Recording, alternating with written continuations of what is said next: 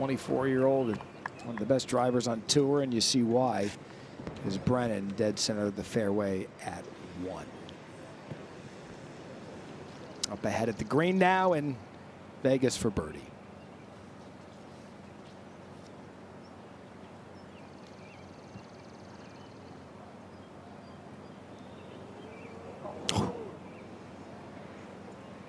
That's what happens. You get an uphill putt, you get a little bit of aggressive, and now you've got all the work you want.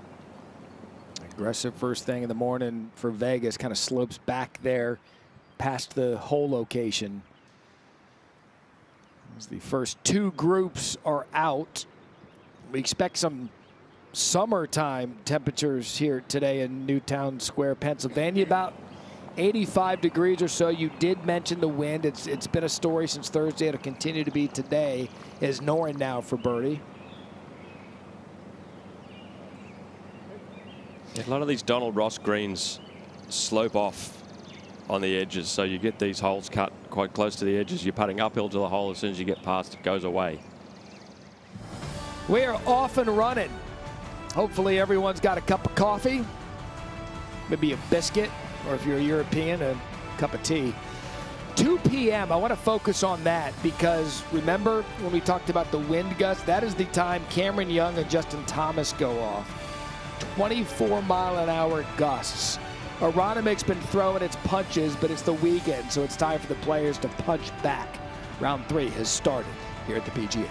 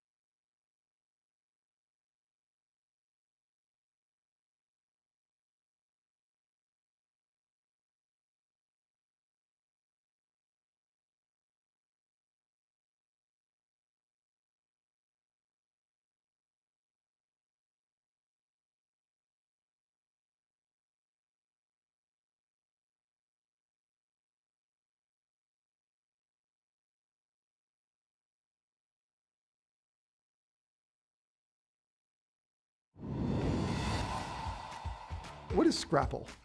Scrapple? I have no idea. No idea what Scrapple is. It's very close to that board game with letters. Had it plenty of times. To describe it, be kind of like just like a type of sausage, like chopped up, I think. Yes, no. It's like a breakfast food. I don't want to say it's like a mix. Is it like a corned beef hash like type thing? Traditional mush of fried pork scraps and trimmings combined with cornmeal and wheat flour. Anything with mush in it, I'm out.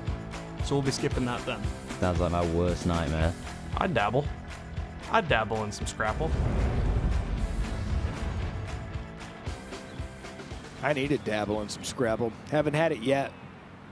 It's like anything, if you throw sriracha on it, it'll be good.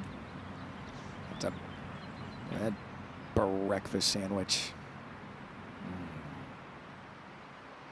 You know, we've been working pre-breakfast hours here.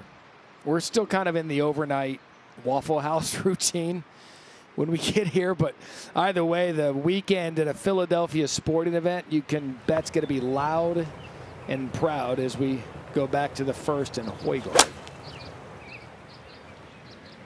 Have to muscle it out of this rough this week. That's well done. It's not done yet. You're right, the rough, and there it goes. My man is getting his money's worth with those bites. Watch this. Yeah. Savor that flavor. Now Brennan.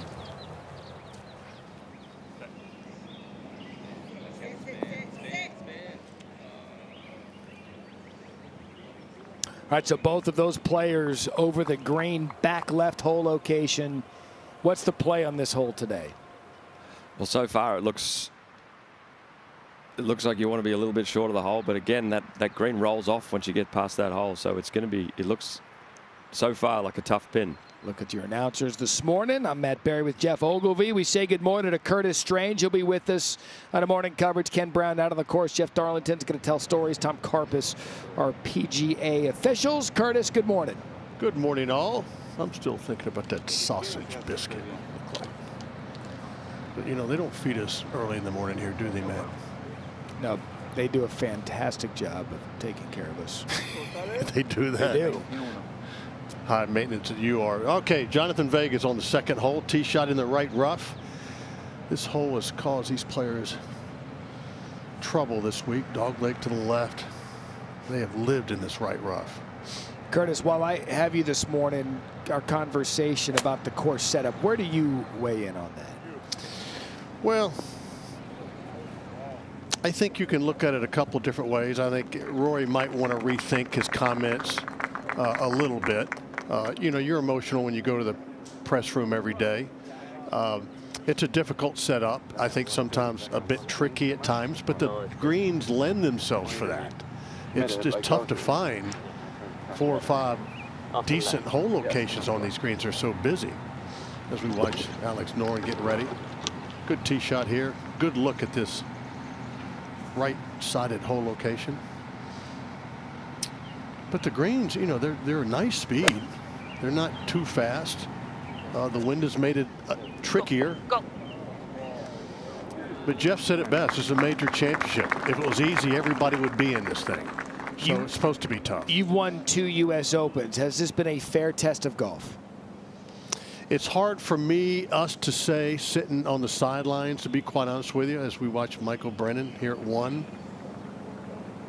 That's the start. Dude. Okay, Brennan. That's what we want to see. We get a little mojo this morning. I think when you see a ball go near the hole or up on the tier of that position of the green and run away from the hole, it's a bit bothersome to the players. Yes, it really is. Okay. Curtis, thank you. Good stuff. Just off the back of the green is Højgaard now.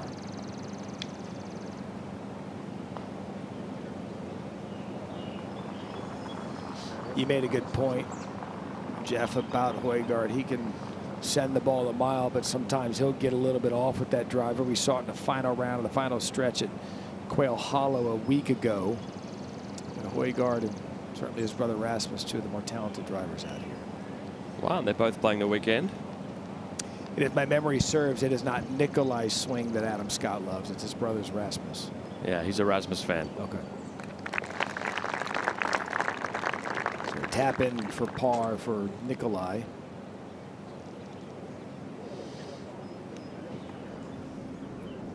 Up ahead to 2.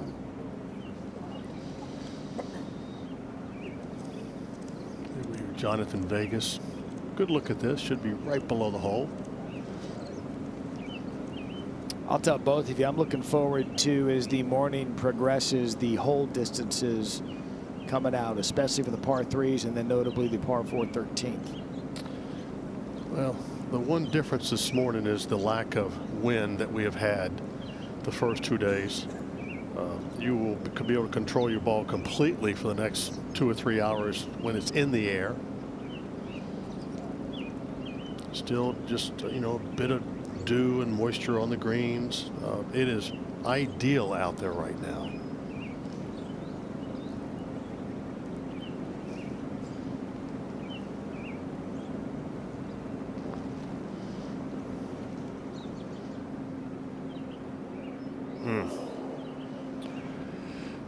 When you're struggling on the greens and that happens to you, it's even more frustrating.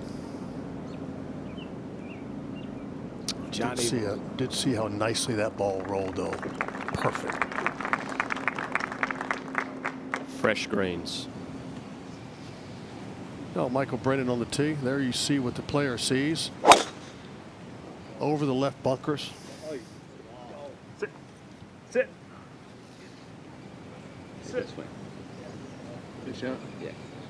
300 to carry. And then it runs out to the right. Well done.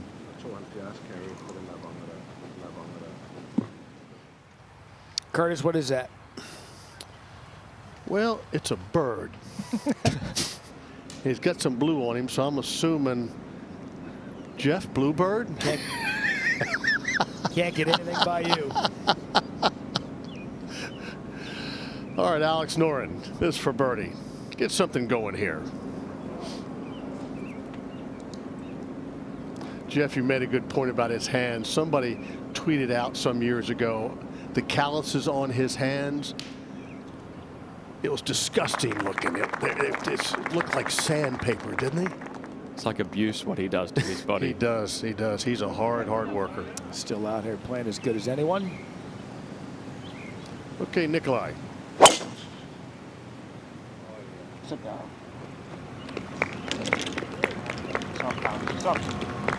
You know, it really is a great atmosphere. You're out here early in the morning. Not many people. Perfect weather. I know you're not scoring as well as you'd like, but It's like that. Wind should be off the right. But I'm with you, those early morning tee times, that is the... Just flicking that one, coming down a little right of it, kind of edge of the bunker. Yeah, all right, beauty. Just still here.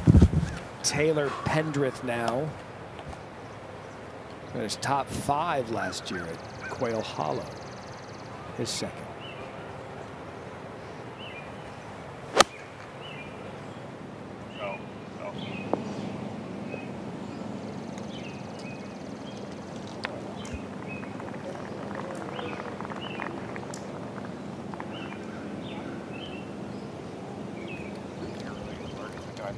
We've been talking about, hey, maybe first hole, second hole, third hole, go out, collect a couple of scores. Good.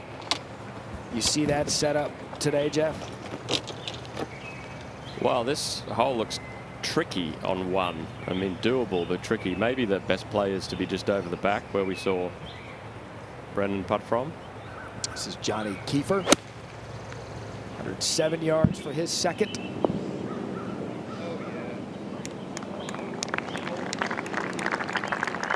Kiefer well done below the hole.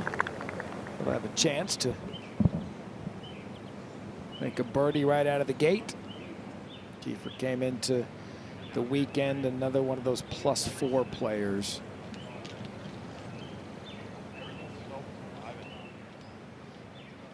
$15 of them made the cut on the number.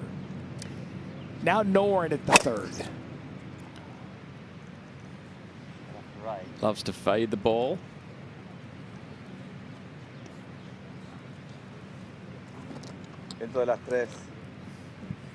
Good position. Hold the car, please. This time last year, Norn was playing in the final group with Scotty Scheffler. Now Vegas. Mashed potatoes.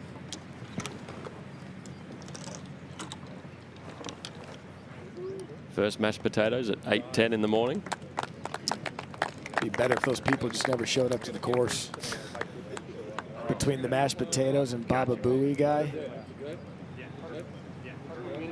Curtis, you seem to be on a roll this morning. I've got trivia for you. Without looking at your computer, who leads the field in driving distance this week? Oh my. Mathias hen over kassen her. Plus 2,82. Got her up. Chris Gotterup is your official answer. Wrong. That is incorrect. The leader in driving distance of the field is playing in this grouping with Nikolai Højgaard. Jeg tænkte nok, at komme ud med lidt mindre spænd her, ikke? It is Michael Brennan. Jeg tror, jeg kan en mand. Well, I should have known that, but you know what? Quite honestly, who doesn't bomb it out here at the golf course? That's your version of Garrett Higgos. I was on time, but I'm late.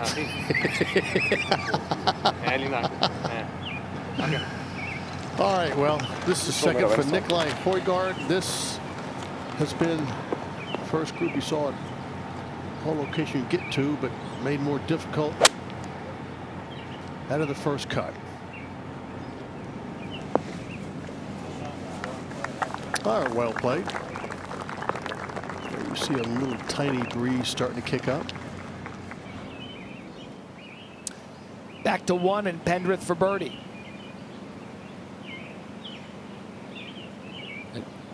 All day you see these guys leave these putts short because they're so scared of the one back. You know where we saw that yesterday was 11 with where that pin was. If they went behind the hole, your DNA is going to tell you it's going to be fast, and a lot of them weren't even getting that putt to the hole. Just a little left of it. The pin. There you go, Michael Brennan.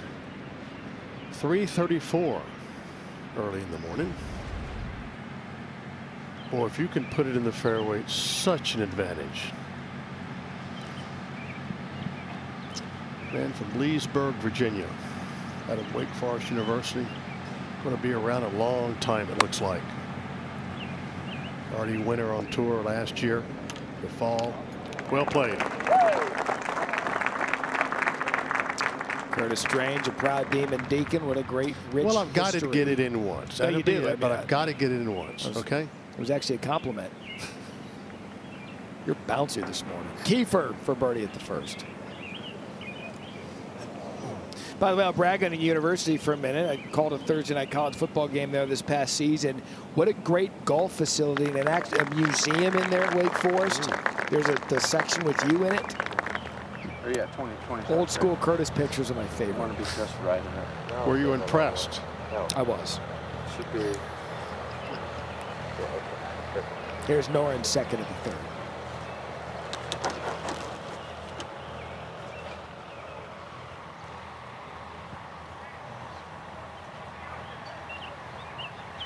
Should be accessible today, but very close to the back. And you can't afford to be long.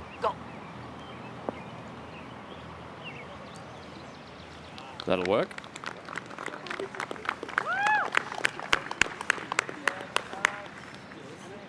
One, two, and three, Ogilvy pin locations thoughts as Pendrith tries to make par here at one. There's some birdies out there. You got to hit good shots, though. There's the wave of players go out to the driving range. It is a tight nook and cranny, this driving range here at Aronimink. Not much between you and the people. Vegas now at 3.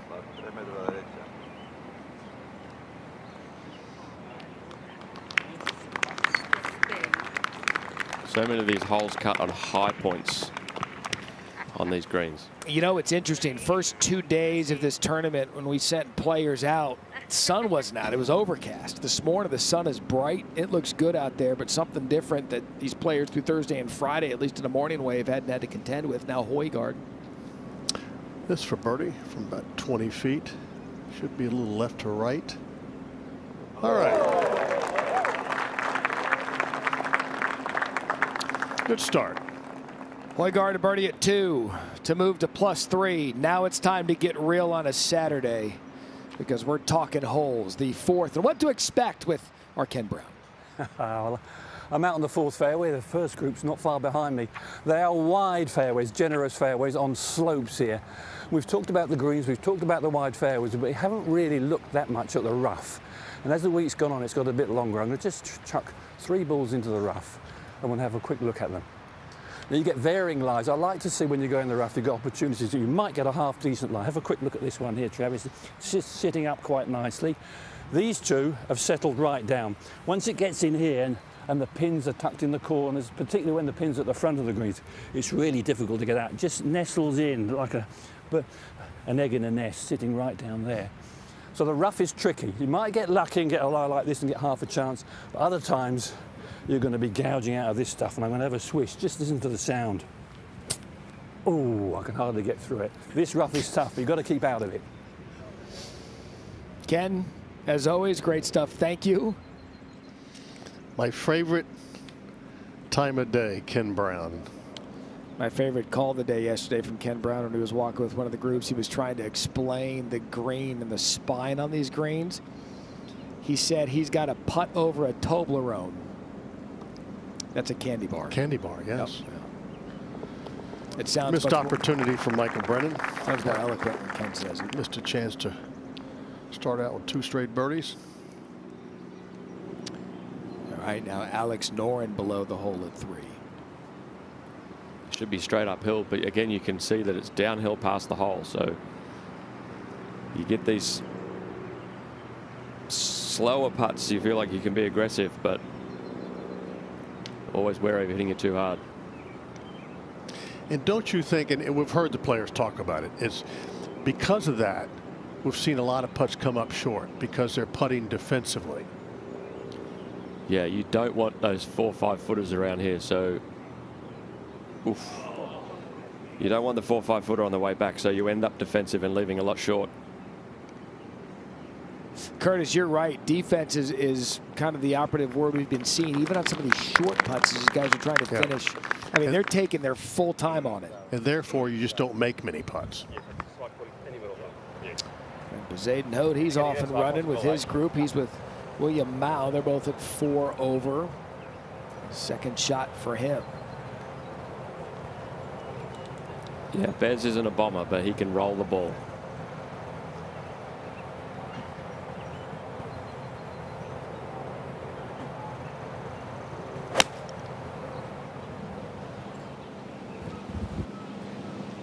Nice looking shape in there.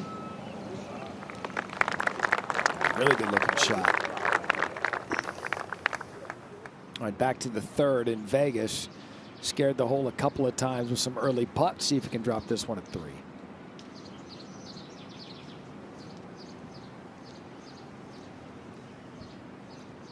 Up a pretty steep hill, should break to his left.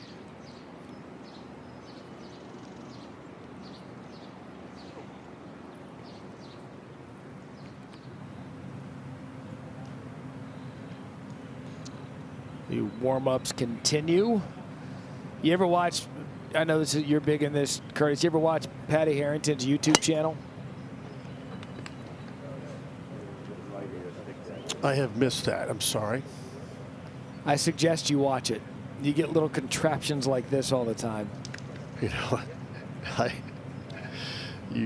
you smile sometime at him, but he is a hard worker, and there's no contraption he hasn't tried.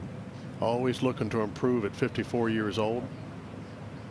There is nothing he won't try to get better at golf. Yeah.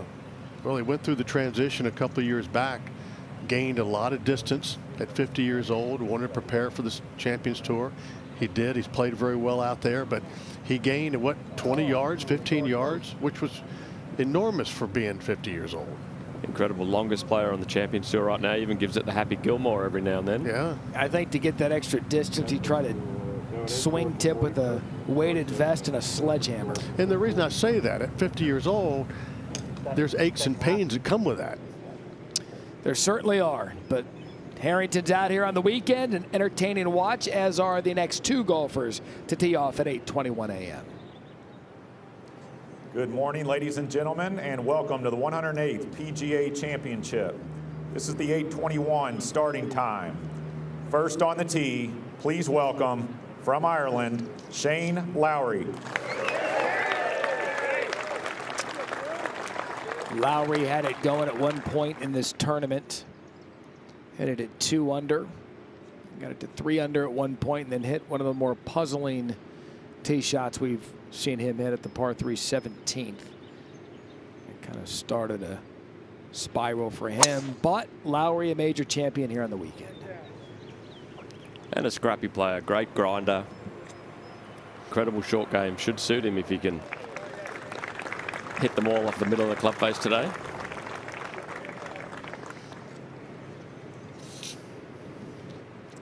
Next on the tee, from California, Brian Campbell.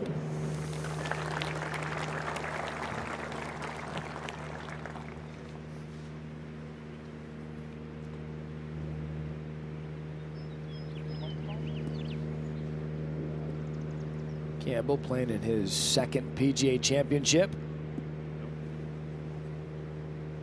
Made the cut last year at Quail. Finished top 25 at this year's Masters.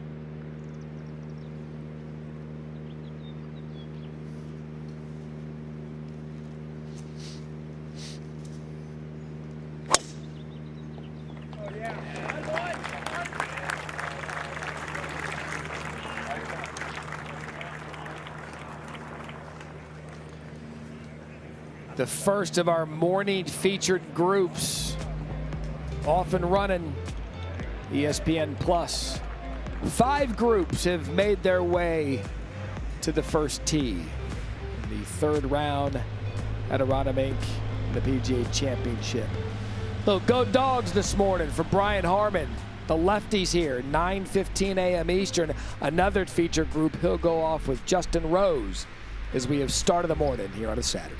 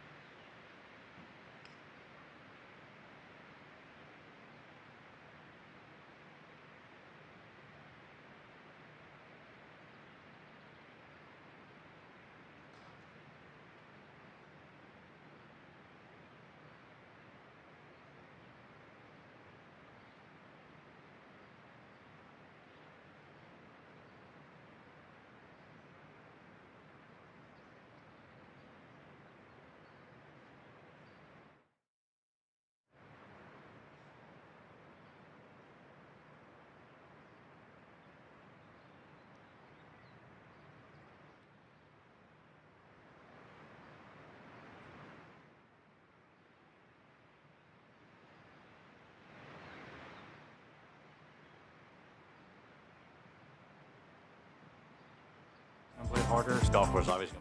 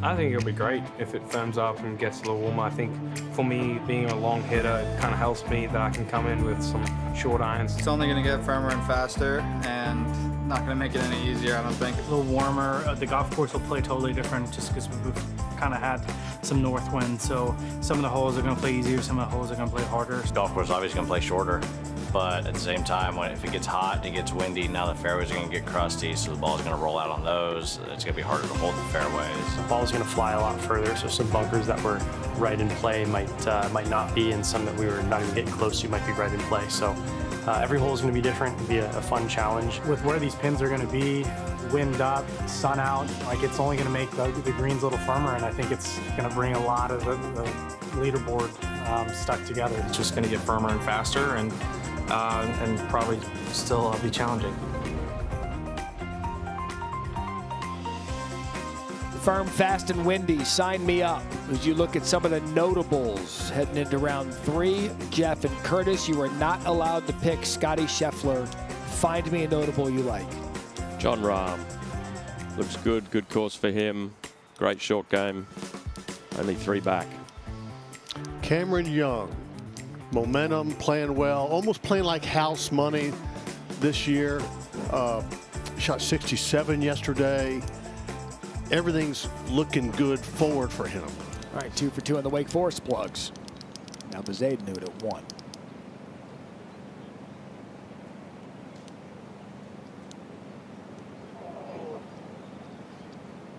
It's actually looking like a tough pin on 1 so far. Up to 2. Now up at 2. Long birdie attempt for Taylor Pendrith. Look out! Look out! Continuing the conversation about the chasers today, how far back would you go, Curtis, to find me one? Is Campbell second at the first? Well, with it bunched up and 4 unders leading this thing, you've got to go back to, well, even par is not way back. But do you like the +1s and +2s? I don't like the +2s. I still think it's going to be tough to shoot a low score out there. Højgaard's given it his best run. He's already coming off a birdie. He's at 3 over. I mean, look at the Masters. Scotty Scheffler was 12 back after 2 rounds and was very close to winning the tournament. So I think everyone who's made the cut has a chance if they play well. But it's a different animal, Augusta versus here. I think going to the first tee that a low score is a possibility. Here, I'm not so sure after what they've seen the last 2 days. Wow. The players are still learning this golf course every day they play it because this is not on the schedule. Right. Only to that end, only 30 players that were in the field to start the week had played here in 2018 at BMW. But a different setup. Completely different setup. Now Brennan for birdie at 3.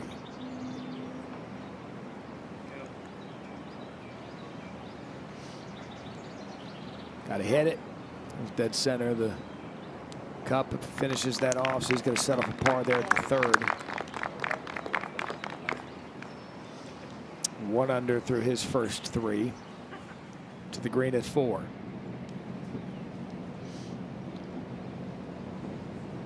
First look at 4. This should be straight up the hill in the valley, I think.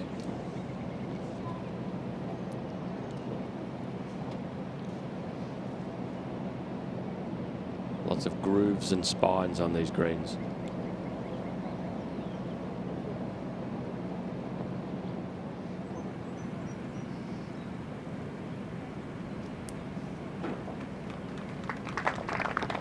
Curtis moving forward. The 4th hole's an even number.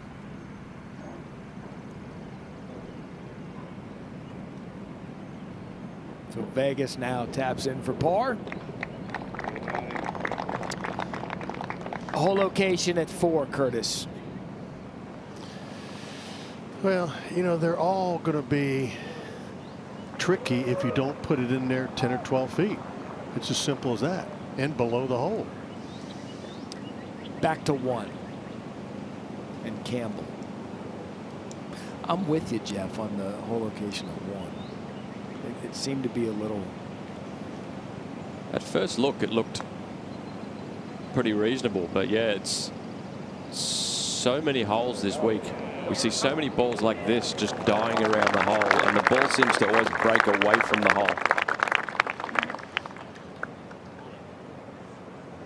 It's more fun when they break towards the hole. I think that exists out here. And disappear. I just don't. All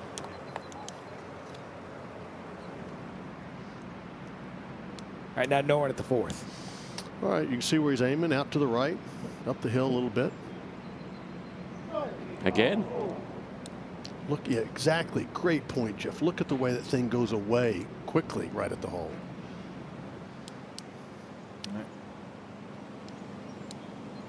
So Shane Lowry errant with his 2nd. Player mentality. Hello there. Player mentality when you know you're not coming to a course and a round where you know that you can fire at pins. How does that change your approach to the round? Well, the first thing you know that you have to be very patient, because you're only going to get so many opportunities, and when you have those opportunities, you know there's pressure in, you know, taking advantage of them. I just think you have to be, number one, you have to drive in the fairway. We've talked about it all week long, but that's true every time you play a golf course. Number two, that gives you the opportunity to play the hole properly and to be more aggressive on the second shot. Here, you have to be more strategic and more precise because the areas around the hole are so small. You're not trying to like float it. I think the most important thing is you have to enjoy the challenge. You have to look forward to a difficult golf course and sort of thrive in trying to sort of crack the code more than everybody else. We're trying to keep it just right of it. These Just slightly courses are right, tough. get a little ground, just get a little ground draw. Good conversation there with Kiefer and his caddy.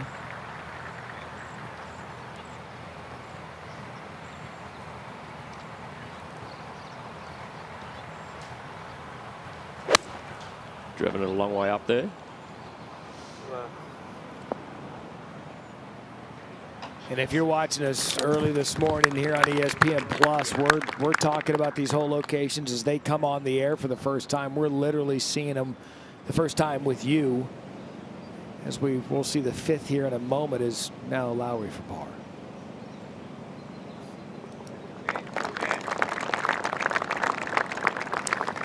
You know, I really believe has kind of embraced this fight with this course. I love the way Justin Thomas has battled with this course. And he's going to find himself in contention today as he tees off this afternoon at 2 under. Is now our first look at the par 3 5th. Tees up a little bit, only 150. Pitching wedge on 9-9 for a lot of these guys. But the hole is only 6 steps on the front of the green, so it's going to take some precision.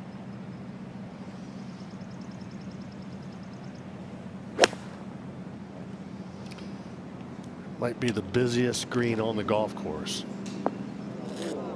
Oh, how's that for Noren? Okay, so an early indicator that if you hit it right, you've got a tap-in par, or a tap-in birdie rather, kind of like a potato chip. Curtis, I mean, it's. We saw this yesterday. There's that valley down there, and a lot of the guys missed it right yesterday to where they had to come up the hill, go right to left, and go down. Just maybe at this whole location, you might see an ace. It's a potential. It's one of the low spots on the green. You can land it right or left. It's going to go towards the hole. Oh, you go hard. Go. Oh. Right on cue. Look, I think with 2 par 5s, par 70 course, to me, the stars, at least through the first 2 rounds, have been these par 3s and just how difficult they are. Pendrith at 3.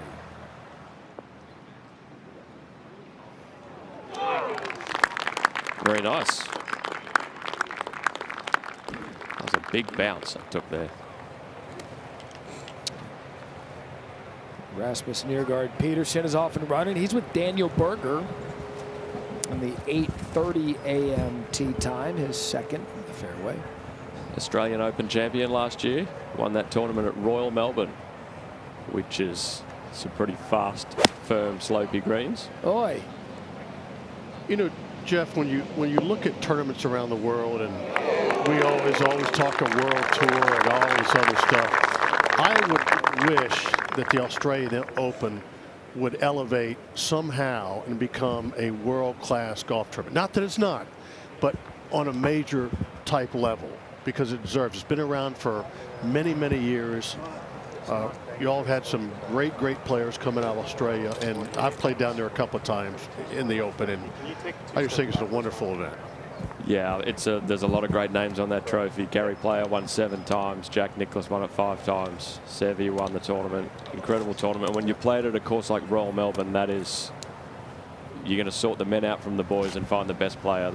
They're a great test of golf and great hosts of tournaments. Look at the Australian Open tennis and what they have become. There's no reason why the golf couldn't do the same thing. Here's Daniel Berger now.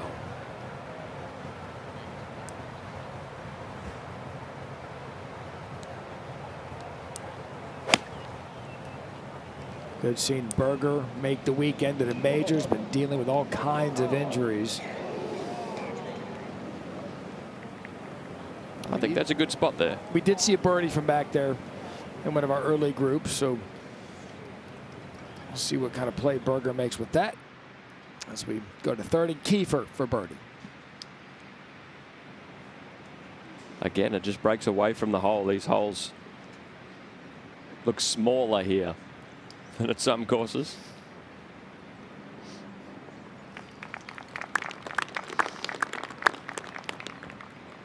So few long putts we've seen hold.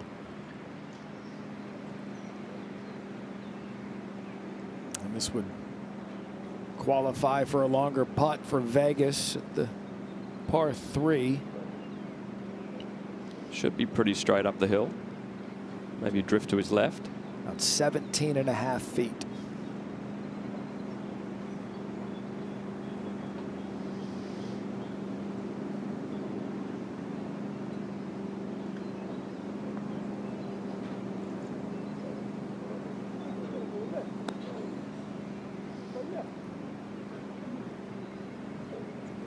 I'm excited to see what the 5th has in store for some of the world's best. I'm also excited to see what Ken Brown has in store at the 7th. Well, I'm standing at the corner of the Dogleg. The tee is over the hill here. You're completely unsighted to this fairway. You have to take your line off these big trees down the left-hand side and pick your line. If you can get it just right, you can get in the fast lane. The key is here, you mustn't miss right. Just have a look at this rough over here. I mean, it is tiger country. You can't afford to go in there. But to get down the fast lane, as I'd say, and the ball runs on, you've got to drive down this right side. It's a slightly leveler area. But you just watch. If you get it right and give this ball a nudge down here, it is a steep old slope. That will just keep on running down the slope. And if you can get it down there, perfect. The flag is tucked on the front of the green. So it's even more important to find the fairway. The chances are, though, many players have hit it down this left side here. And well, the rough over there isn't too bad. Come and have a quick look. So it's disappeared. Let's have a see how it's lying. And you've got half a chance here, but that front pin is dictating to you. And this is actually, you'd come down here and think, oh, I've had won the jackpot here. It's sitting nicely. But where are you going to land the ball? You've got 7 paces to land it on. This is a bit sloped to the right. So finding this fairway, not easy, but if you can get down the fast lane, you've only got to flip with the wedge, but don't go right. Keno is great. Can you imagine? You see those 2 fans walk by? I'd love thought bubbles on them. Like, whoa, what's going on here? Kenny Brown, it's like Mary Poppins and his bag of tricks. Love the basketball, but again, this is one of those holes. We've debated it through the first 2 days of our coverage here. Pendrith for birdie at 3 after a great shot. So early birdie. We've talked about the thinking man's game out here, and if you do drive it down there, is it advantageous to put yourself into a 40-yard shot with a wedge on these greens where it's tough to hold? Now back over to Campbell. Second shot. Much like Ken Brown just said, if you put it in the first cut, tough hole locations. That was a good illustration of the slope on a lot of these fairways at this golf course. The ball, they're wide fairways, but they play very narrow. because they're all on sides of hills. All right, so Noren, the first birdie of the day, the first group to play the par 3 fifth. Yeah, I've got a feeling that one's going to have some fireworks. An opportunity for some players to put one in. Now, Lowry's second over at 2 from out of the fairway bunker. There you see still, you know, the greens have not been that hard this week at all. Been very receptive. Okay, here's Berger at 1 from off the green. We've seen one hold from here before. Almost 2 for 2. So to your point, that's not the worst place to end up. No, if you're brave enough to fly it all the way back there, the putt from the back of the green looks somewhat approachable. Now at 4, Michael Brennan for birdie. Tracking pretty well, tracking pretty well.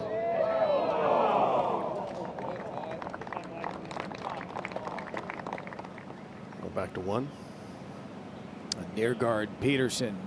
Best we've seen early. Rewards himself with an opening hole birdie. 3 over. Now at the tee at 3. Zadenhout. Good look at 3. Tough, lots of fairway bunkers off this golf course off the tee, but very hard to see a lot of them. Yeah, it's a good point. A lot of the characteristics of this place, in addition to the greens, a lot of blind tee shots. So we're playing golf, as are the 82 players that have made the weekend. It's going to be fun. It's going to be warm, and another day of a major championship test here at Aronimink.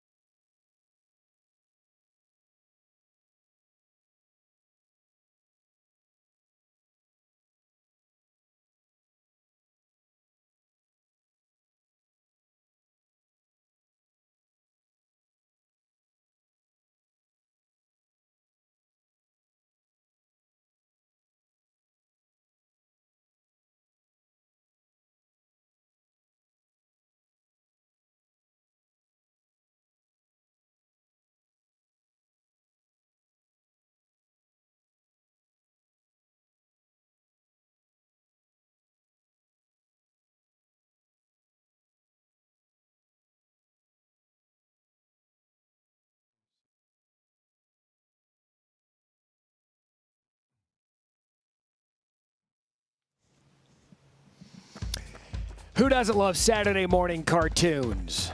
More than a decade ago, Rory won 4 majors before Scotty even began his classes at the University of Texas. But in more recent history, the top 2 golfers in the world have separated themselves from the rest of the pack. Since 22, Scotty and Rory are the only players with double-digit wins on the tour. Not to mention Rory's DP World Tour success. Scotty has held the world #1 spot for almost 3 years, with Rory in the top 3 for all of that and then some. In this time, 8 other players have found their way into the top 3 and 29 other players into the top 10. In this decade, no other player has performed better on the big stage than these 2, putting up more top 10s, top 5s, and top 2s in majors than anyone else. And since the start of last year, they've combined to win 4 of the 5 major championships, a Wanamaker, a claret jug for Scotty, 2 green jackets for Rory. In an era where you have to beat the best to be the best, well, good luck to everyone else. Major finishes in the 2020s. I mean, to borrow a word from Scotty, that's absurd. How good these 2 have been in the 2020s. Scotty Scheffler has been just so consistent. So consistent. Plays that way. Rory, more explosive, but up and down a bit. Now over to Shane Lowry after backing it off to the front of the green. All right, here's Mao's second shot at the 3rd. That's a green light location there, Jeff. It is. We've seen them. They're going to be scared to get it all the way back there, though. Drops off very quick over there past that hole. All right, as we continue to introduce the course to you this morning, as the players see it, Curtis 6. Well, once again, out of the fairway, good opportunity. Spin. I just think there's a lot of local knowledge, and it will take these players to play and really learn this golf course 30 or 40 times. And I really think that, as we watch Campbell over it too, the players sitting in their house or hotel rooms, if there's a time you want to watch the way the course is playing and where the pins are, this is the time to do it on this golf course. You can really learn about how the course is playing, and it would benefit you today and tomorrow. Luke Donald, the captain of the European Ryder Cup team, made the weekend. Good story there. Boy, he's done some job, hadn't he? On and off the course. Great speaker, great leader. They've embraced their captain by playing so well, and winning this past year in New York was a tough go, and they accomplished it. Frequent sightings of Luke Donald at some of the best restaurants out there in Palm Beach, Florida. It is now for birdie at the 3rd. Should be straight up the hill. Once again, just drifts away from the hole. No, I agree with you, Curtis, about the golf course. I think this is as much a test of learning a golf course as it is execution of shots. And they just don't get that very often. All right, so Brennan, you see how close his tee shot was at the 5th. That's why he's angry. He missed the birdie putt. You're not going to get too many out on this course. Here's another one of those shots at 1. Elvis Smiley off the back. Looks a good spot to putt from young Elvis. Great young Australian player. Just starting his journey. So Noren already a birdie at the par 3 5th, trying for 2 in a row here at 6. First time we've seen the hole today, Curtis. What do you think of the hole location? Well, again, it's gettable, very gettable. Example right here.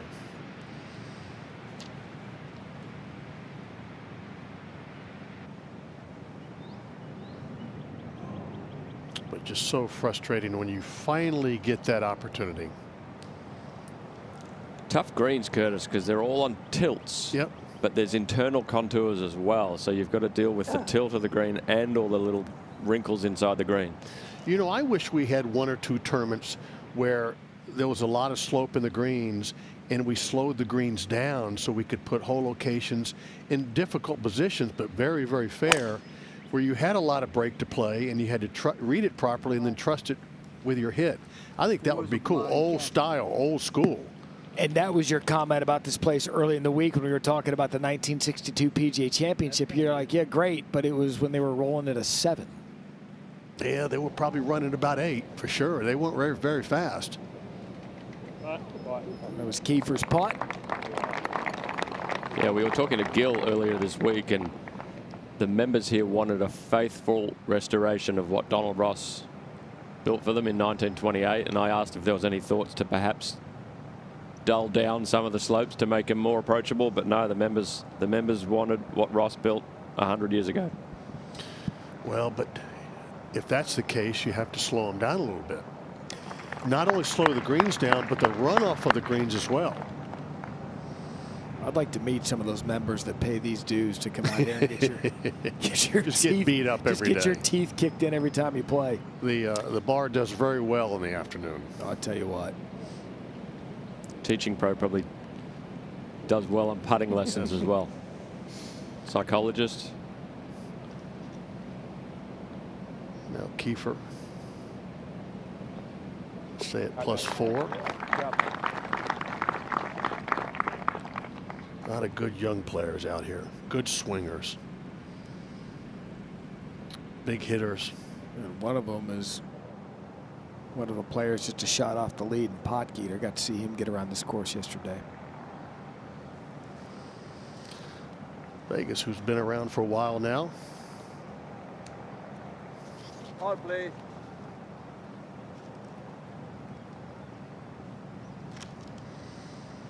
Playing in his 8th PGA Championship. 41 years old.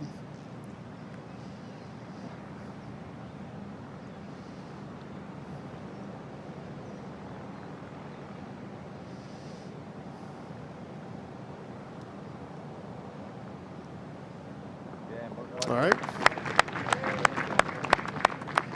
There you see his card.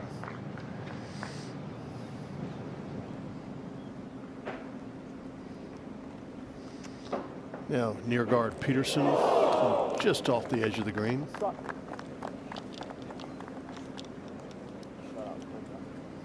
Always tricky, even though they're that close to the hole, when you have to take that lofted club, have to hit it so perfectly. Guys, hold up, please. How about how Michael Kim made the weekend? Chipped in to get below the number. Here's his second shot at the first.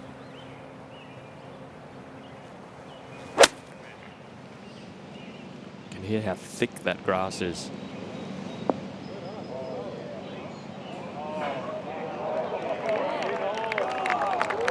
How good is that? So Kim carried over the momentum from his final shot last night to be here on Saturday morning with a brilliant shot out of the rough on 1. Now we're over 2, Daniel Berger. Been fighting injuries for a number of years. Get up, get up. Oh. Okay, now we want to take our time, walk to the hole. When you get there, you have about 10 seconds. That's where he needs a gust of wind. Is it moving? No. Sometimes when you put the shadow over the ball, the grass is supposed to move with the shadow. Oh, stop it. Stop it. Maybe jump up and down, too. He needs those helicopters to fly over again to kind of rattle the ground. Get on with this thing. I mean, the golf guys at some point for these players on the greens have to give them 1, right?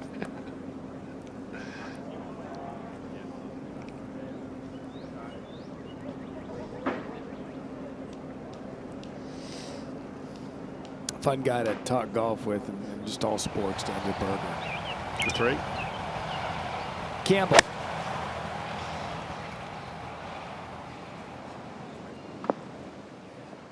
Starting to play downwind a little bit. We're seeing some good shots in here, but we haven't seen any birdies yet, I don't think. And he's coming off a 3-putt, so he'll probably want to 1-putt that to get back to the average, not a 5 in Pendrith. See if Pendy can get one close.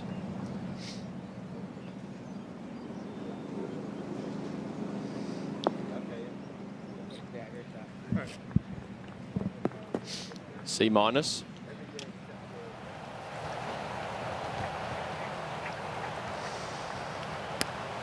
Lowry now to the rough at 3.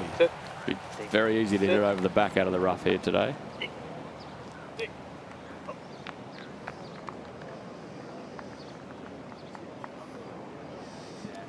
Looks like just a little bit beyond to the left, it'll run right down into the rough. All right, here's Kiefer's tee shot at the 5th.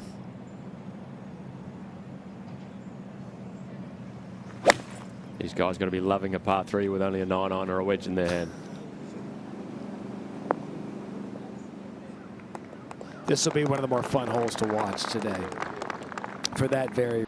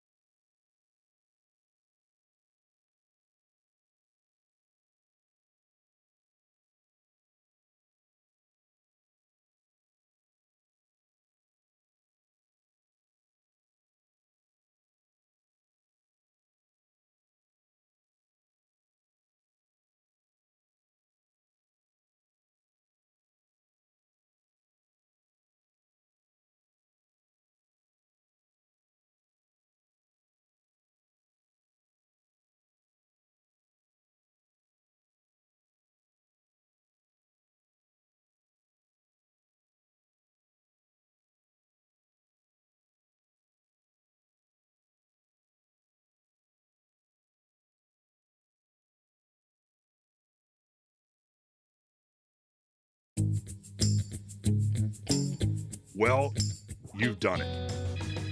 You're headed into the weekend at the top of the leaderboard, surviving 36 holes in a pressure grinder. Aronimink woke up grumpy. Against the best in the world, playing their best and most motivated golf. Every shot felt like an opera. He's going to be a factor going into the weekend. Every putt looked a mile away. Congratulations. You're only halfway home.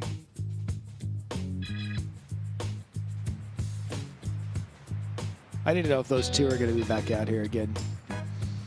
Here's your world rankings on the leaderboard. Alex Smalley, Maverick McNeely. McNeely 33rd in the world. Smalley 78th. But then you start looking down. You got a top 10 and Chris Goddard up. You got a top 20 in Hideki. You've got world number 1. And then you've got a show pony leaderboard with Cam Young and Oberg and Harris English and John Rahm. I mean, there are some stars that are trying to pounce on a Saturday. We expect firm and fast conditions to 6. see what the players face. Dogleg trying to go over the bunkers. How aggressive can you be? I think that'll get it done. Good gracious. Area he put it in. Let's see where this. Well, we talked earlier in the week, if you got some wind or lack of wind, you could take on all the bunkers. I didn't think it was possible, but Michael Brennan has proved us wrong. 328 yards, just short, just a pitch up over the bunkers to the hole. First in distance this week off the tee. All right, see if Kim can clean up his birdie. There it is.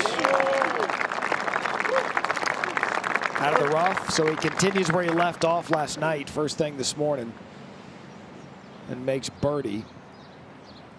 Let's see what Lowry can do at the third. Tricky here from the very thick first cut of rough here. Pretty good. Awkward.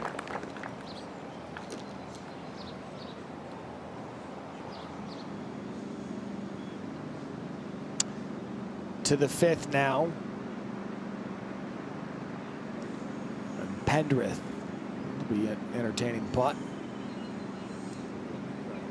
Putting down into a bowl. It's probably the lowest point on the green. 82 players in the field. We'll get back to that thought in a minute. As Harrington now, he's out of the course, his second of the first. Still swinging the club really well.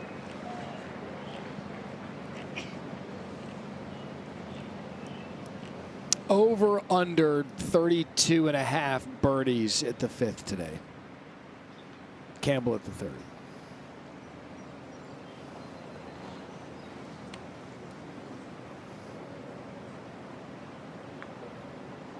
I'll take the under just because it's going to get windy. Okay. Now after that huge drive, simple pitch up to the hole.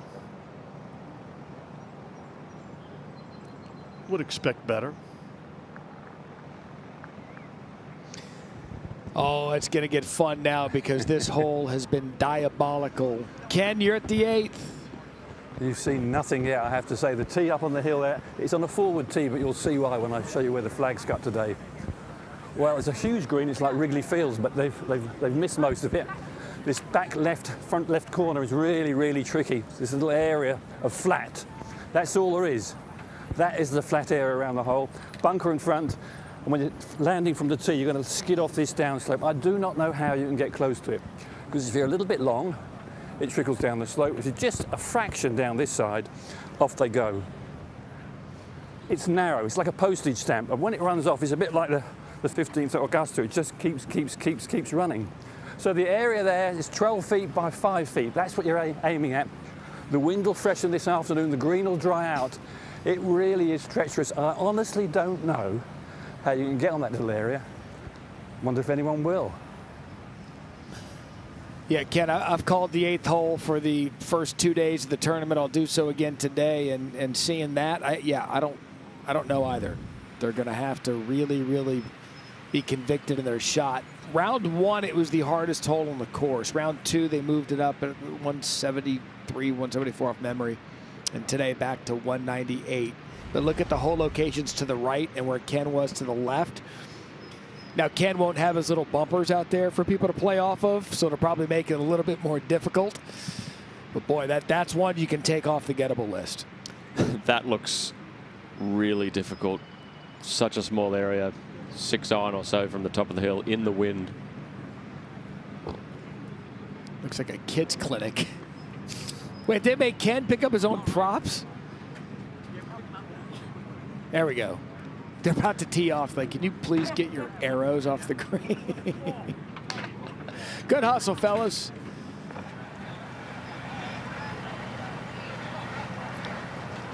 Back to 7 in Vegas. Great drive up the right-hand side. There we go. Jeff, these first 7 holes look gettable.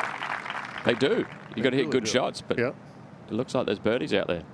Oh, Michael Brennan after driving it just short of the green. This for birdie. Boy, what a round he could have had if he's made some putts. That's 5 straight greens in regulation for him, Curtis. We know he's prodigious off the tee. Oh, he's a solid player. It's just maybe that's why he's going off early this week. He's played well and not made putts. We've seen this all morning. It's not a bad spot to be. Case in point.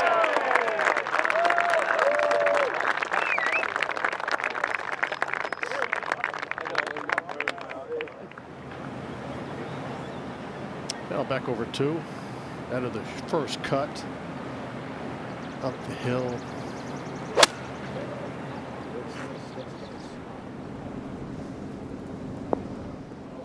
Good shot. Good look at birdie there. Now Daniel Berger for birdie at 3.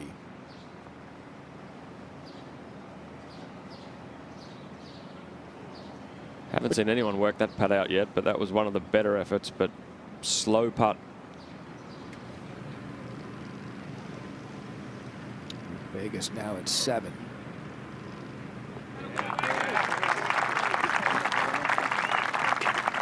A solid birdie for Vegas as he'll make his way to the 8th. We'll see our first tee shot on that difficult location. Now backward forward Lowry out of the middle of the fairway. You know, he played a pretty good solid first round and just wheels came off a little bit yesterday afternoon. Hit some uncharacteristic shots. Nearguard Peterson now at the 3rd.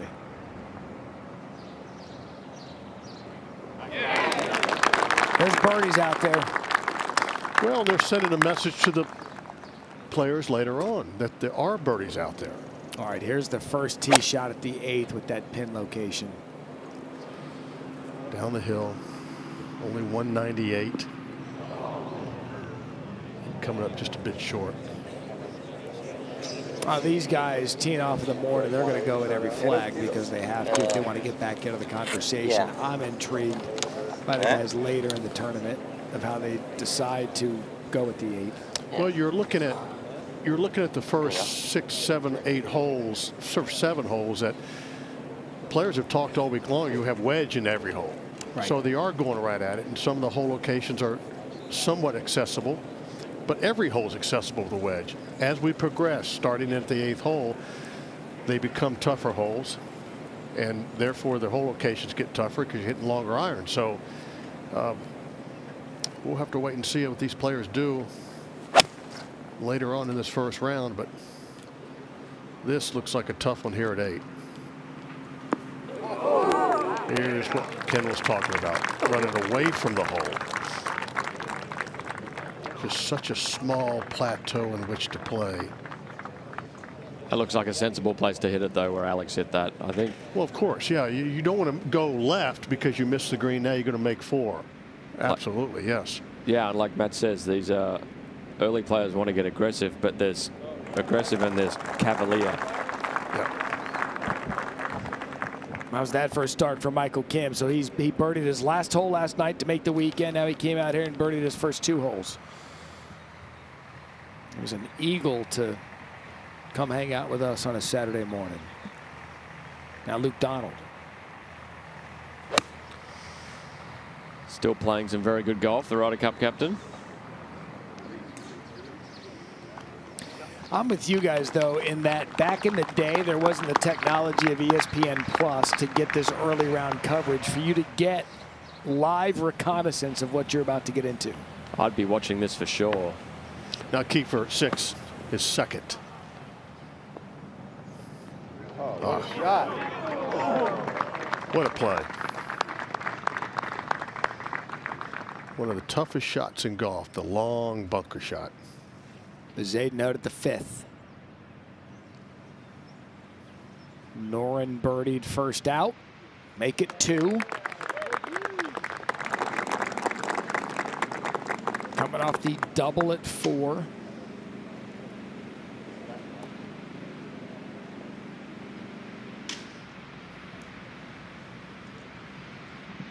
Now Lowry for birdie 4, coming across the slope. And when you watch this, we've talked about it the first 2 days, you can see the slope by just looking at the different grain, the colors, the sheen. When it's shiny, the grain is going away from you. When it's dark right there around the hole, it's coming toward us. And that's because the water running off these slopes.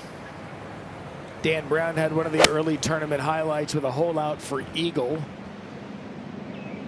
That ended up being the difference of him getting to play on a Saturday morning. That's his approach at 1. Here's Højgaard now with a golf ball, not a basketball at 7. Big drive, just a short little wedge.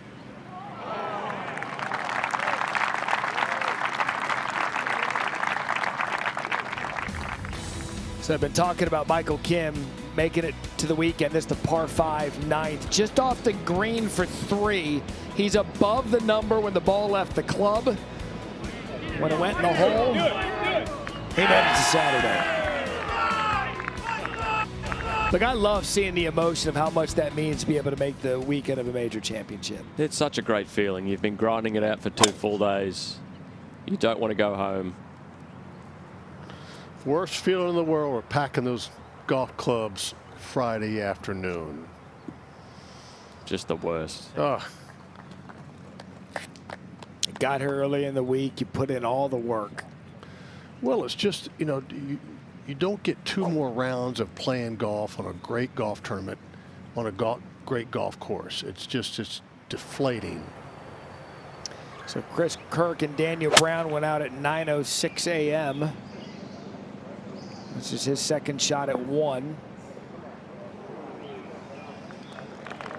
Well, the 2 best shots we've seen in here are out of the rough. They are the 10th group out. And our next featured group in this morning wave, Justin Rose. You talk about a fighter out here. He put in some work, similar result. He would have been in even if he had not holed out at 18. Either way, gave himself some cushion. And he'll go off with another major champion. And Brian Harman, as we've reached the 9:15 a.m. tee time of Rose Harman. Good morning, ladies and gentlemen, and welcome to the 108th PGA Championship. This is the 9:15 starting time. First on the tee, please welcome, from England, Justin Rose. Philly favorite, winner at Marion. And it's been a claw scratch and fight with Rose to get to this point. See if he can go on a run early. Still works so hard. Amazing after all this time. His dedication to the game is probably more than it's ever been. You know, and if you're one of these early tee times, +3 is Rose and Harman.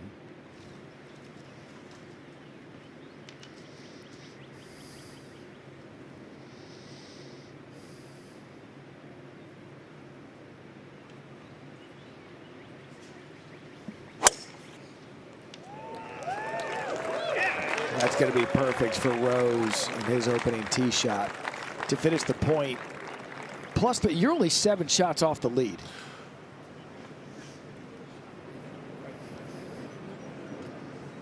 Next on the tee, from Georgia, Brian Harman.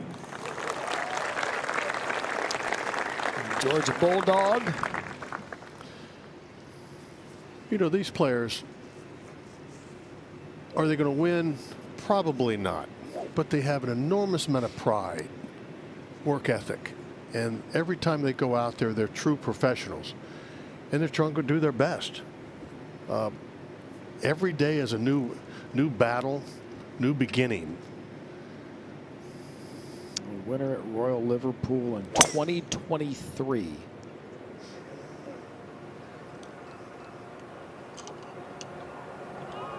Three top 10s in majors.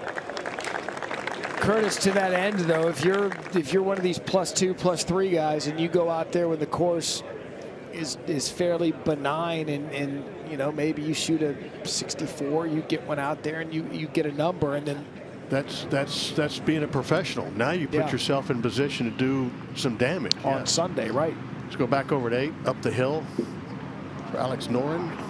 Good putt.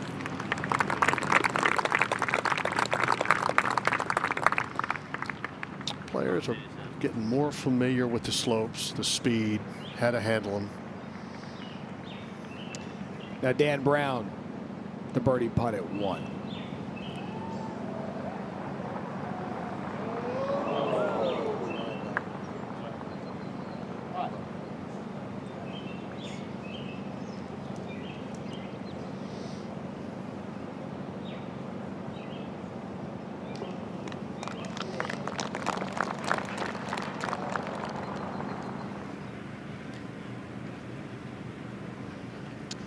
Here's Brennan from behind the green at the 7th. Pretty good look at what you face when you get off track here. Good effort here.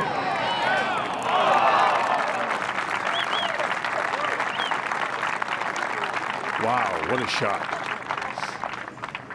Doesn't only hit it long, he's got the imagination around the greens.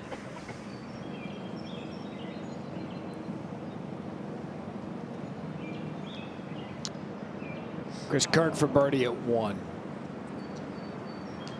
So we've waited all morning for the yardages for the Saturday round to be posted so we can see what kind of course relative to the pin the PGA of America is set up.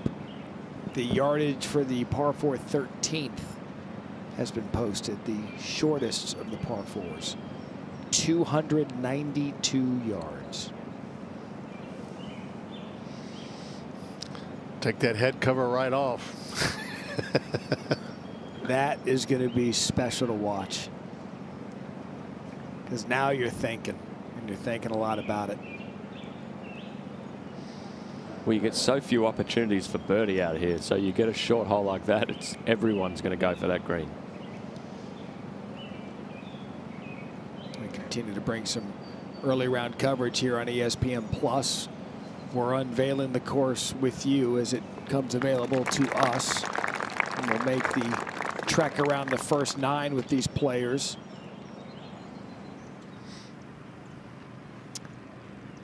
Here's Højgaard at the 7th. So he moves to 2 over. So these early guys, you end the day, you end moving day in the red. Move up your tee time a little bit on a Sunday. Now, Zedhout, second over at 6. Just a little pitch from 100 yards. Well done. And even better, just below the hole. Now over at 8, Johnny Vegas for par. Up the slope.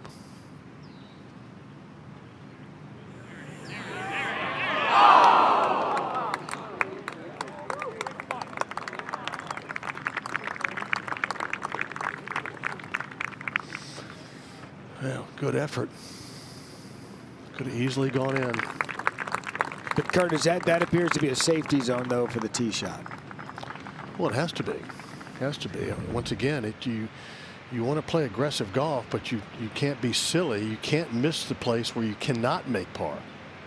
That's part of the management of the game. So the tee shots at 1 of Rose and Harmon. See Harmon. He's back and he's in the rough. Drop it on the ground. Set it right now. Let go of it, please. Yeah, just let go. That's fine. Thank you.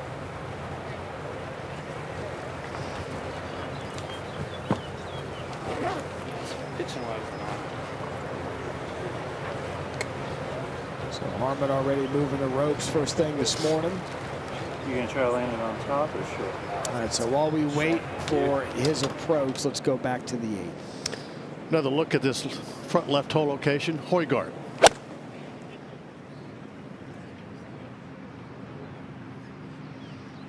More than likely a good 7-iron. That's could be very well the best of the day. That doesn't look too hard. That was tidy. Now over at 6. Shane Lowry. Just over, probably a little left of the target graphic.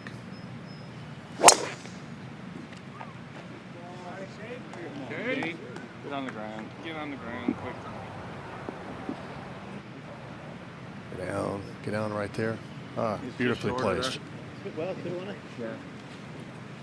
What a character he is. A lot of game, a lot of personality. To one. And Brian Harmon's made his selection. Good break, being in the trampled down rough.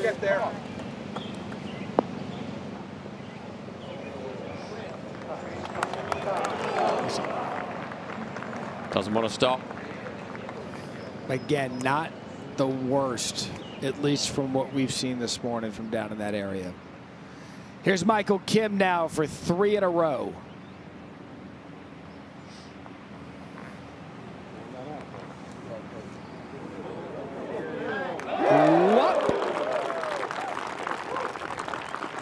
Make it 3 threes for Kim. And he's back to even par, just 4 shots off the lead. Now Rose.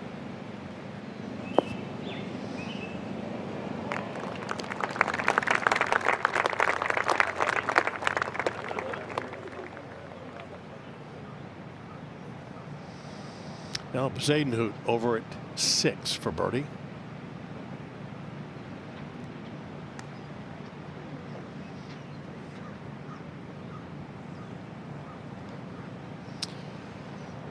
Great opportunity missed there after making a double and a birdie.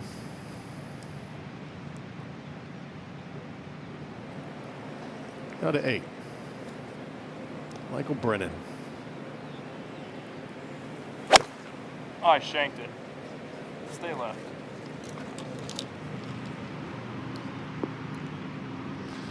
Well, it wasn't a shank, but he certainly didn't hit the middle of the club face. I would love my shanks to look like that. 2-putt par at worst bogey after a shank. Some of us, well, not us, some of them, you know, a bit drama queen sometimes, but this goes with the game, you know. Here's Nearguard Peterson at the 5th.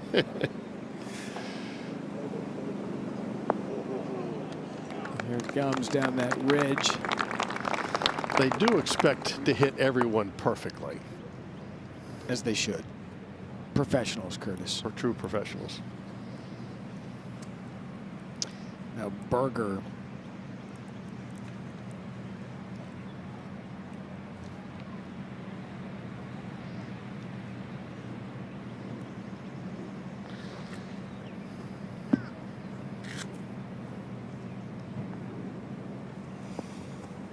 Certainly feels like you're going to want to take your opportunities early today.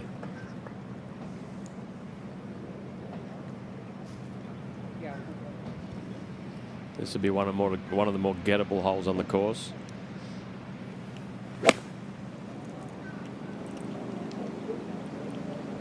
Berger, the 12th player to play the 5th.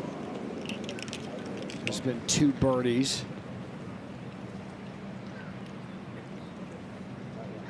You certainly don't want to miss the green.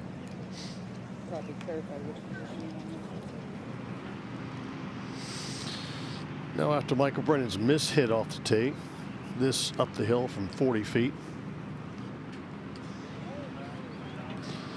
All about speed, and well done.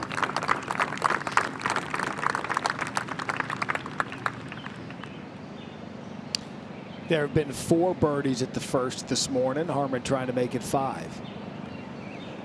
Good look at how this green rolls off at the back.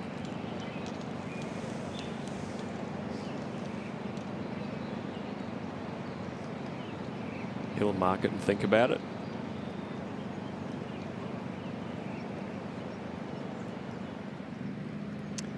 So Kim, 3 straight birdies to start his round to get back to even.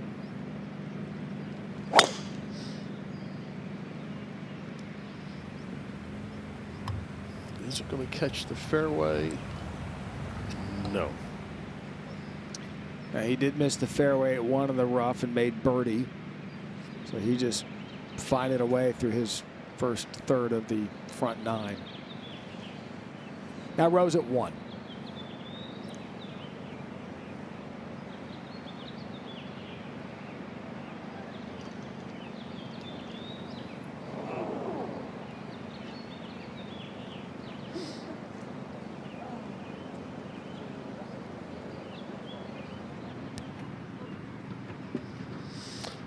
This for birdie over at 8 after the wonderful tee shot. Well done. There you go. 3 under after 8. A little momentum going here for the young man. Here comes Xander Schauffele. Built for a fight of a golf course. Xander, he'll go off later this morning, as will Brooks Koepka.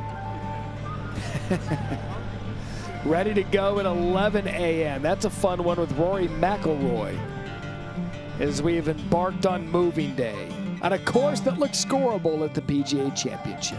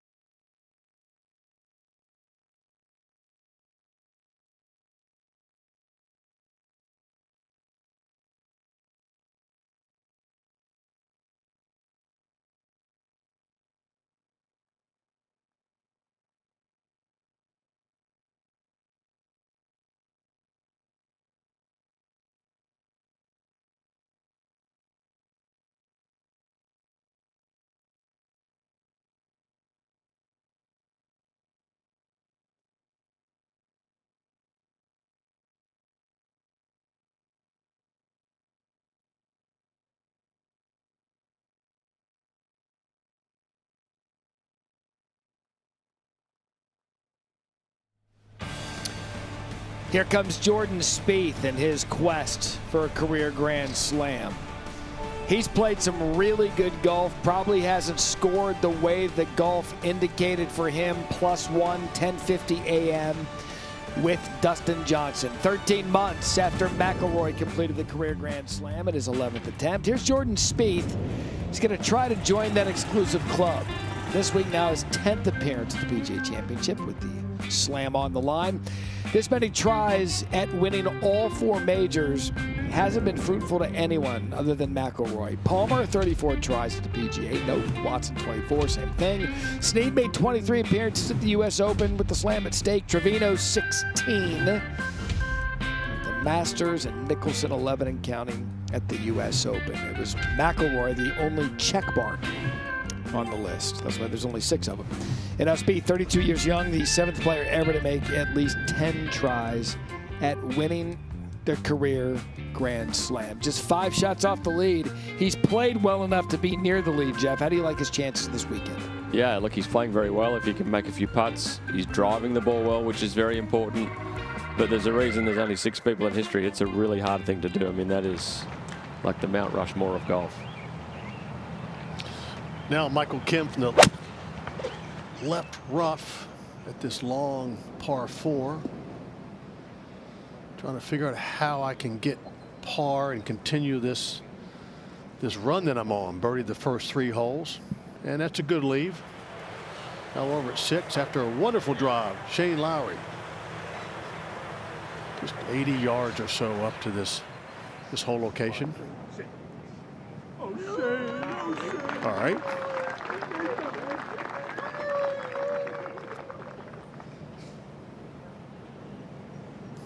All right, here's Vegas for Eagle at the 9th is our pace car. The first group out makes its way to the 9th. Right in the middle. Playing 607 yards today.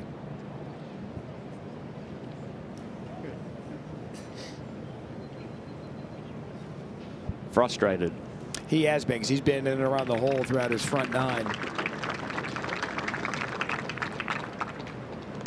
+4. It's exactly where he started his day.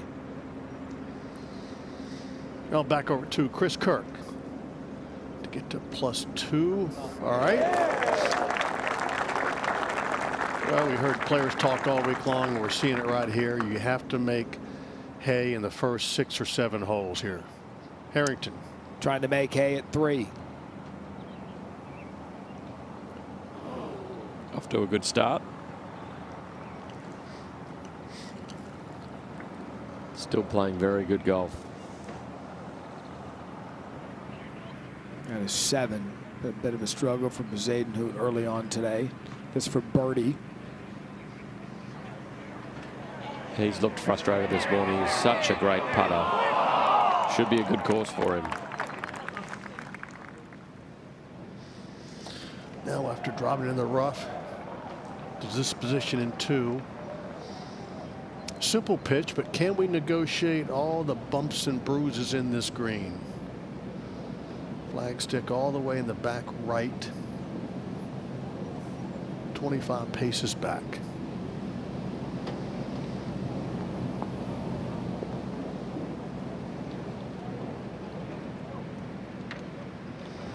And just come up a bit short. Looks like he took a more lofted club than you would normally use from that position. Now Lowry over at 6 for birdie. All right. We'll get the attitude back where it should be. Here's Sammy Valimaki at the first for an opening birdie.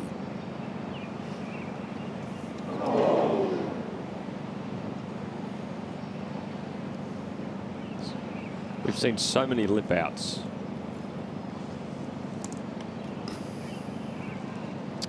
Of the 22 players that have played this hole this morning, 4 birdies, 17 pars, and the 1 bogey. It's a gentle start.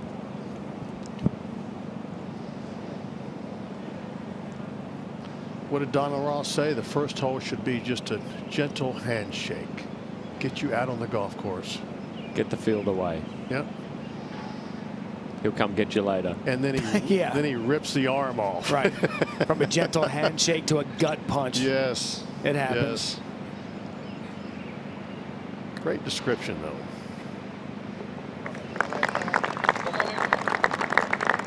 Some wonderful Donald Ross quotes here about golf course design.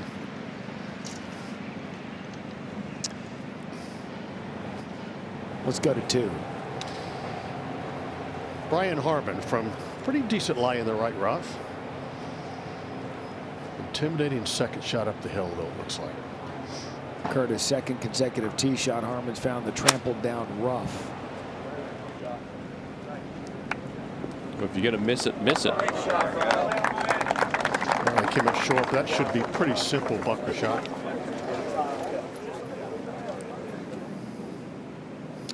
Luke Donald at the par 3 5th.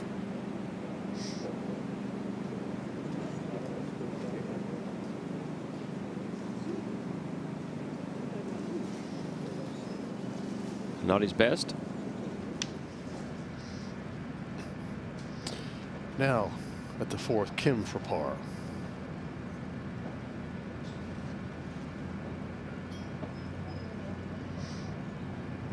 And he'll drop a shot after birdieing the first 3. Still a good start. Good start with the 5th coming. Look that up, pin location. Got it back to even now. Back to +1. Oh, Justin. Rose at 2.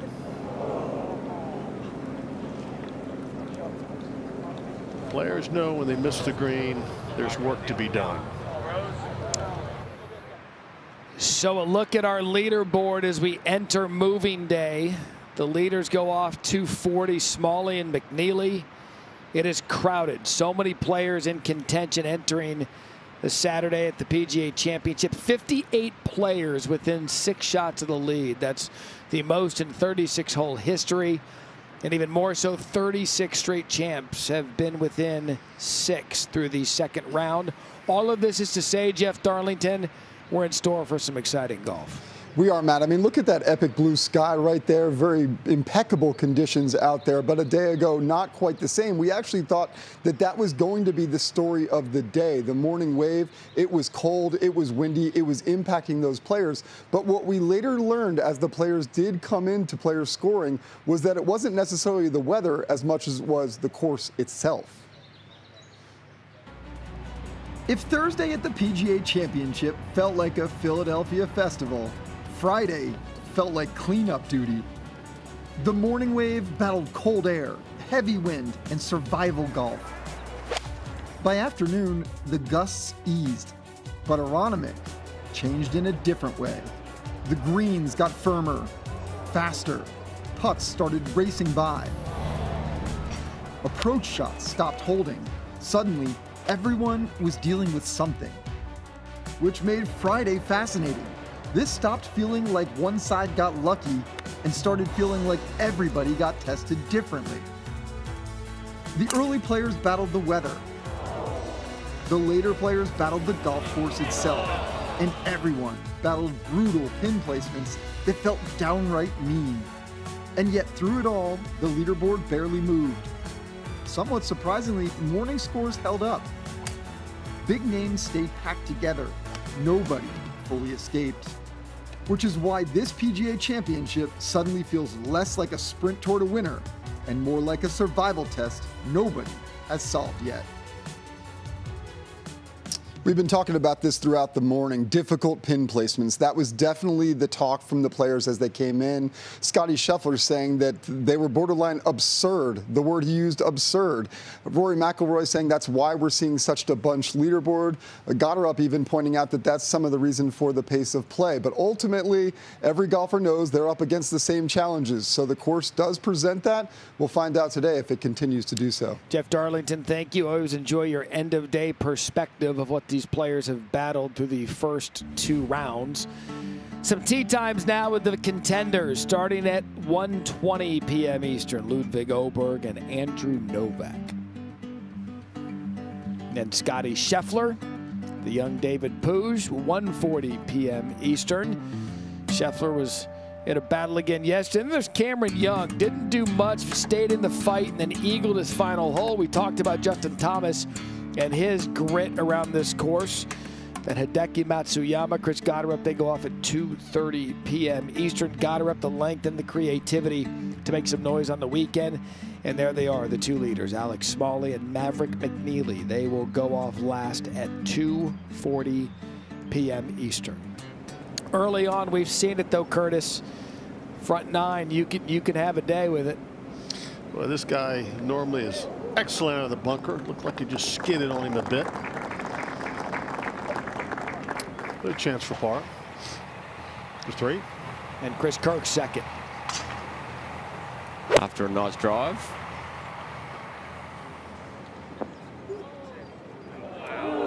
Really good shot. You got sort of daring the players to get it as far back there as they can on 3. And here's the fun par 3 fifth. 150 yards. Michael Kim birdied his first 3, coming off a bogey.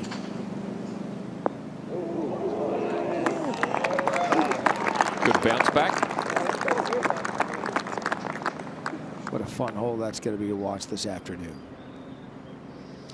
Now the second, third for Justin Rose. Way up in the air. Good touch out of the deep rough. Now we're at 8. Zadenhoop to this tough front left hole location. If you were with us a few minutes ago, we had Ken Brown give us a little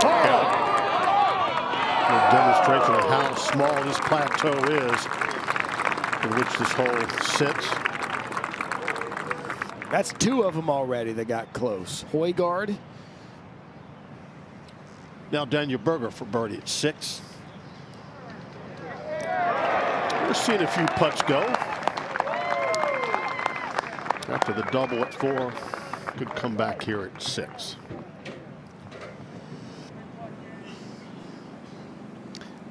John Perry's birdie putt at the 5th.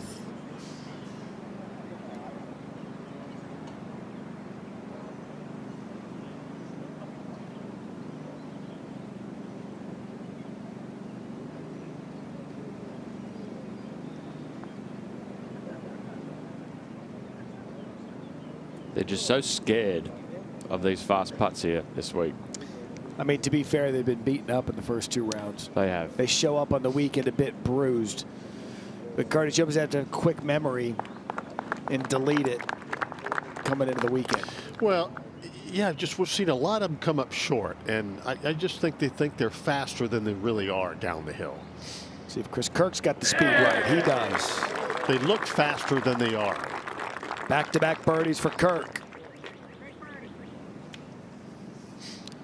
So can Kim keep his red-hot start going for his 4th birdie of the day?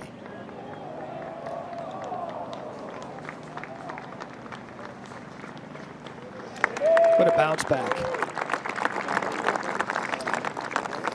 There's a lot of geometry on that card. Circles and squares. Why make pars? More circles than the bad one. But he's back to even. Now's the 7 and Lowry's 2nd. Looks a pretty doable pin today on 7 if you drive it on the fairway. Seen some good shots in here. You said it though, that's the key. Drive it in the fairway off 7. And Ken showed us how hard that can be. With the basketball to 6. And the Ryder Cup captain Luke Donald got in here with an exemption because of that position. PGA of America does that to both captains, although Keegan Bradley didn't need an exemption.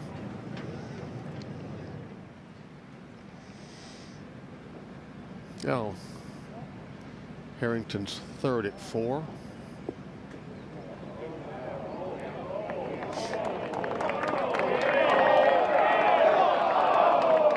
Everyone talks about Spieth pars, but Harrington's been a specialist at that sort of thing for a long time. He's a grinder, and I say that with all love in the world. It's a out of respect. Now Smiley over at 6. Just taking dead aim here from 70 yards. Well played.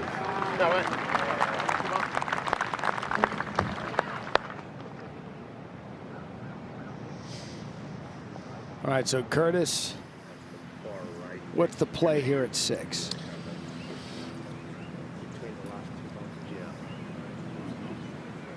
They're discussing that right now.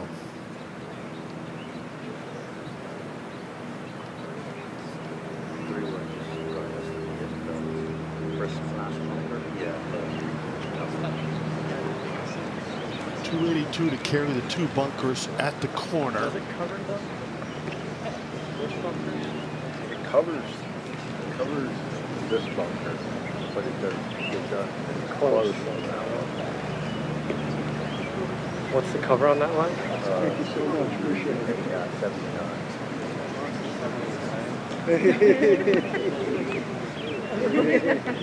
Where our graphic target is pushing 300.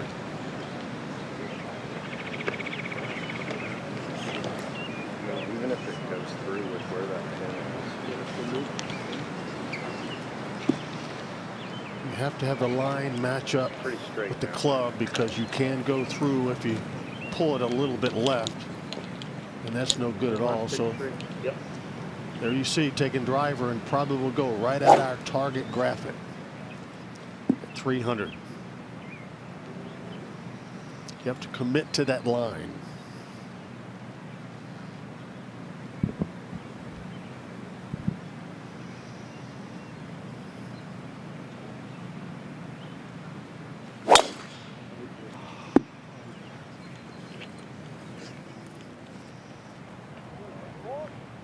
That's just what we were talking about.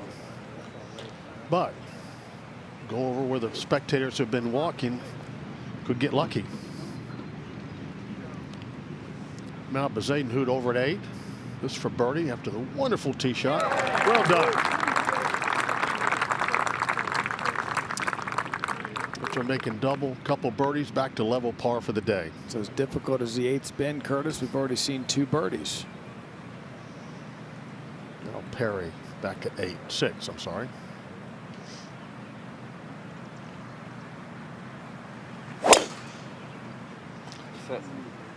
Jeff, I know they take drivers here and try to get it up there as far as they can, but you know, a 3 metal, 4 metal, put it just over the corner, a little wider fairway, still only 100 yards into the hole. Nobody lays up anymore, Curtis. Well, I think that's the frustrating part for me anyway. And that's frustrating for Lowry, who just missed the birdie at 7. First time we've seen the 10th today. Johnny Vegas for birdie. Under 2 hours in their front 9 for the pace car. Well, lack of wind. These softer greens. Playing twosons. Now we're at 6. Luke Donald for birdie. Man could putt. He made a lot of putts when he got to #1 in the world years ago. All right, so now the entertaining par 3 5th in Harrington. After the great save on 4. They probably get to this tee box like, thank God. A par 3 we can go get. Playing its number right now. Playing a number. I'm not doing any add or take away here. You heard him say he's playing his number, so he doesn't think it's going to play downwind much. Must be straight off the right.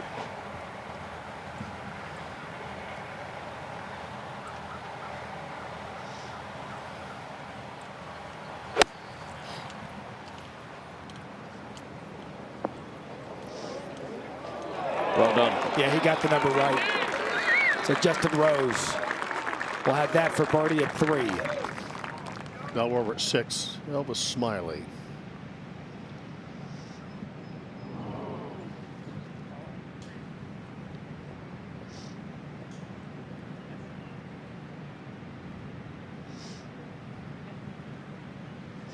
The emotional ups and downs on a tough golf course. How was that, Jeff? It took me everywhere. Places you didn't want to go, right? Now at 8. Shane with a good shot. But watch where it ends up. And we saw Ken Brown demonstrate the small plateau in which this hole sits. but an example, Curtis, of what these guys are capable of doing at the 8th, even though it's tucked back into the left. We appreciate everyone joining us for some coffee golf this morning on ESPN Plus. We're going to do some rotations and get ready to cover it. Third round, moving day over on ESPN at 10 a.m. Eastern.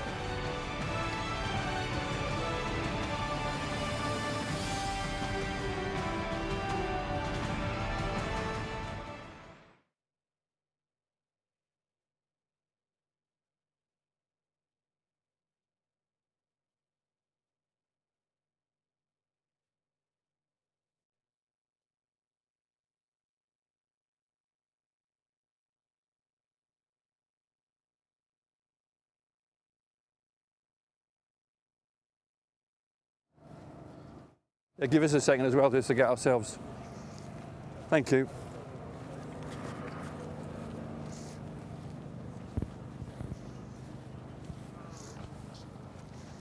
We've just got to gather ourselves together.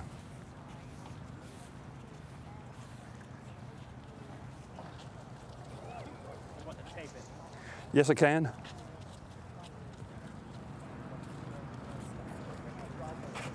Right. Perfect. Would be a couple of 3 minutes. 13th.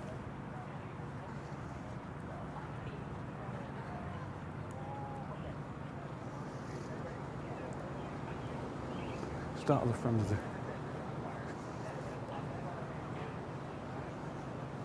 Not quite ready yet. Right, I'll get on with that, thank you.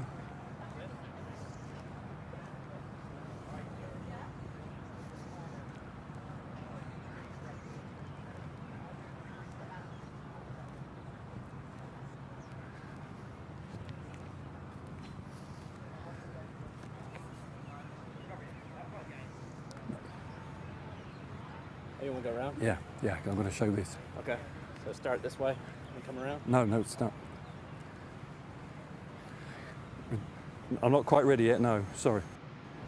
I want to see the green in this. Okay. So, I'll...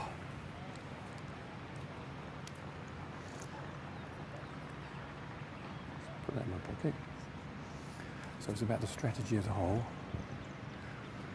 When I see, I'm going to point over to there, the out of bounds line, okay. Bunker, and then we'll walk onto the green. Okay. Happy with that?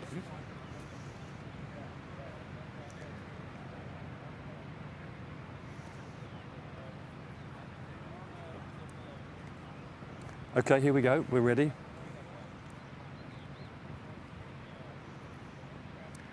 I'm on the 13th fairway here, up near the green, and the tee has been moved forward. So this 13th today is playing 292 yards. So reachable for most of the players. Out of bounds up this left side here. This is a key thing. If you go for the green, which a lot of players will, 266 to the front, the out of bounds just looms up there on the left-hand side. It's quite a big hook, but it's very much in place. So you've got decisions to make. Do I go for the green, or do I just lay it up in this front portion here, about 250 yards? Quite a simple pitch. It's exactly where I'm standing, but a little ridge to come over. Let's go and have a look where the pin is cut. Brilliant little hole this will be. It might be quite a slow hole because players will have to wait on the tee. Bunkers left and right. The front right bunker is not bad. You get in there, you've got half a chance. The pin is on the right. It looks fairly innocuous. It's 22 on, 11 from the right. The difficulty is, if we come up and have a quick look at this west, the green on this side of the green slopes viciously from the right to left. So if you miss down that low side there, you're chipping down the slope. The ideal miss is in that left bunker. Quite a simple splash drop from there. So it's reachable. Some players will have a go for it. Some might just lay up. Over the back's tricky. The rough particularly dense down that right-hand side. We may get a 2, may get a 3. Someone, unfortunately, might hit it over the blue fence out of bounds. It's a cracking little hole. You'll have to think on the tee today.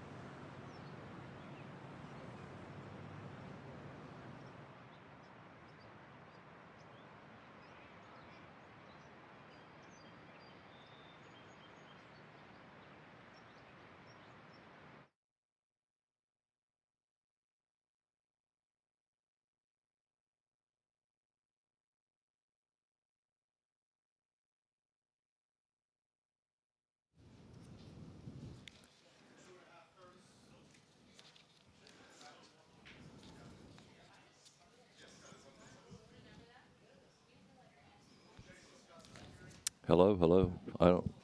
Nothing. Hello, hello. Oh, there we go. It was turned all the way down. There we go. Good morning.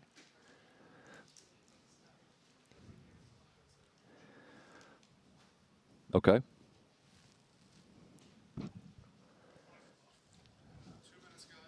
Mm-hmm.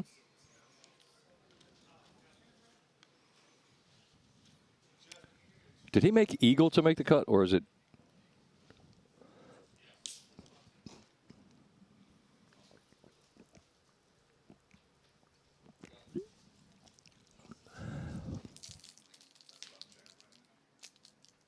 And then just right out there?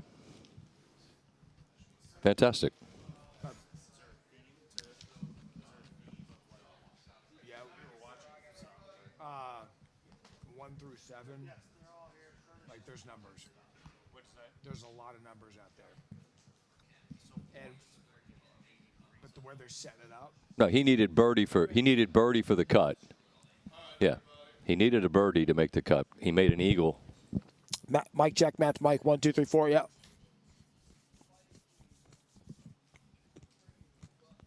You need me to test or no? Do do do do do do do do do do do do do do do.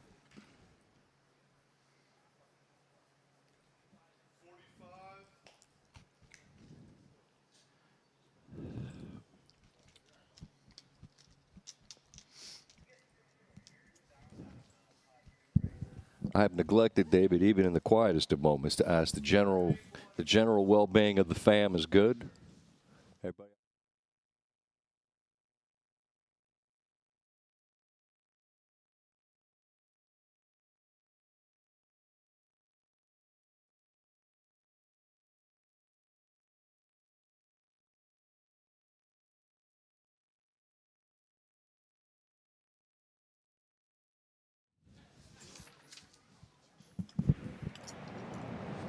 Good morning from Aronimink. Round 3 of the PGA Championship is underway. And what a story we have unfolding. Michael Kim made eagle to make the cut on Friday. And he is making everything he looks at. Now, he needed a birdie to make the cut, but he made eagle. And then you see what he's done. Not a par on the card, 5 birdies. And he's now 3 off the lead. Just gives you an idea of when folks talk about moving day. Doesn't specify what direction you'll move in, but he has got the green arrow pointing up. It's a gorgeous day. Settle in. Let's enjoy the 3rd round. There are 58 players within 6 of the lead. The wind has made it challenging, and the greens have been absolutely ferocious as we head toward moving day. It's finally the weekend. 2 more days of major championship shots. Oh, what a shot. What a shot. And the corresponding major championship nerves. Buckle up. Get a windbreaker. In every generation, in every sport, Birdie got it. a seductive possibility hangs out there, more precious than any trophy. Yes, sir. That you might win enough tournaments. He shows up at the big time event. Enough of the right tournaments, like this week's PGA Championship. He is ascending on this leaderboard. For people to still speak your name long after memory of your actual self has faded away. McNeely going on a run all afternoon. The crackle in the air is born of that hope. All these players, somewhere inside, have laid out some scenario that ends with them holding the Wanamaker. The trophy is nice, but really, they're after immortality, or at least the myth of it. Welcome to Moving Day at the PGA Championship.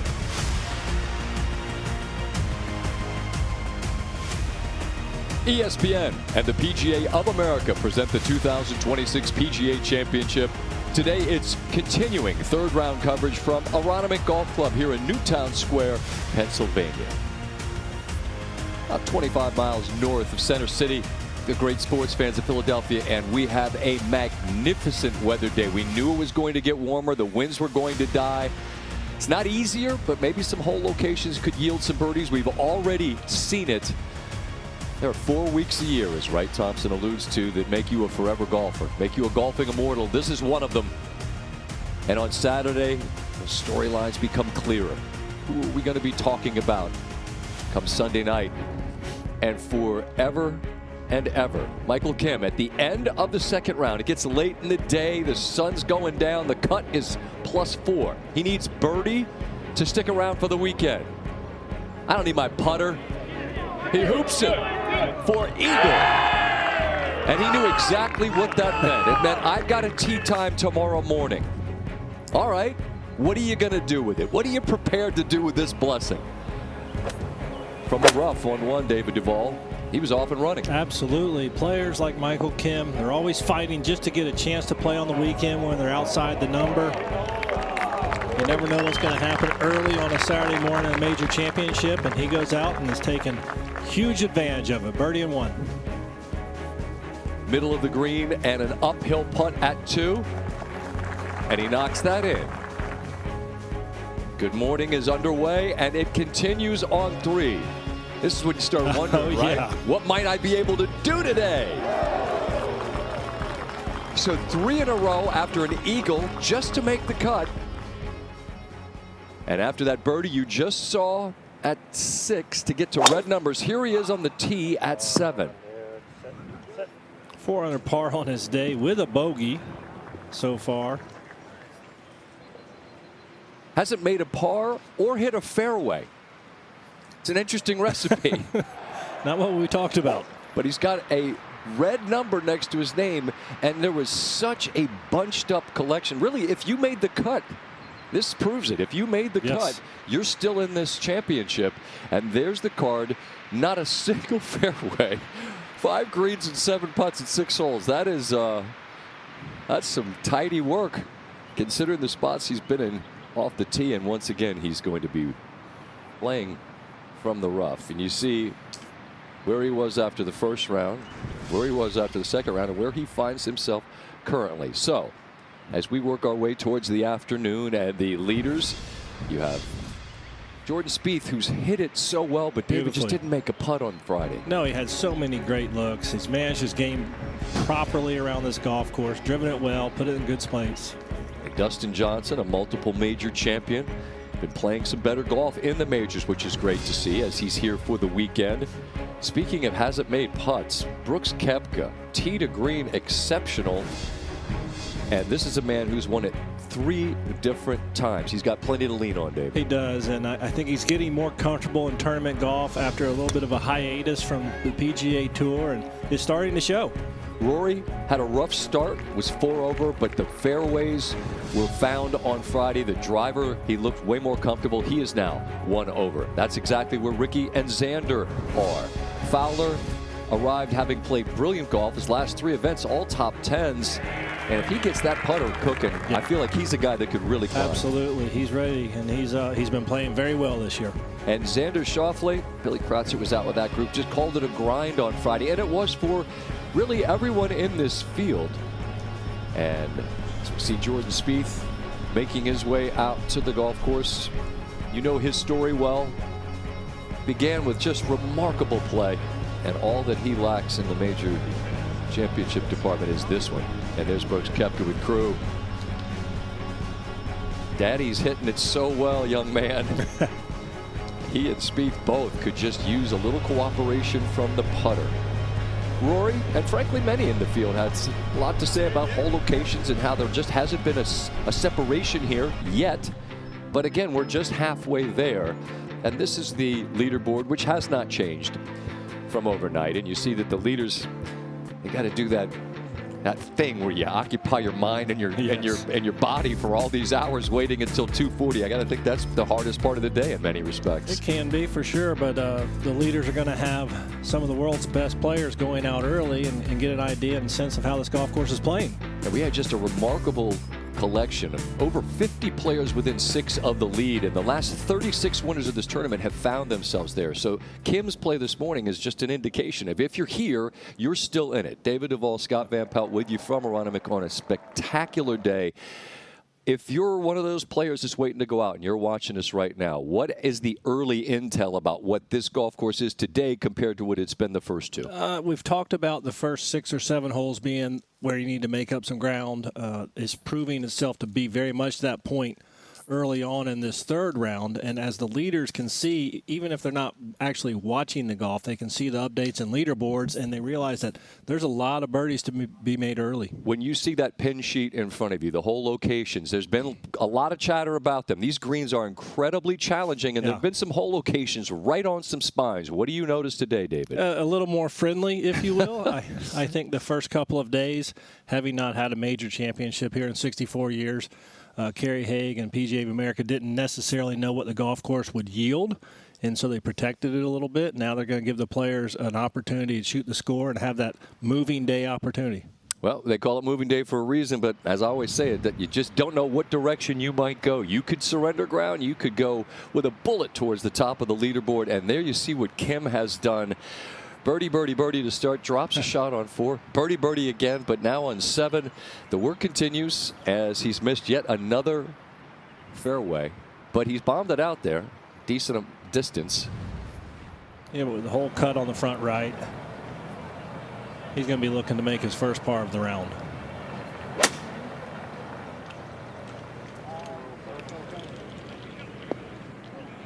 The hell with that. I want to make another He might birdie. hold it.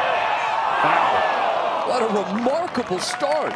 Well, I think that shot right there illustrates, too, you know, he's coming out of the rough, and the greens seem to be that much more receptive this morning. That's not a shot we would have seen yesterday afternoon. That would have raced 30 feet past the hole. Fireworks early from Kim. Plays his 4th PGA Championship.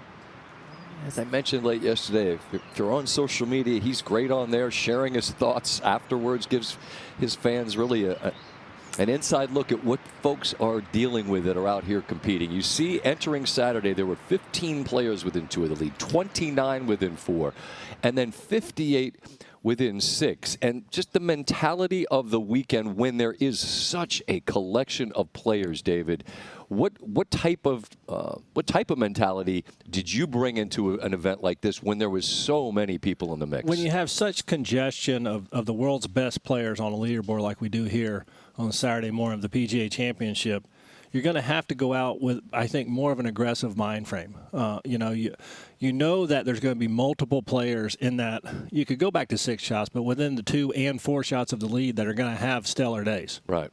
And we've talked a bit about it, but we could make the point now. Among that group, it's only a handful who are major championship winners, and they can lean on knowing what it feels like that others can't. I thought Maverick McNeely was very honest afterwards, was surprised to see himself where he was on Friday afternoon. This is only the 2nd final group he's been in all year. Then you've got Scotty. He has lived in this space over the course of these last couple of years.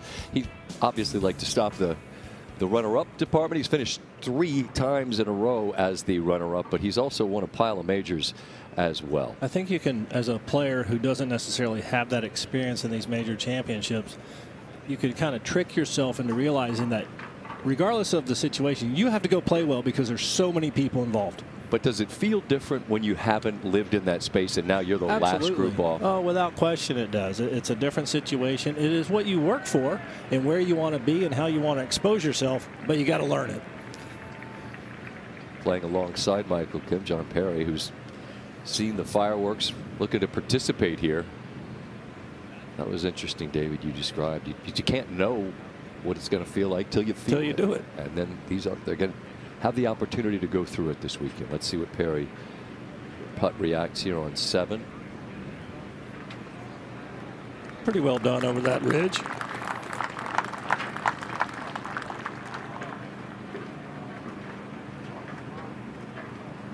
Kim stepping in for what would be yet another birdie to get to within 2 of the lead. Rory and Harry Diamond working their way towards the range. Rory commenting about how the setup hasn't allowed for separation yet, but the way Kim's performing today gives us every indication that today will be the opportunity for just that. It looks like they have embraced moving day and looking for movement up the leaderboard, not so much down. I think Kerry Haig and the PGA of America have really done an exceptional job through the years of creating a championship that is going to lead itself to the excitement and action on a Sunday that you want in a major. Right. It isn't necessarily like the back nine at Augusta. Well, there's one of those. Right. But Saturday gets set up in a manner in which players can make giant movements and put themselves into a position come Sunday. Like Kim for birdie. Do it. Another one.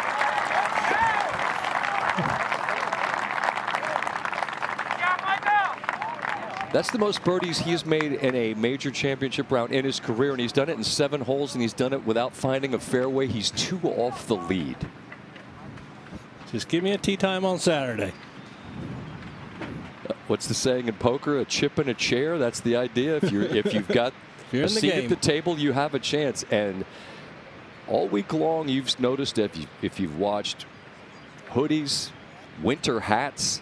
But we knew this was coming. It's only going to get warmer throughout the day. And frankly, tomorrow's supposed to be hot. The question is just how much will the wind blow? At the moment, it is. Yeah, you see those wind forecasts, and the gusts are pretty high for this afternoon. That could translate to Michael Kim having a better chance by putting up such a good score today.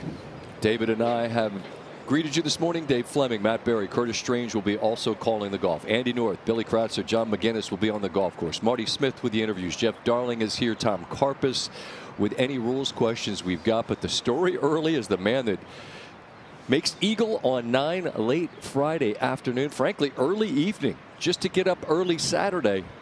And Kim is rolling. 5 under on the day, 2 under for the championship to 10. And Matt Berry. Nikolai Højgaard, he's made a little bit of a run at it this morning. Scott, good morning. Here's another example.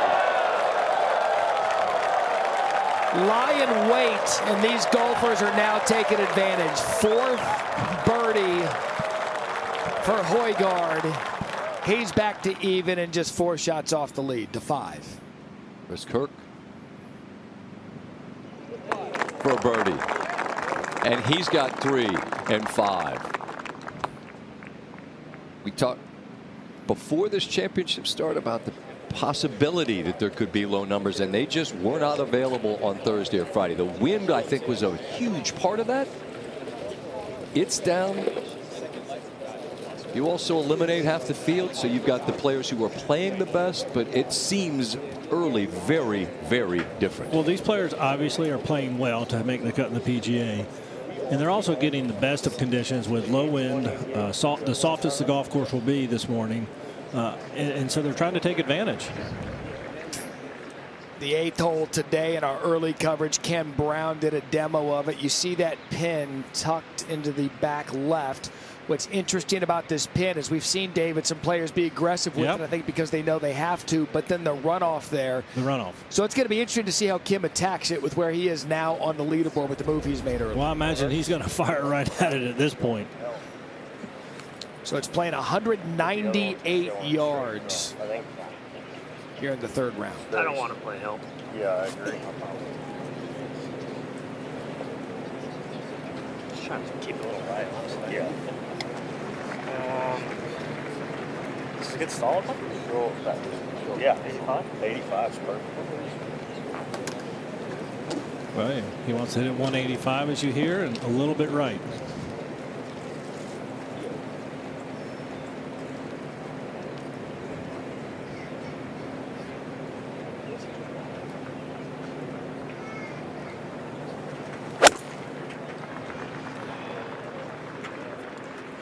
A little bit of a pull. Stay there. Stay there. Right there. All right, it's about the crowd reaction. It looks like it rolled back into that green side bunker. He makes birdie from the rough. What difference does it make? That's right. Has not hit a fairway yet. He's hanging a number.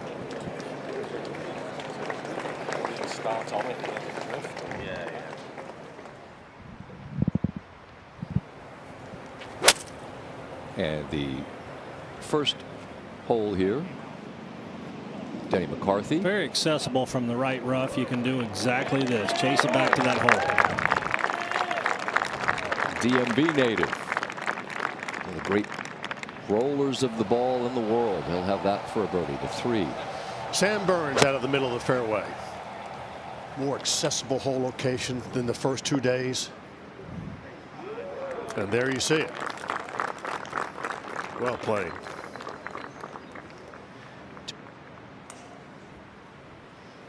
To 8. This is John Perry. He's trying to draft off Michael Kim with what we've seen out of him. Taking dead aim. Now here's where it's going to run off. Right. Just deflected a little bit. But some players in our early morning coverage have been down there. They've threatened the hole from putting back up that hill. Not completely out of it.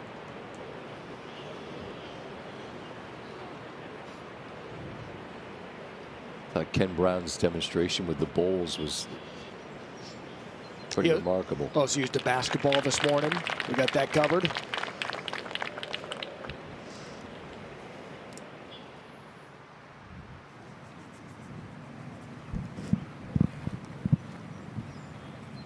Jordan Spieth, David, has hit it incredibly well the first couple of days, and throughout the afternoon, Andy North was sharing just the feet of putt made. I think Dave Fleming, I think, had the math. What was it, 36 feet at the end of the day, basically? They recalculated 37.9. They added a foot to his total. Yeah. All right, to 3. 2 feet a hole. This is the birdie putt for Sam Burns, taking advantage of a good tee shot, good second shot after bogey in the first. We'll bounce back here at the 3rd. So just the thought, David, after a day of that level of frustration, can you flush it? Absolutely. Okay. He's been working on putting the hitting part of his game back together. He's illustrated it incredibly well the first couple of rounds. Lean on that. Give yourself those opportunities he had last couple of days, and bound to get a few of them to go in. He and Michael Greller getting ready for his tee time, 10:50, so he's got a half an hour to get ready for his 3rd round, and we're really just getting going here on this moving day. I feel like the wind and the cool weather's moved out. As we continue, we'll size up these leaders. So jumbled at the top. Who's going to make a move? You know that with this much class on the leaderboard, there are plenty of players that will throw their hat in the ring, and the 3s out here at Aronimink. There are some brutes. As Donald Ross layout continue to paint the picture as we work our way towards the afternoon of the coverage. Our friends on CBS as the 3rd round of the 108th PGA Championship on a sparkling, beautiful day here at Aronimink continues as ESPN's coverage of the 2026 PGA Championship is brought to you by the PGA of America. We love this game.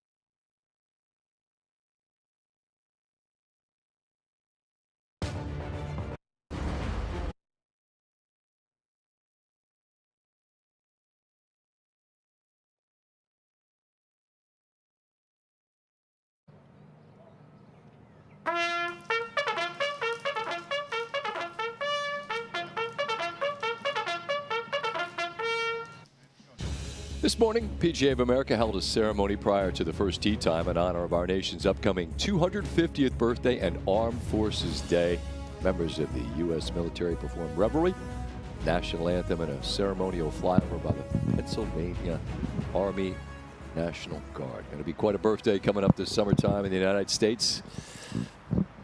Flag flying proudly here on a perfect day outside a city with plenty of history in our nation's history, Philadelphia.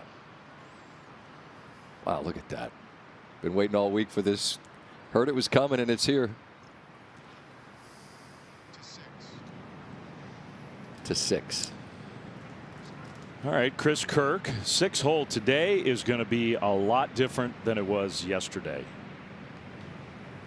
And his birdie putt on the way, right in the middle. That is definitely going to be a birdie hole here on Saturday. And Chris Kirk, look at what he's doing. 4 birdies in 6 holes. He's to 1 under. We have several Højgaards. This is Rasmus on 5, shortest of the par 3s. And that's a beautiful shot there.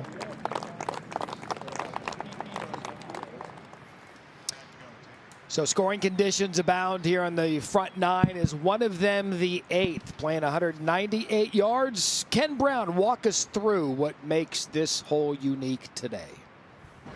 You've seen nothing yet, I have to say. The tee up on the hill there, it's on a forward tee, but you'll see why when I show you where the flag's cut today. Well, it's a huge green. It's like Wrigley Fields, but they've missed most of it. This back left, front left corner is really, really tricky. This little area of flat. That's all there is. That is the flat area around the hole. Bunker in front, and when you're landing from the tee, you're going to skid off this downslope. I do not know how you can get close to it, because if you're a little bit long, it trickles down the slope. If you're just a fraction down this side, off they go. It's narrow. It's like a postage stamp, and when it runs off, it's a bit like the 15th at Augusta. It just keeps running. So the area there is 12 feet by 5 feet. That's what you're aiming at. The wind will freshen this afternoon. The green will dry out. It really is treacherous. I honestly don't know how you can get on that little area. Wonder if anyone will. Ken, to answer that question, we've seen a couple of players do it, but still a difficult location here on a Saturday. And we saw Kim hit the bunker off the tee, now out of the bunker.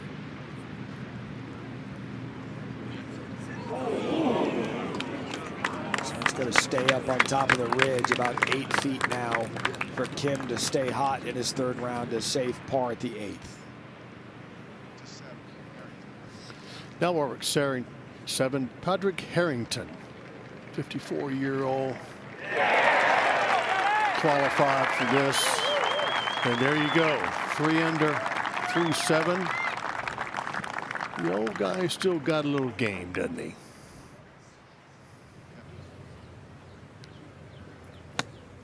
Brooks Koepka, David, it's sort of in that same spot as Spieth in terms of tee to green. Been excellent, but just from the beginning of the week, he's been trying to find something that felt comfortable with the putter. A lot of tinkering early in the week. A bit unsettled with even the club, the putter. Experimenting with a lot of different models, a lot of different setups. And that's not unusual. I see you guys tinker with them a lot, but it's not where you want to be on a Monday of a major, I wouldn't think. It's certainly not. And we're so accustomed to him having used that blade style putter for so long and then switching to a mallet style. What a save for Kim at 8 to keep this round going. Hey, nice par. 7 1 putts, Scott, in 8 holes. 7 1 putts. Unbelievable for Kim to work himself into this conversation. Let's go to the 6th. Justin Rose, just like Michael Kim, he needed a birdie yesterday to make the cut. He chipped in for eagle at 9 to play the weekend. And now Rose, after a great drive, almost made it from short of the green. Wow. So very similar to Kim. He came up with a brilliant shot to have a chance to play on the weekend, and he's making a move.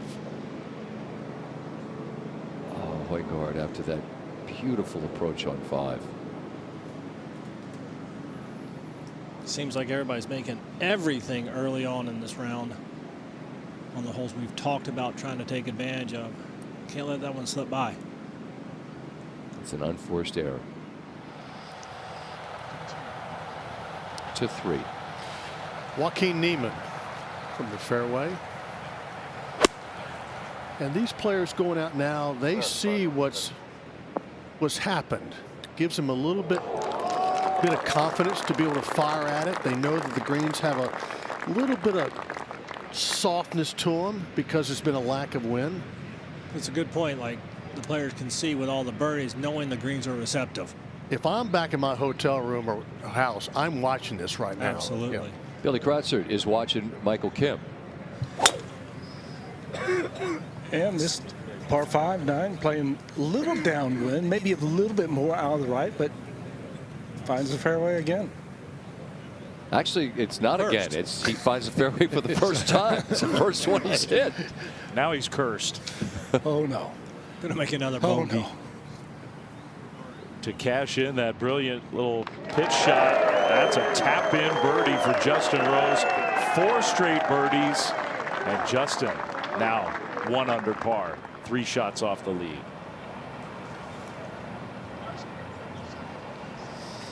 Now Kirk second at 7. More importantly, out of the middle of the fairway. Tough fairway to hit. And because of that, able to get it close. Boy, it's been a different game so far today than we saw the last 2 days. Players getting more familiar with the golf course. Being aggressive, seeing the low scores out there for him gives them a sense of confidence. A little perfect day, lack of wind, although it's supposed to pick up this afternoon. We'll have to see how the leaders handle it. But right now, birdies are to be made, chasing these leaders.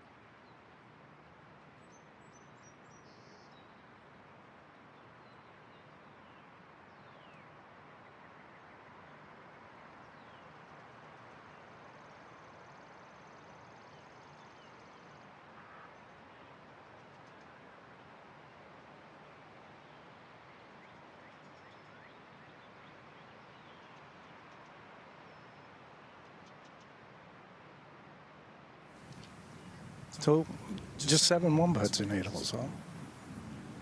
Okay. 30 seconds.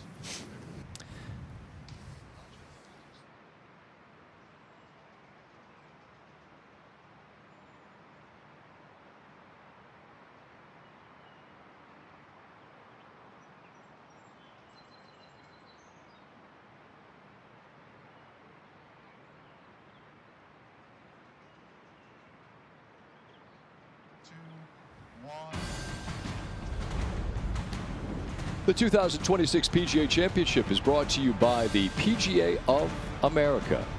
We love this game, and we know those of you up early watching this Saturday do as well. So does this whole crew. Such a treat to cover this great major championship and be here in suburban Philadelphia Great golf city. This great golf course, including 17. It's challenging. Ken Brown with a look. Well, the tee's way back when, but the pin is in a tricky spot today. Let's have a quick look at it. Breeze is helping. If we look at the flags, they've picked up sometimes and sometimes they die down a bit, but it's certainly freshening, but the wind's certainly behind, which makes this front right-hand pin position very tricky. Going with a big iron, down breeze, the greens are slowly drying out, and you've got about 10 yards or so to land the ball on, but not easy. The percentage play is to play to the left of the flag and see if you can just get past pin high. If you go long, you're tempted to go at the flag and it just skids through. Just come have a look at this fluffy rough down here. The ball can really settle and nestle in these. Not a bad shot, you think you've hit quite a good one, it just trickles through and then you're faced with this. Now this is really tricky, treacherous down there. But plan B isn't much better either, just right in the grass there. Plan B is you go a little long, hits this little downslope here, and you just go trickling past. Now, this looks a fairly innocuous putt. I've put the arrows on the green to give you an idea. These are very tricky, over the hogs back in the green, because the first part of the putt is uphill but into the grain slightly, dark. But when it gets over the hill, the ball then just gallops away. Let's have a go. It's pretty quick once it gets over the hill, but slow. These are very tricky to judge just right. Pace and line. Let's give this a go. Up she goes. Not quite firm enough, just got hung up. And a lot of people will do that, just not quite firmly enough, and you can see how it dies away to the right. Looks a reasonably innocuous pin position, but with a breeze behind, and look at it now, it's absolutely whistling. It's going to be very treacherous. The percentage is the right play, otherwise you're a real cavalier. Kenny, thank you. What was it, Valhalla, that he started walking about 30 feet and it went in from him? He didn't even react. And he got all the trophies he's got. It's not a big deal, but great perspective. All right, Billy, with the story of the day early on. 265 all the way to the hole, and you can see the flag up there blowing pretty hard right to left. This 7 wood. And it's going with the wind. Needs a friendly hop.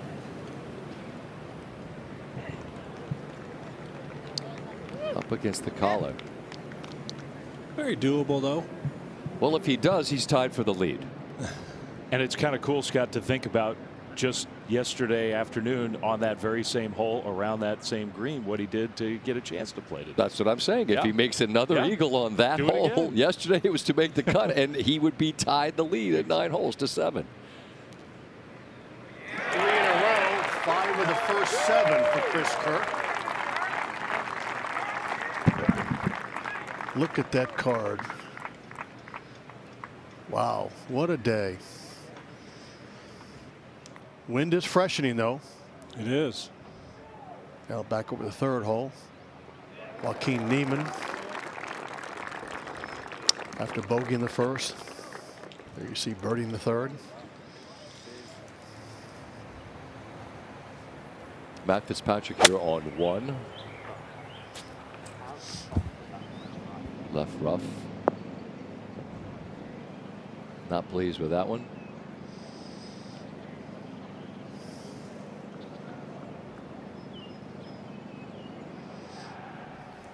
Three-time winner this year to 8. And Chris Kirk taking an aggressive line at it.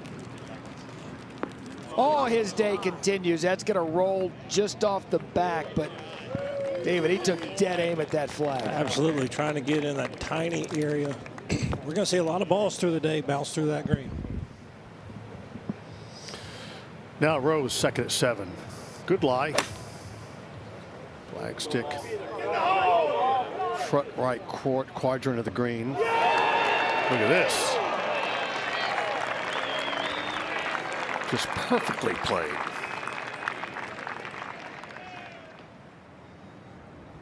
Now over at 3, Alex Fitzpatrick, Matt's brother. And boy, he's had a good run. Won the New Orleans tournament with his brother, got fully exempt for the next 2.5 years, has played well since then. What an opportunity he has for a young man. For 10. And Berger just off the green.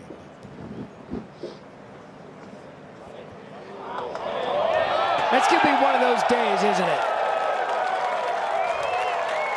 They've taken all of Aronimink's punches the first 2 days. It's about time these players are ready to punch back and score.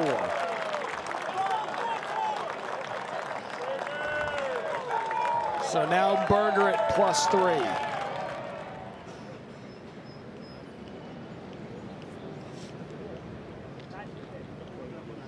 Now Kim on 9.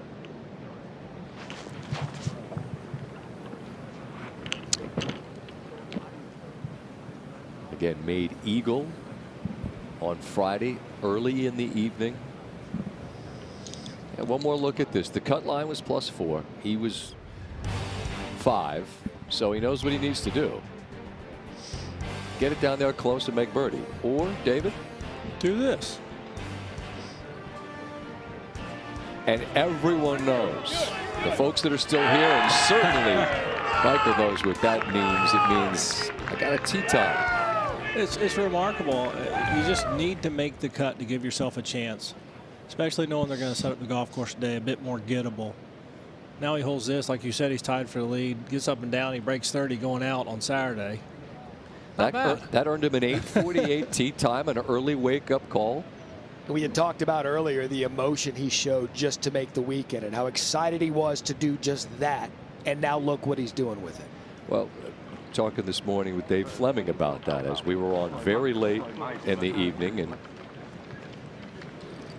we saw Kota Kaneko, who had a putt that just wobbled ever so slightly. He needed it for birdie. He missed it, just hands on his knees, because he knew, I just need that tee time. What would he have done with it? We see what Kim's doing with his. Well, from this situation, he has plenty of access to the back of the ball. And he really doesn't have to put much speed behind this. I mean, if he just gets it on the green, maybe 3 or 4 feet, it'll release all the way down to the hole. Came out a little hot. Yeah. Came out with a lot more than he expected. So now he's got a very lengthy birdie putt to get to within 1 of the lead. To another man with a red-hot round. And Kirk off the back of the green at 8. Up the little rise.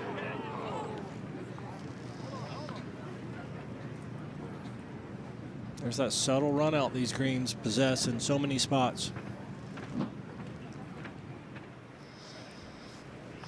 Down to 7 to get in the top 10 in the championship. It's for 5 in a row. Just a bit short, but what a run he's on early today. As they call it, moving day. David, I never like moving day. Every day is a moving day. Every day is, right? The first shot of the tournament Thursday morning counts just as much as late Sunday afternoon. Absolutely. Couldn't agree more. Yes.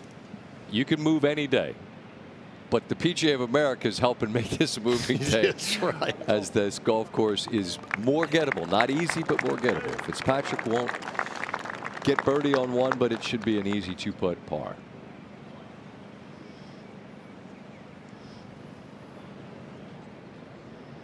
All right, now to Kim. Billy, what do you see in this one? Well, I see this putt moving more towards the front of the green, right to left. Right on the seam of the grain change right there. You can clearly see that. Right there, starts turning. Not nearly that much. Still very early in the round in terms of how easy a hole is playing relative to the field for the day. It was yesterday the easiest. There are 2 par 5s here at Aronimink. Both 9 and 16 were the 2 easiest on Friday, but it'll be a par there. And now Sam Burns for a long birdie putt. Bucket good on the short par 3 5th. That's 2 and 3 holes for Sam as he's 1 over now for the championship, back to 8. And just under 9 feet for Kirk and par. So 5 birdies early, now a bogey at the 8th to 6. Second shot from the fairway. This hole playing 397 yards today with a very accessible hole location, and he got almost jarred it from the fairway. He made eagle late to make the cut. He did. A lot of those stories out there on the golf course playing well. Brian Herman for birdie over at 7. You know, I can't help but think that we're seeing a lot of putts made, a little easier hole locations, which makes the putts easier. They're not on top of these ridges, these spines that we've called them. Makes the breaks much more visible and easy to see. Yes.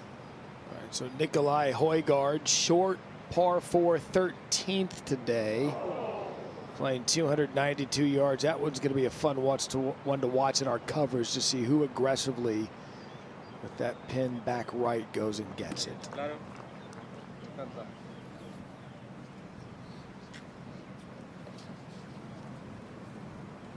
Beautiful look at this short par 3. And it's Niemann. So much game. Tracing by Top Tracer, brought to you in partnership with Rolex, and that comes up short. Yeah, when they give you a 150-yard par 3 out here, you can't make that mistake. See that whole location today, just 6 on that little knob on the front, and Niemann's got some work to do. So, work being done. Some great rounds on the golf course on a perfect day. Players try to take advantage as they work their way out onto the golf course. Jordan Spieth's 5 minutes away.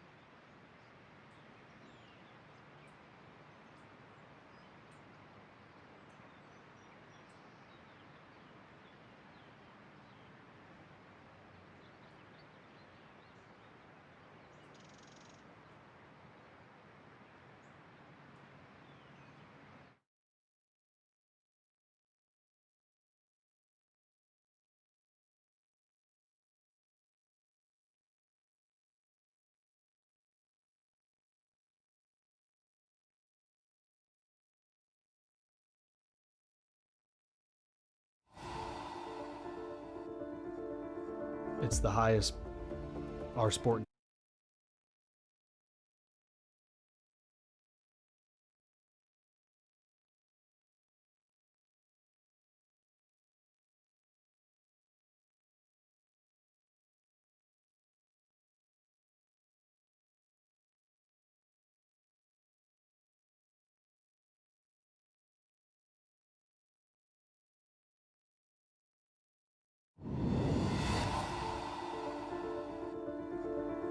It's the highest our sport gets, right? Jordan Spieth, who's trying to make history, trying to become another career Grand Slam winner. Certainly, having won the other 3, it's an elephant in the room for me. It's a goal of mine. That would be the #1 coolest thing that could happen to me going forward in this sport, I think. Would it creep into my head on a Sunday in contention? Probably. Can I embrace that and use that as an advantage? That would be kind of the fun test.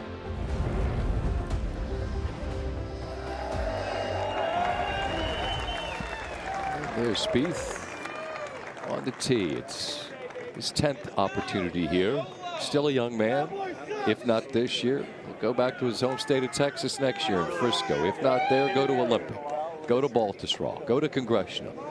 Keep taking Just keep swings trying. at it. Right? Exactly. But David, when you begin with a meteoric announcement to the world of what you are, I think that creates an awfully difficult person to be judged by, right? Judged by who you were initially. By a streak and run of the absolute best you have. It's a hard bar to set so early on. And he did, to 10. Kim setting his own high bar in his front 9, the tee shot at 10. Well, this is the fairway, so we should expect another birdie.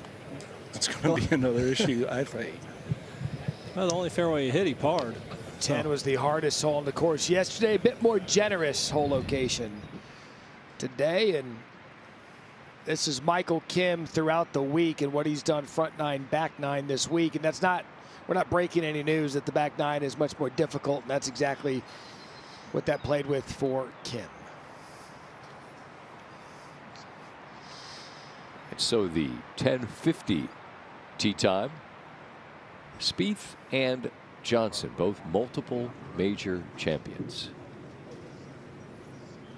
Spieth has been great with this club, and he's about to be introduced to a sea of fans. Good morning, ladies and gentlemen. Welcome to the 108th PGA Championship. This is the 10:50 a.m. starting time. Please welcome to the tee from Texas, Jordan Spieth.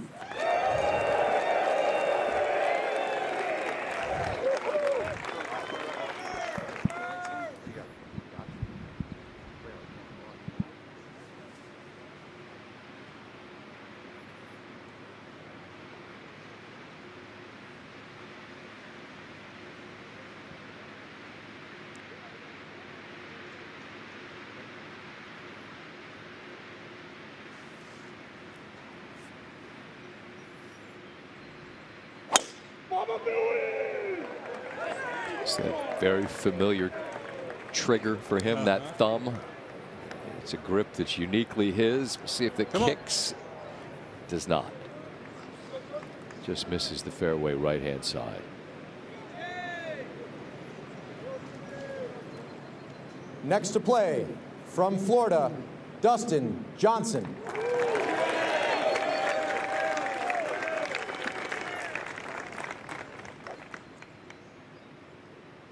'67th major championship. This is a man who's played a ton of great golf in his career. Form has fallen off the last number of years over on Live. Did make the cut at the Masters this year. And off to a good start. Hammers one into the fairway here at 1.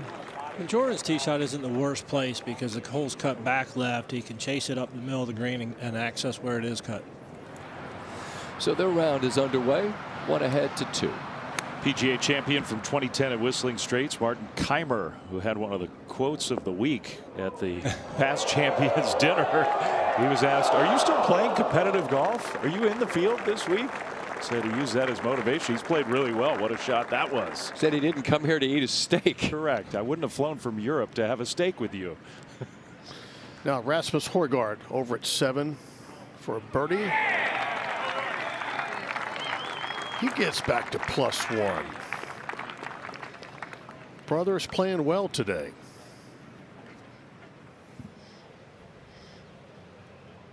Now 14. And Højgaard to keep their momentum. That slides by. Good reminder that it's not just all cake and ice cream out here. Billy assessed this shot for Kim. Well, if every time he hit it in the rough, if he's drawn a lie like this, it's doable. And that's a 7-iron, and that is nuked. Right off the club, Billy, you heard him say get down. It in fact goes off the back of the green into that mode rough. Let's go back to 9. To 9. Rayton, who was the winner last week at Quail Hollow, had a great run. Played well in New Orleans, which got him into Doral, I believe. Then that got him into Quail Hollow, where he won. And here makes that. Another guy that's making the most of an opportunity was the leader at Quail Hollow. It's Alex Fitzpatrick. Tracing by Top Tracer, brought to you in partnership with Rolex, and that's a quick one. Very quick. Went with the extra club and put himself in a difficult spot. And this is Padraig Harrington for birdie. Oh, he's got a great round going. Padraig, champion at Oakland Hills. Or our own Andy North had a pretty good week back in the day. Still 3 under par for his opening round today. 5 minutes away from Rory McIlroy, who had some comments about how the setup hadn't allowed any separation, but the scores that we see today indicate that, not sure if it'll be the best ranked, highest ranked players in the world, but somebody, people are going to separate. Maybe it's Scotty. As we continue our coverage of the third round from Aronimink.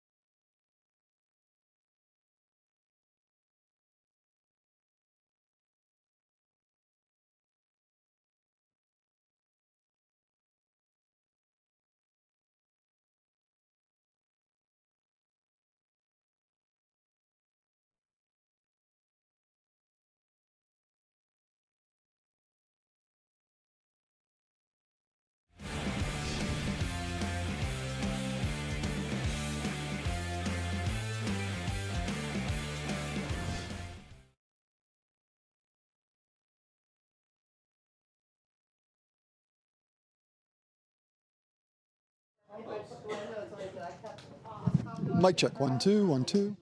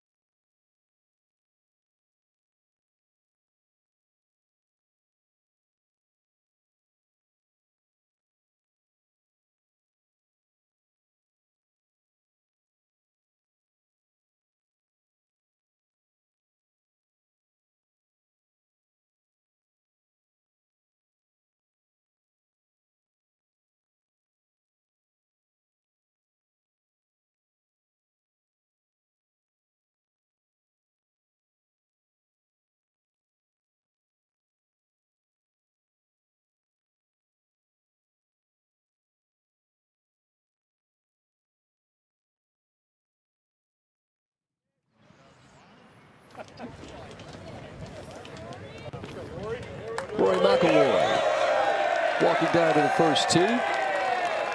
Seems in good spirits.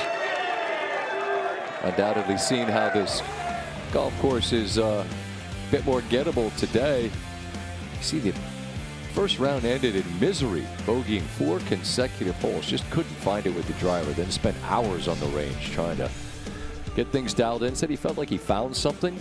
Then he went out and didn't bogey a single hole in a grinding 18 holes of golf. See some of the numbers. Fairways, not many, but he didn't hit many to Augusta, and he won. It's interesting math there to find that many greens after not finding that many fairways. Jeff Darlington now, good morning, with some thoughts on Rory to this point. Well, Scott, it might have been more gettable today, but yesterday not so much the case. Scottie Scheffler said these were the hardest pins that he's seen since he's been on the PGA Tour, including Ryder Cup, Oakmont, but Rory McIlroy also with some thoughts on the same. I think a bunched leaderboard like this, I think it's a sign of not a great setup. I think when it's as bunched as it is, because it hasn't really enabled anyone to separate themselves. It's like, it's easy to make a ton of pars, hard to make birdies, and not that it's hard to make bogeys, but it feels like bogey's the worst score you're going to shoot on any one hole. I've always felt like really good setups, it starts to spread the field a bit, and not great setups sort of bring everyone together, and I feel like that's what's happened the last 2 days. And just to be clear on this, Rory was not alone at all. A lot of players saying the same thing, not saying that it was unfair necessarily, just saying that it was very challenging. We'll see how that plays out today. Yeah, maybe they found the sweet spot today on this Saturday. Dave, is that a reasonable assessment? I couldn't agree more. I think the unknowing what the golf course can give you and the players, you have to protect it a little bit, and I think that's what happened, and maybe too aggressively protected the golf course. That's only half of the story. We still have the entire second half of the game, if you will. The final 36. Koepka and Rory, two guys that certainly could separate. Get ready to take their swings.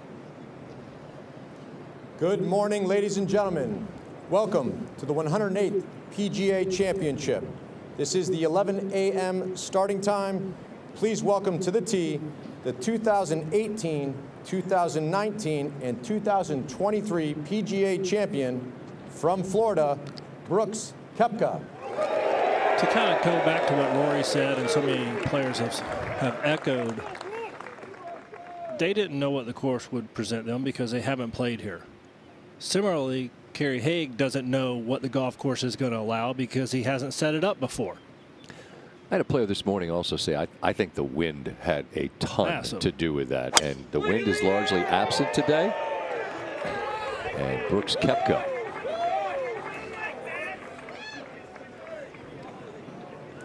hammers one left side.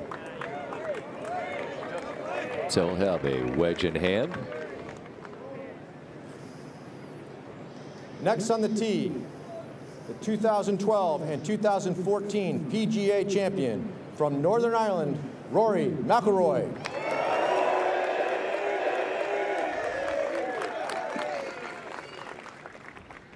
Certainly Rory would be well aware of what's going on in front of him. I'd have to think that would give him a bit of a glimmer in the eye. You would think that he's seeing so many birdies out there, and with his ability to hit the ball far and to hit it excessively high, if he gets it in play, he's going to be able to attack a lot of these holes. That's a quick tee pickup, and position A. So uphill second shots with the wedge, try to control the spin, and we've seen that back hole location. Have to imagine that both he and Brooks will be attacking this first pin. Trying to get after it for sure. Put themselves in the mix in this first 9 holes and see what happens on the back. To 10. And Kim just off the back of the green.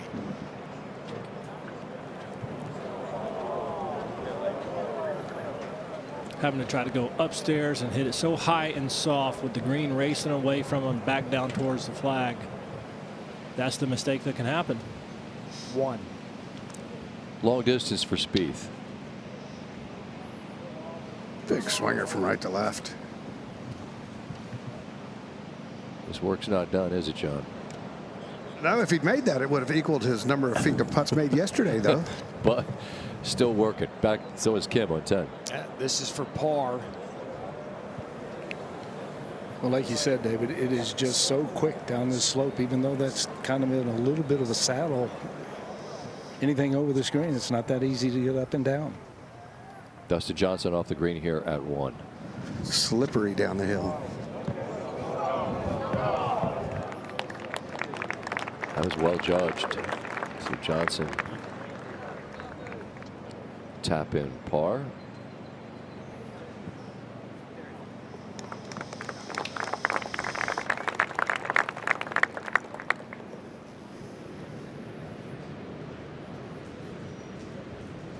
And one of the great rounds on the golf course. Chris Kirk for birdie, no. So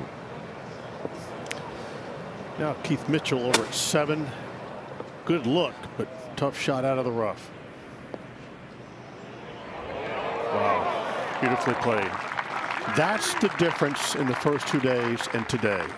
Receptive greens, but the wind is picking up, freshening. Speed for par. Looking at the hole. And another, well, add a foot to his total. Just struggling to get the ball to go in. To 3. Matt Fitzpatrick's 3rd. Sorry, 3rd hole, 2nd shot. Well played. Currently at +3. 10. Here's Kim now for bogey at the 10th.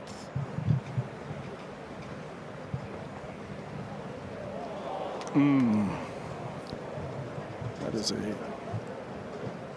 tough double bogey to absorb. That's a tough 2-hole stretch. 7 wood in hand into the easiest hole on the golf course. And then double this one. He's just giving up multiple shots. All right, now he got the tee at 8. Double bogeys the first 2 days.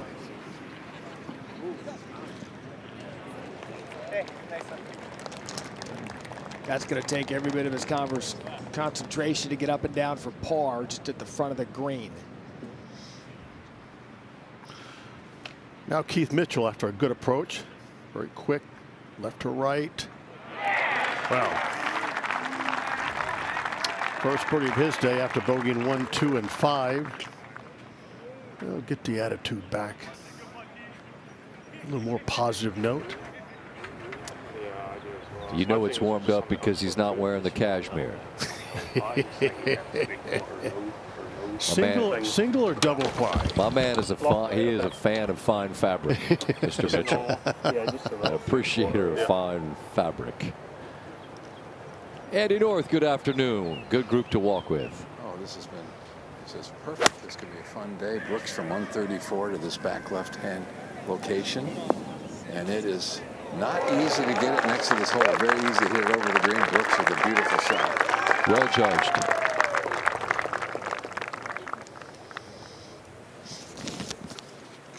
To 8. And Lindbergh made the cut, came in good form from the DP World Tours. That tracing by Top Tracer, brought to you in partnership with Rolex. And Lindbergh! Oh, there's the blueprint.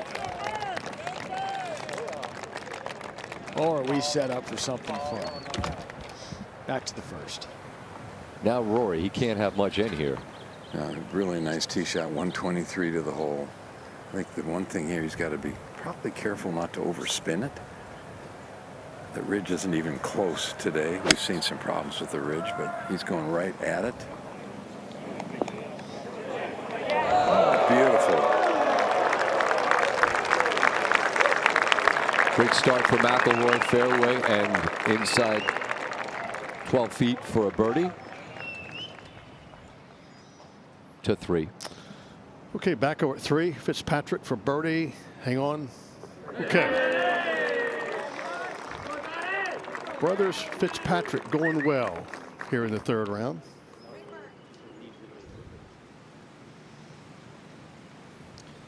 On the tee at the 2nd, playing with Jordan Spieth, Dustin Johnson. Had 2 drivers out on the range just about 30 minutes ago. Looks like he chose wisely here, though. I think he picked the right one. Rolled just off the fairway, but you see how close it is to the green. That's a hole today with the weather conditions that the longer hitters, I think, are going to be attacking off the tee. Yeah, but the pin's cut on the right side over that bunker. He's going to have a difficult shot in front of him there. Is it about 8 paces maybe over the bunker, something like that? Yeah, 7 or 8. Cut tight on the right side.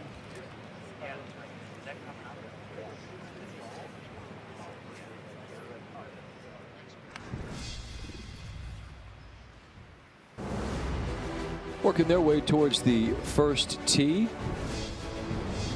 Ricky Fowler, 3 consecutive top 10 finishes, and he finished his round with a couple of bombs on Friday. Xander was just grinding it out as he continues his fine form.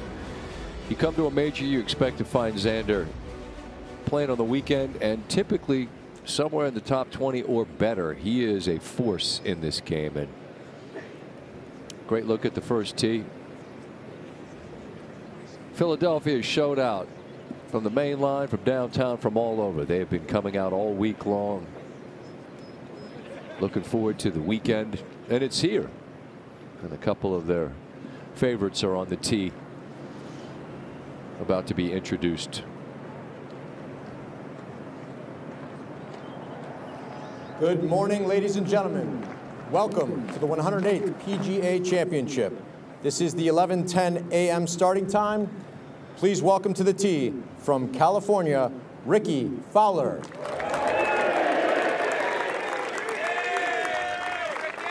It's fairly well documented. Ricky's played a ton of good golf, just hasn't had the breakthrough. It's been a journey. Got as high as second in the world, kind of reinvented the swing, lost it a bit, but has been heading in the right direction of late. Steadily heading back in the right direction. Years more experience at this point. Probably some good strong thirst for success in these big events. Perfect.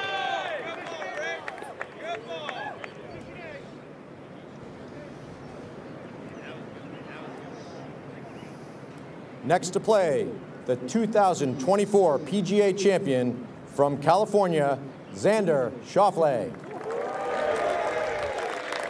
We talked a bit yesterday about it, David. Just my admiration for a guy who understood the approach, trusted it. Maybe there's something for Ricky in that, right? That I don't need to change what I do. I'm good enough. Yeah, and I think a lot of the work like Ricky has done over the last couple of years is to get him back to where he was. It wasn't anything like dramatic changes, but find the repetitive swing that got him up to #2 in the world. Xander didn't tweak a thing. No. Just kept working and knew he'd break through. And once he did, he put another major on the shelf 2 months later. I don't think he's done with his you wouldn't think so. Collecting. Nah, swing like that. And the toughness and the grit in these big events. He has that patience to let golf courses wear on you. The 3-time winner of the Wanamaker, Koepka. Yeah, this is an awkward putt. Now that leads to a par to start with. He has burned so many edges through 2 days in a hole now. All right, Rose for eagle. Not quite, but what a day for Rose. Just getting that tee time and giving yourself an opportunity. Sounded a little chunky. Jordan Spieth. That's from 107. That's a great shot. Yeah. Hold on. Hold on. That's just cruel. That was a good looking shot. That was a good word. All right, back to Rory here on 1. Yeah, let's get this day started with a birdie, get to even for the championship. He got off to a nice start yesterday. Got some momentum going. See if he can do the same today. Mission accomplished for Rory. Bogeyed the last 4 holes of his first round. Fought back to get 3 of those shots back yesterday. Now he has squared the ledger, back to level par, 4 off the lead as he heads to the second hole. As this perfect Saturday here at Newtown Square, Pennsylvania is yielding red numbers. We'll continue our coverage in a moment.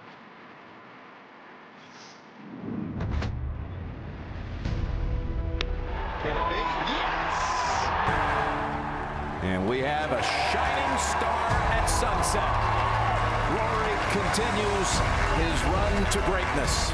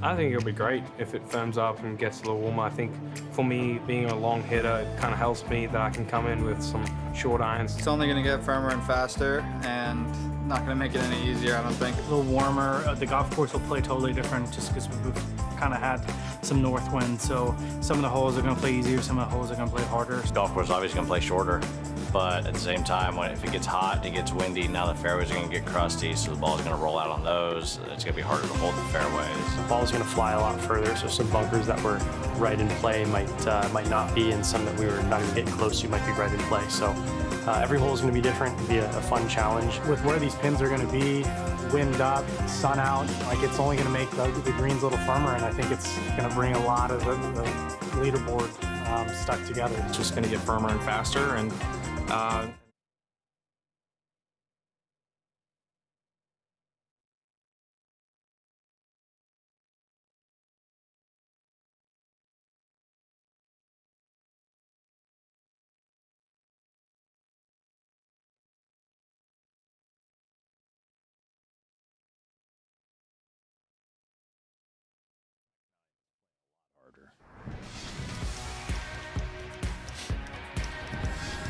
We take a look at the first two very challenging days. The front and the back are considerably different. The front, the more gettable of the two.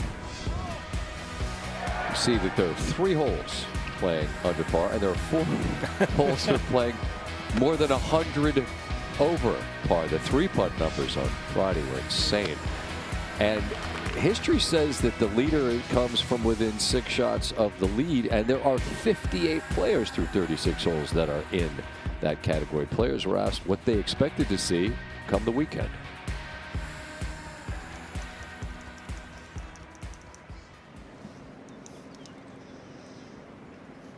We'll share those thoughts with you in a bit. To 2. Kind of a cool little shot from Jordan Spieth, using that wedge and almost putting it up the hill. Now he'll actually use the putter and make a par at 2. 2 might be an action hole today. There are a lot of birdies that are being made, but there have also been 3 double bogeys already, to David's point about where that hole is. Now on the 11th, Kim, who was the story of the front 9, the story of the morning, made a double at 10 and misses his par putt at 11. Apparently, I have sufficiently cooled him off. I'm not blaming you, Billy. All right, Fowler from the middle of the fairway. Abbreviated follow through. Gorgeous. Yeah, very well executed. Protective of going long, looking up the slope now. To 2. Long birdie putt for DJ. A little bit of a ridge to deal with. Not bad. Schauffele second here at 1.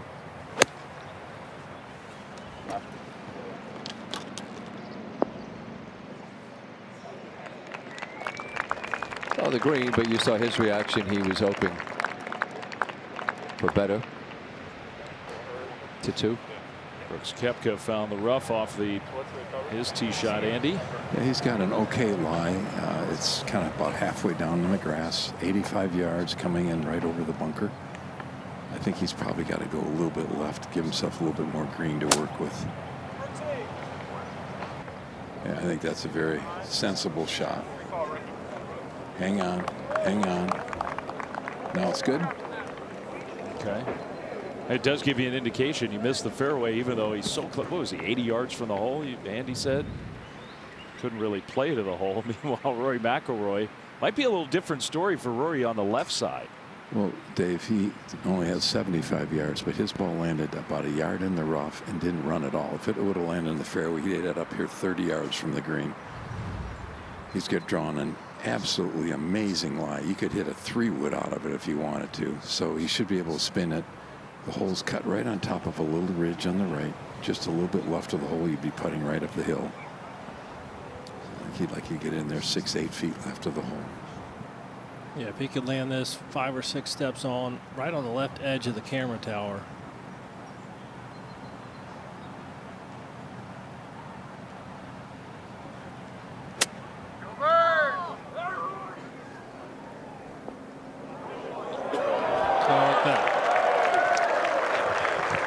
You know, between the birdie at the first and that shot there, also a bit of an announcement that Rory McIlroy continuing his great play from round 2 back to 1. Xander looking to do what Rory did and get back to even. Not quite. To 8. Off the green, Keith Mitchell.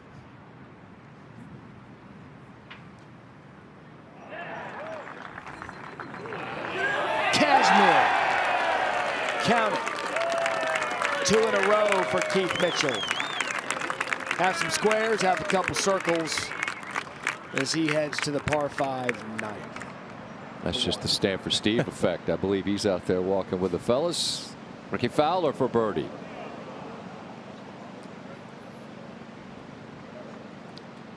Stress-free pars for he and Schauffele.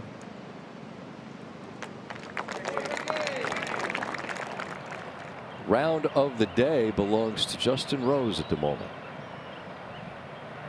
His second shot at the 10th.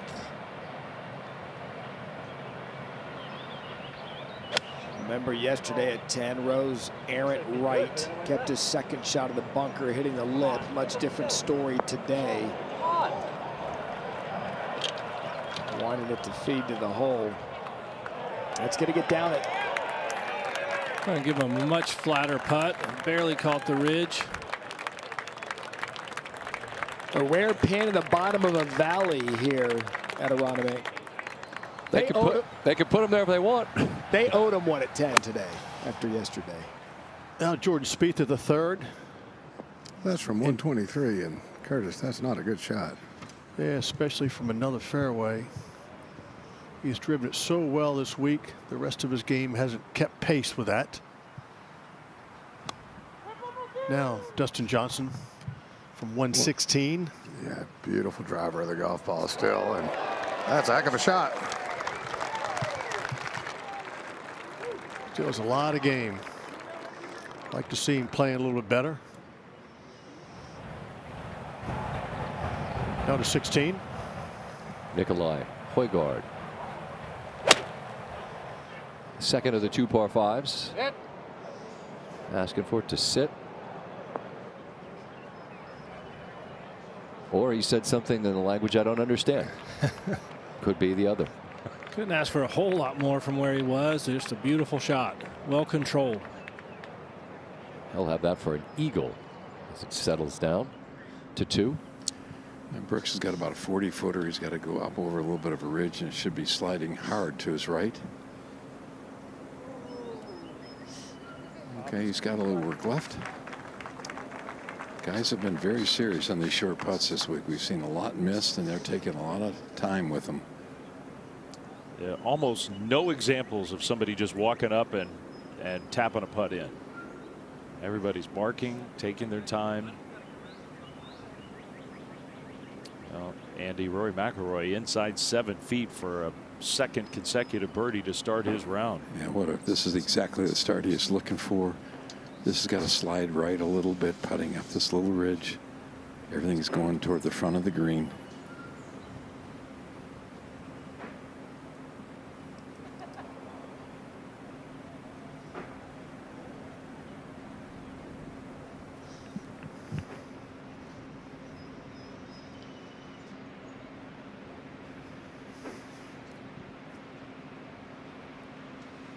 Struggled so much finishing on Thursday.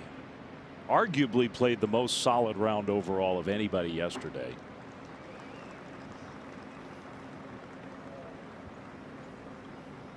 And now for a second straight birdie to start his Saturday.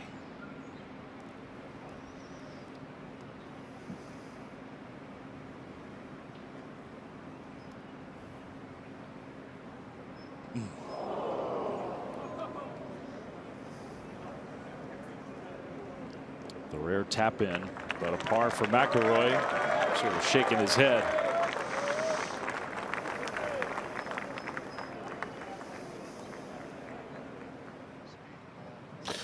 Now Spieth over the 3rd. Long putt on the way. Good touch.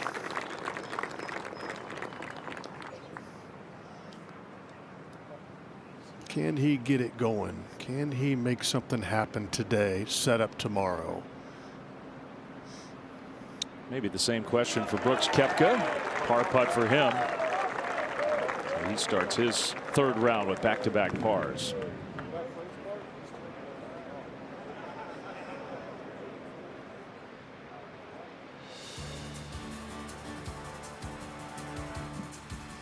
ESPN's coverage of the 2026 PGA Championship is brought to you by Chase Sapphire. Upgrade your travel and dining experience.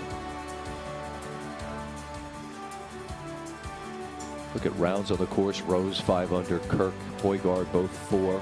Padraig Harrington, PGA champion, 3 under. Cam got off to that spectacular start, but has dropped a few.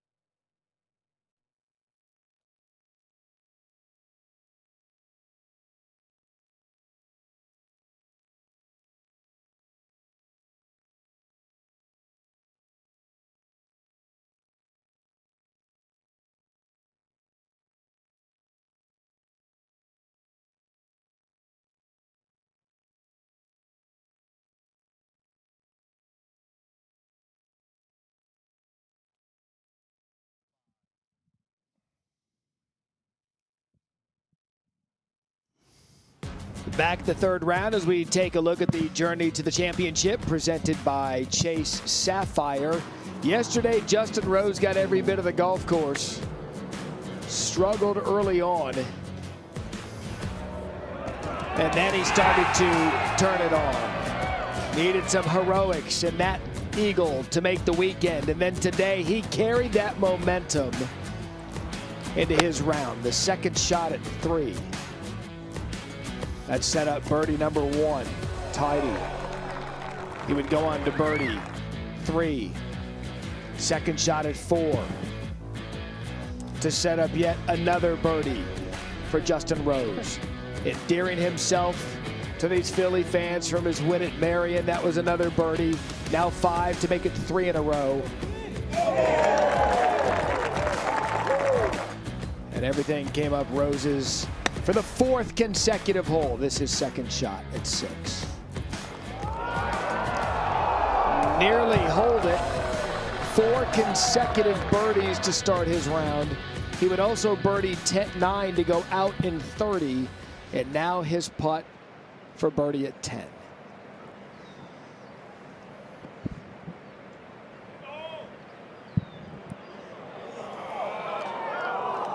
Still a 2-shot improvement from what he endured yesterday at 10. And he'll make par as we go to the third. Now Dustin Johnson for the short birdie putt. Get him back to +1. We're quite sure how he feels. Moves the same slowly all day long. 16. See if Højgaard can get to even. Yes, he can. Nikolai Højgaard. He had it to 4 under, gave a couple back, and back to even for the championship. What a day Højgaard's having. 4 under now. Now Lowry here on 14. Not a lot of space to work with. He's got all he needs. And Lowry, quite a busy scorecard. I see 4 squares and 4 circles. Even for the day, 3 over for the championship. To 3. Back over at 3. Koepka. 116 to a back left hole location. Like to land it 10, 12 yards short and let it hop up. Perfect. You don't want to get over aggressive over the screen. It's no good. And you got to take advantage of a short hole like this. Oh, absolutely. But he's got it putting right up the hill. Perfect. Now Rory's hit it in this fairway bunker, and he's drawn an absolute perfect lie. 97 yards. This is one that he could really, really spin. So if he were to land it around Brooks's ball, it might take one hop and spin back 15, 20 feet. But you can't go long. Still a tough shot out of the sand. Got to clip it perfectly. Yeah, it looks like he's trying to hood it and hit a little bit of a draw, getting to bounce back there.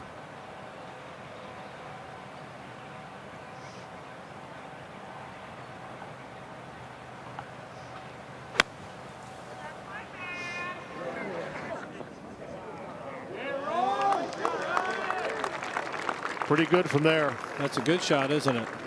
Lofted club like that out of the fairway bunker. Surprising that he hit it that far to get it to those bunkers. Being such a short hole. Out to 11T. Billy Kratzert has joined Justin Rose. Well, the tee shot a little more in and from the right.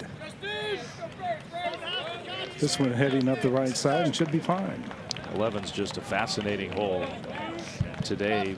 Almost identical hole location to round 1. We had a lot of theatrics, birdies, double bogeys. Out to 13. And the short par 4, 292 yards.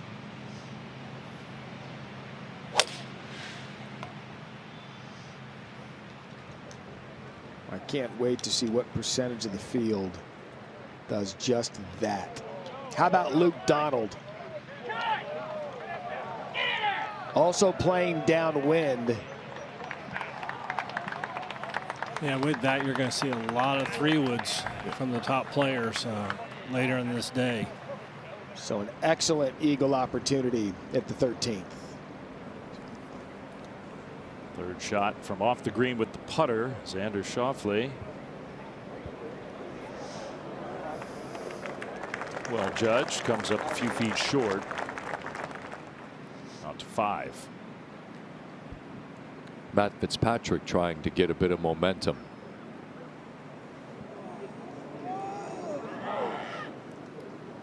Just misses left.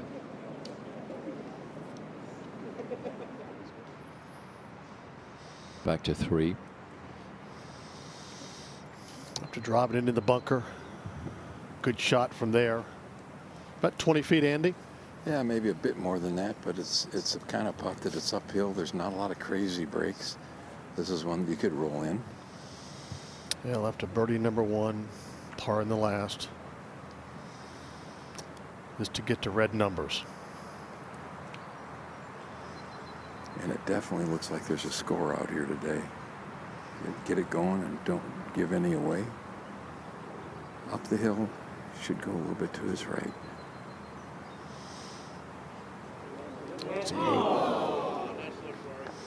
Whoa.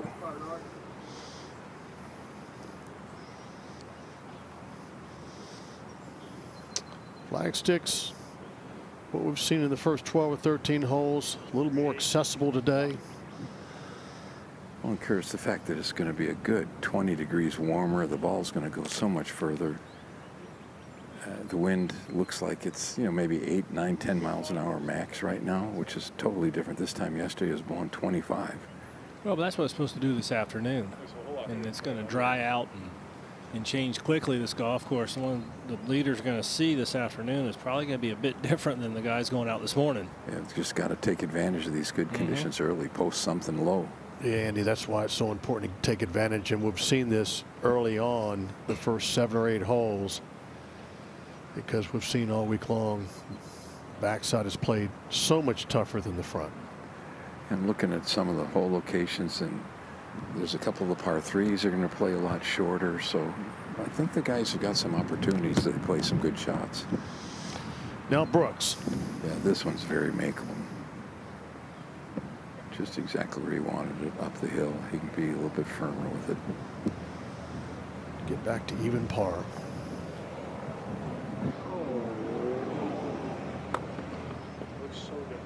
Wasn't a very good putt. Spot it. But he struggled with that all week long and all year long.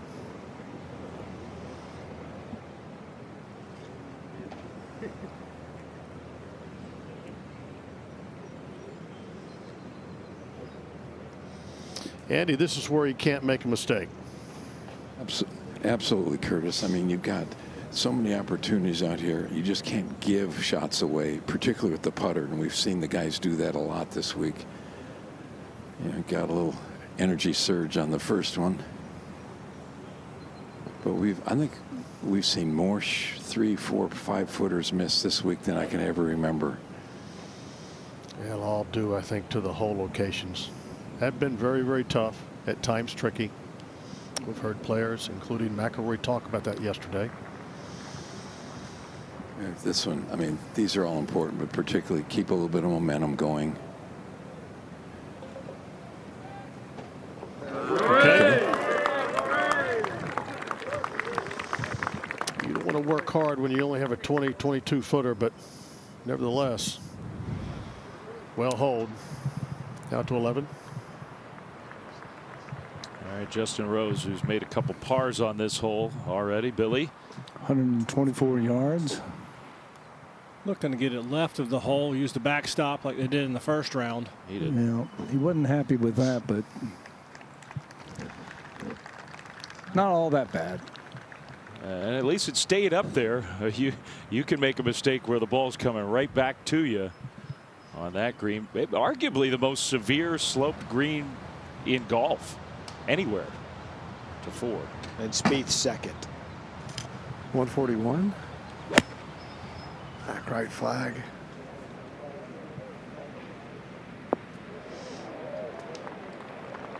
That's not a great wedge shot either. Yeah, some early rust for Spieth on a day where he was trying to make a run. Jon Rahm, capable at any time as a 2-time major champion of going low. Will he threaten the leaders? Find out 12:50 p.m. Eastern. Moving day at the PGA.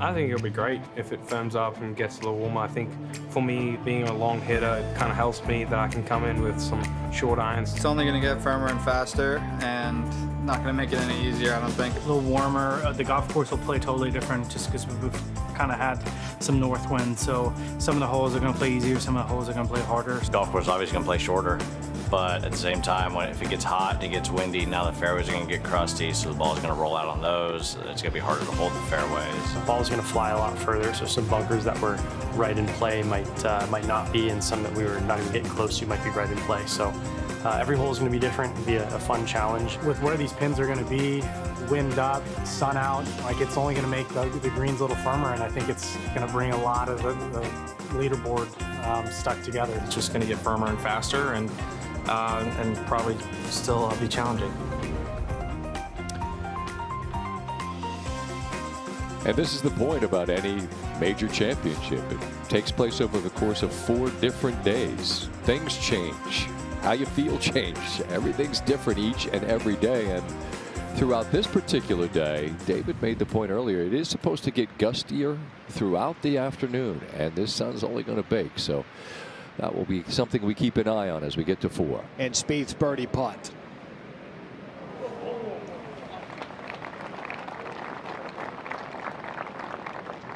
So a bit of early frustration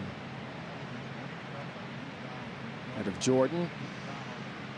So Michael Kim at the drivable par 4 13 being waved up by the Luke Donald group. We should point out a correction on Luke Donald's shot. We'll give Kim his due on his brilliant tee shot, as this is going to get pretty close to the hole. He'll have a eagle putt to kind of dust off what's been going on the past couple of holes, which continues to get better. However, Luke Donald, what you saw was his 3rd shot, hit it OB, had to peg up his 2nd, hit his 3rd. He ended up making bogey on the 13th. Wanted to make a correction there. All right, now Justin Rose at 11 for birdie. It's got a whole lot of left in it. He's got a whole lot left, too. Billy, we saw that on Thursday where the hole was in a very similar spot. Players were having a real hard time judging speed. Koepka 2nd at the 4th. Yeah, those from 148, back right hole location, right at it, but it's going to come back down that slope. But a good shot. These guys are going to have to start holing some of these longer putts if they're going to want to make their move today.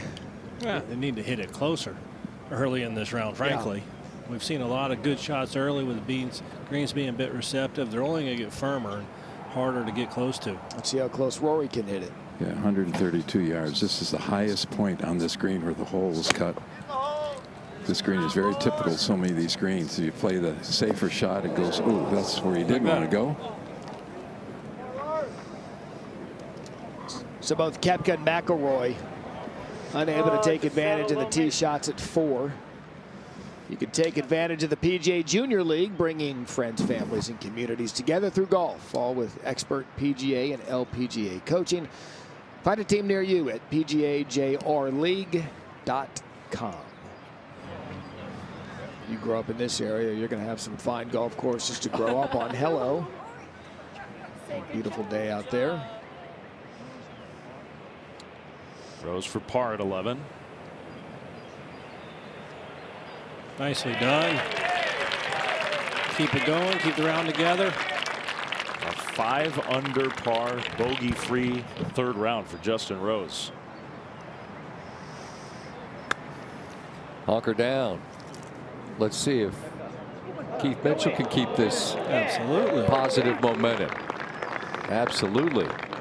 It's a beautiful shot there. His 3rd to the par 5 night. That'll potentially be 3 in a row. All right, so this is Donald's par putt at the 13th. So that's the bogey after hitting his first tee shot out of bounds. Had to take the penalty, drop the 2nd, hit the 3rd. So he'll drop 1 at the 13th. Alex Smalley, your leader, Maverick McNeely, they go off at 2:40 p.m. McNeely one of the great stories of this tournament. For more on him, we go to Jeff Darlington. Well, Matt, here's a fun fact for you. It's actually the 40-year anniversary today of the release of Top Gun. So, of course, we have a guy named Maverick at the top of the leaderboard. This is a player, though, that recognizes if he's going to get around this course after those tough conditions, he knows that he's got to do it with his putter. That, in his mind, is his secret weapon. Obviously, it would be nice to have a couple more shot cushion going into the weekend, but it was a long day out there. Afternoon, it was probably almost 6-hour long round. The wind was really challenging. I think that's the most difficult thing of this golf course, that and the fact that every hole location seems like it's on a crown. The putt stopped going in, the chip shots around the green didn't come off how I wanted them to, didn't hit a ton of fairways at the end there. I just wasn't my cleanest golf, but you're never going to be perfect, and managed to get myself in a good position going into the weekend. Felt like I played 4.5 really good hours of golf and didn't hit it exactly how I wanted coming in, but you have stretches. You have good stretches and bad stretches, and it's all about weathering the storm when things aren't going your way. I know we see a lot of big names squished together there on the leaderboard, but at the top of the leaderboard, you see names like McNeely. You see guys that maybe you're not as familiar with. Those guys even admitting at times that they're surprised to see themselves there. McNeely, one of them. He says that he's not necessarily comfortable with being at the top, but he knows that he has to put his best foot forward and make sure that he gets those putts rolling. Jeff, thank you. This is McIlroy now off the green at 4. Yeah, this is very doable. Good lie, fairly flat. He'll have that dicey little length, a 3-4 footer to save par. David, as you mentioned, too, a lot of work going on out there early on for some of these guys on a course that you can score on early now to 5. Spieth trying to make something. This would be a long distance. Yeah, another poor short iron. Really good pace, though. Really good putt, but not getting the looks he wants early on. Back to 4. And Koepka for birdie.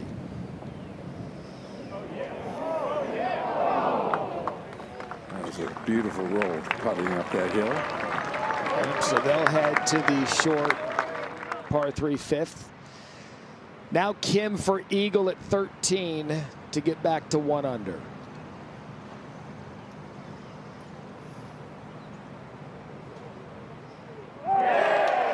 Steady the ship, Michael Kim, who continues to be the most entertaining guy on the golf course. He went double, then bogey to start the back 9, made par at 12, back in the red after the eagle. You just get the feeling it's going to be one of those days.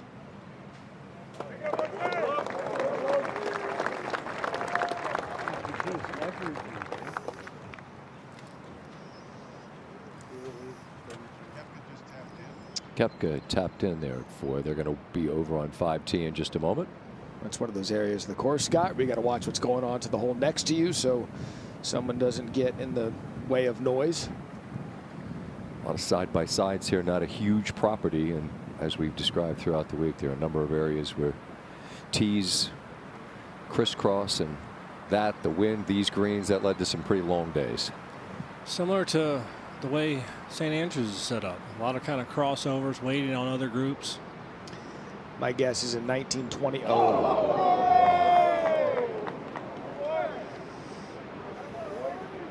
Andy, a lapse there from McIlroy.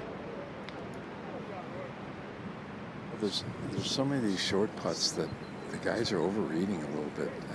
I think the greens have got so much break in that you get a putt that's a right edge or a inside edge kind of putt that you're maybe reading more into them. Disappointing with a sand wedge from the middle of the fairway. Well, that's exactly the point. Wedge in hand, and you're having to chip for your third when you're looking to have it no more than 12 or 15 feet. So back to where he started. +1, 5 shots off Smalley and McNeely. Birdie at 1 with that pep has certainly gone away for now. Scott, there's a look at the proximity we were just talking about a second ago. Side by each. Shortest of the par 3s is where they'll come, but that we've talked about it. I can't recall seeing guys grind so hard over these short putts, and You understand why. I used to see Rory let one get away there to 2. Ben Griffin, wedge in hand from the fairway at 2. Spin it right back or stop it right there. Great shot from Griffin. In perfect position to take advantage of that hole. Now up ahead to 12. And the second shot for Justin Rose. Can he continue this run? Move up the leaderboard. But there you see the flag stick. Today at 12 is 26, 5 from the right, but more importantly, the green slopes away. Sorry, Billy, go. No, I was going to say, trying to figure out what the wind is doing. And plus, he's looking over at 16 now, so they're hitting over there. But up the hill, I think it's inside 170 yards. But I think you have to probably add 5 yards of wind into the shot, Curtis. Yeah, Billy, I think the proper play is come up the left side of the bunker, just a little bit left of the bunker, let it skip out to the right. Going right at it would be a very, very aggressive play.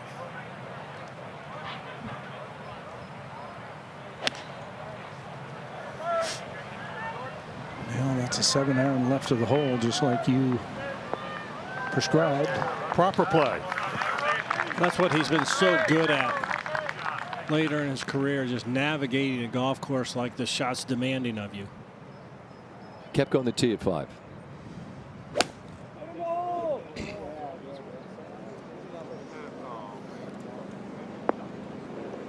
It's just 6 on. That was right over the top of it. Well, I think you have a situation on the 5th there that the players are stuck between 9 and wedge, and you can't air short, and you're going to see a lot of putts from 30 feet behind that hole. Ben Griffin pours in the birdie putt to get back to even.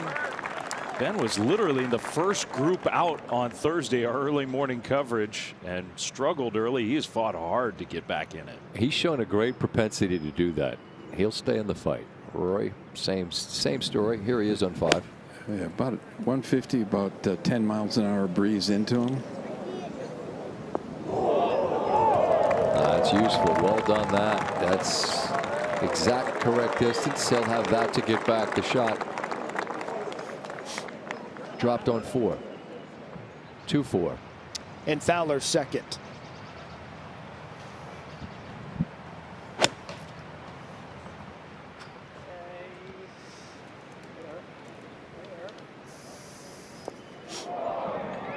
It's an aggressive shot at a Fowler. He's got to hold the back of the green. Just off of the fringe. So featured groups are out as we count down to some of the leaders on a perfect Saturday to play major championship golf just outside Philadelphia in the 3rd round of the 108th PGA Championship.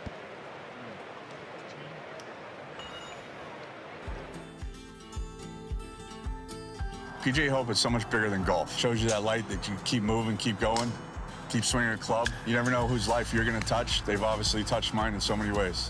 Well, I can't help but think what it means to them, what it means to me. I know what it means to me to be their pro. So we've already won, man. It's been life-changing, especially as I was losing my vision. It's given me life back where I didn't think there was hope, and the PGA provided that. There's a bond there. There's a culture there. As a veteran, I am honored to be in their presence. You don't realize how much you'll miss the camaraderie. You find a program like Hope, it brings you back together with a lot of people that you have a lot in common with that the outside world might not recognize. It's just really special.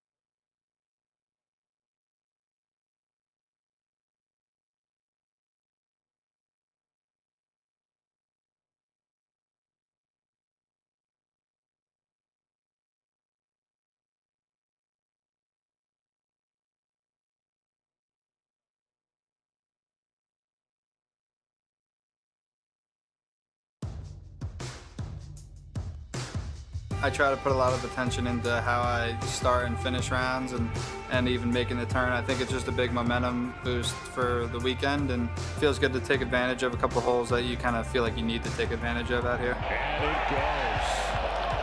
What a birdie for Chris Gotterup, who is shooting up that leaderboard. I'm sure the PGA is not going to, change the setup after the first 2 days and make it easier. So I'm expecting a challenge the rest of the way.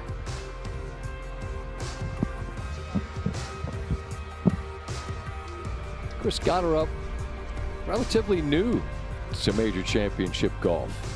This is his 6th appearance in a major, and you see his meteoric rise in the game from right around 200 to now up into the top 10. And he's a storyline after the 65 on Friday. Justin Rose looking to equal, perhaps better that with his round. Fields 10 under at the moment on the day. There's some conversation about that bottom part of that graphic as Curtis and David were just talking about the winds and whipping, and might they dry this golf course out. Here's Brooks on 5. Straight downhill, just judge the speed properly. He's still looking to make one. The speed's good. Not quite. To 12. Now Rose for another birdie. Yeah, pretty level. And that. Must have thought it was uphill a little bit. Yeah, I'm a little Curtis. excited with that one. Now Rory for birdie. Quick one, just dribble it down the hill. There you go. Just like that. And McIlroy. He's done this a bunch this week. Bounced back immediately. Did have that really rough stretch to finish on Thursday, but gets it right back to 4. And Fowler. Can he get to even par? Another aggressive putt from off the green.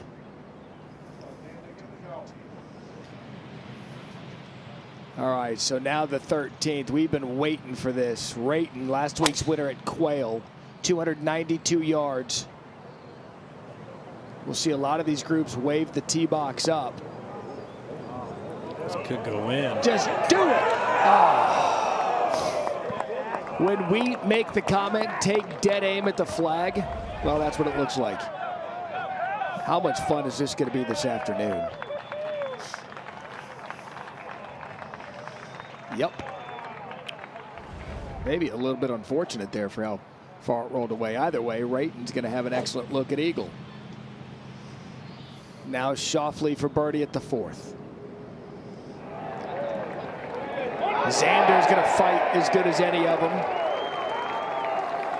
Only 4 behind as well, and we know how tough he is in these stern tests. Just feel like that line is to get some of these players back to even, to know they can start their climb back up the leaderboard. Xander of major championship pedigree broke through at Valhalla at the PGA in 2024.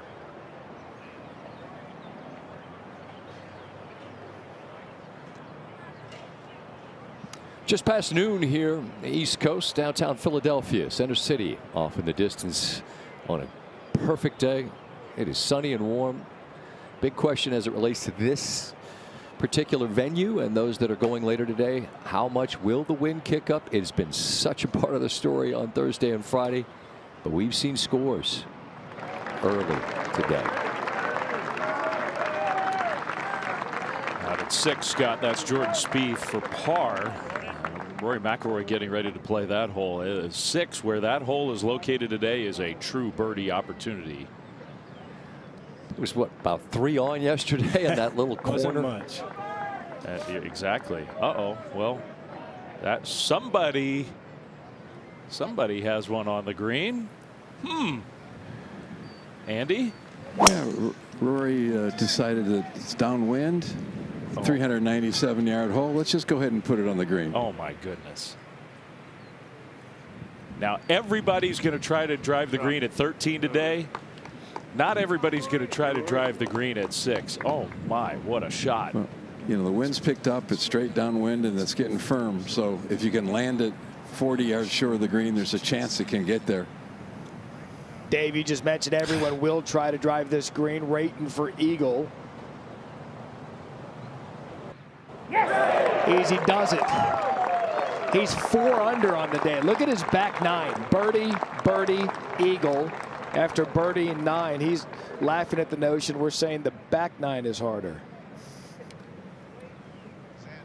These guys delivering the hammer. And this is a short little hole. And Xander, see if we get a little help. I was waiting for hammer thrown on that Rayton drive, Matty. We'll save one for Sunday. Understood.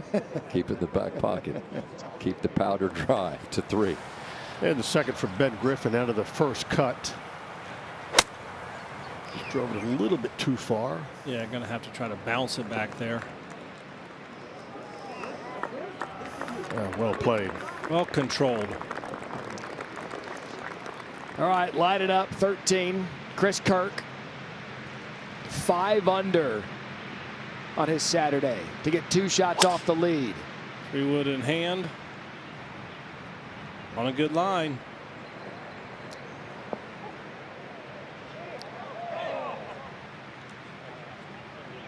You just know word's going to get out. And downwind, this is going to be fun to watch the 13th with some of the world's best taking dead end. 40 to the front, if that helps you. Does this count as a layup, Andy, for Brooks Koepka? Yeah, he definitely did. He's got a lot of green to work with. He's walked up to the green. He knows exactly where he wants to carry this. Probably about halfway on the green. Let it skid and roll up the hill. He only drove it 322 yards to get to there.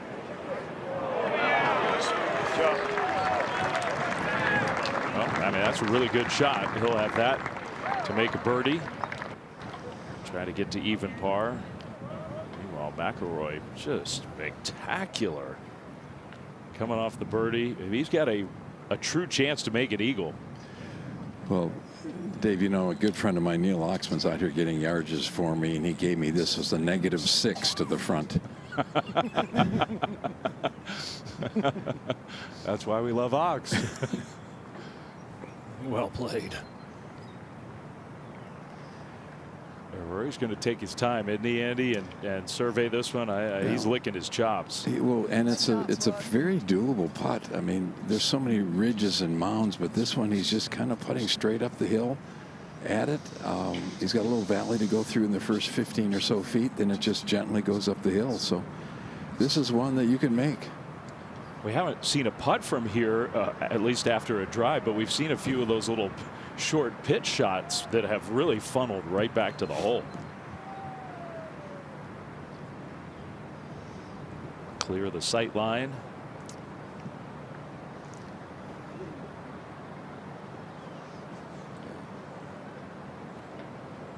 That's just the difference. The wind changing directions a little bit. It's getting quite a bit warmer. We're going to see some big ones out here from these guys today. Now just get the right speed going up the hill, and maybe it'll fall and should go a little left to right the last 6 or 8 feet. McIlroy for eagle.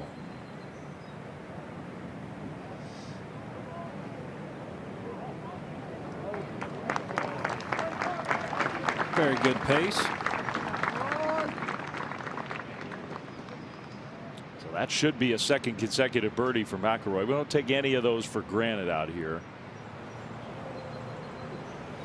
All right, now Kirk from off the green at 13 for his second.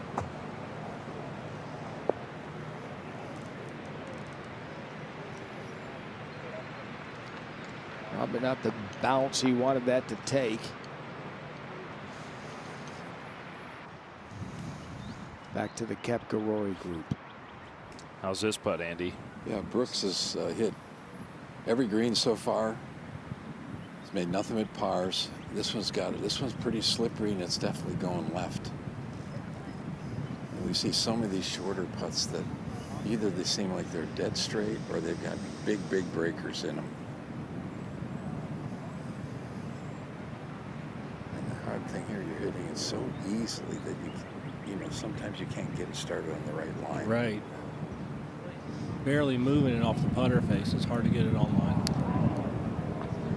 The story of Koepka's week and maybe his year. Hitting the ball great.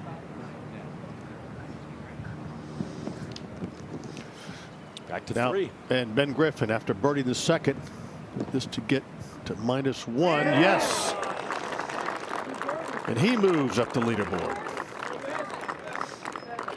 Good start with a 29-year-old. 13. Can Kirk continue his brilliant round? 6 under for the day. Now 3 under for the tournament, just a shot off the lead. Koepka makes his par putt, so that clears the way now for McIlroy inside 4 feet for a birdie on a par 4, the 6th. But before McIlroy, let's go back to 5. Xander. Gonna have to pay a little bit of attention coming down this ridge.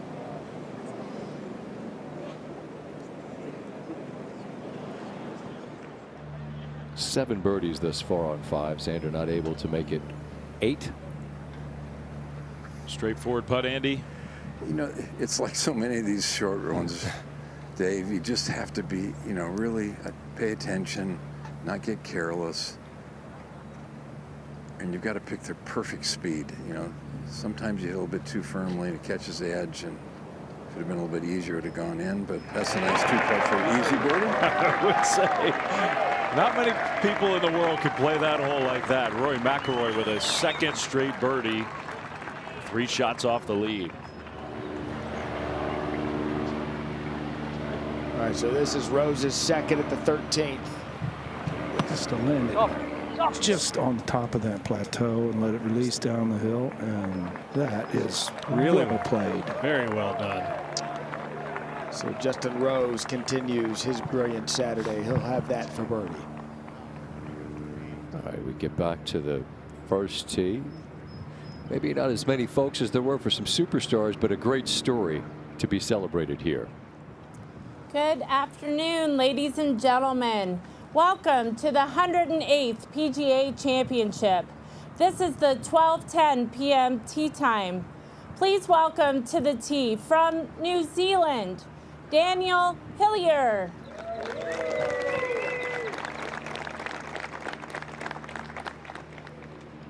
So, Daniel Hillier in his first PGA Championship, his 6th major.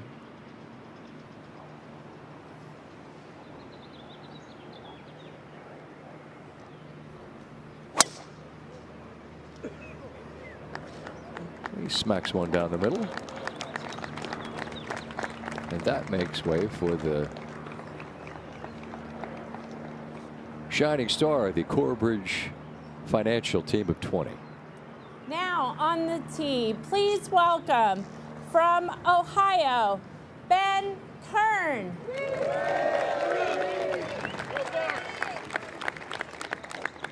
Ben Kern, the only club professional to make the weekend. Hickory Hills Golf Club in Grove City, Ohio. I bet the folks got out there, got their morning rounds done so they can gather around.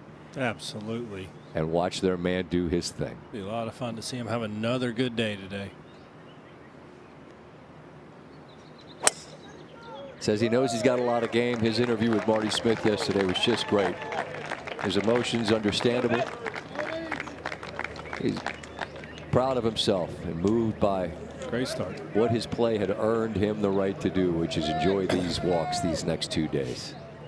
That's awesome stuff, man. Got to hit it right down the fairway on the first hole on Saturday. Well, you look at the names that you're ahead of on the leaderboard, man. And one of them was Justin Rose, Scott. Before today. And he keeps climbing the leaderboard. That was a touchy little putt there, man. Yeah, Billy found the bunker off the tee. Just goes to show what happens when you make the cut on the number. Now Rory at 7. Wind a little bit from left to right. He's got to start on the right, turn in. This one is going to get in the fairway. It's going to go way down by the green. Drive this one. Yeah, will it stay in the fairway though? Slopes from right to left severely at that point. Maybe, maybe not. We'll have to wait and see. Well, there's a lot of fireworks from start to right here today. Will it continue? We talk about the win, but they're not thinking about the win. They're thinking about making birdies. Everybody else is in front of them. Can I keep pace at the 108th PGA Championship?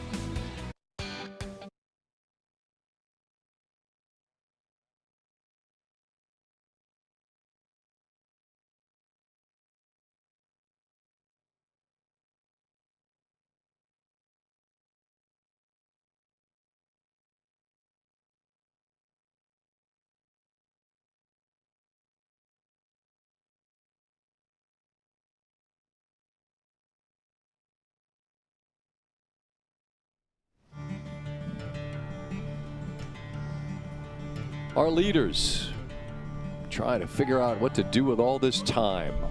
The good news is you in the last group.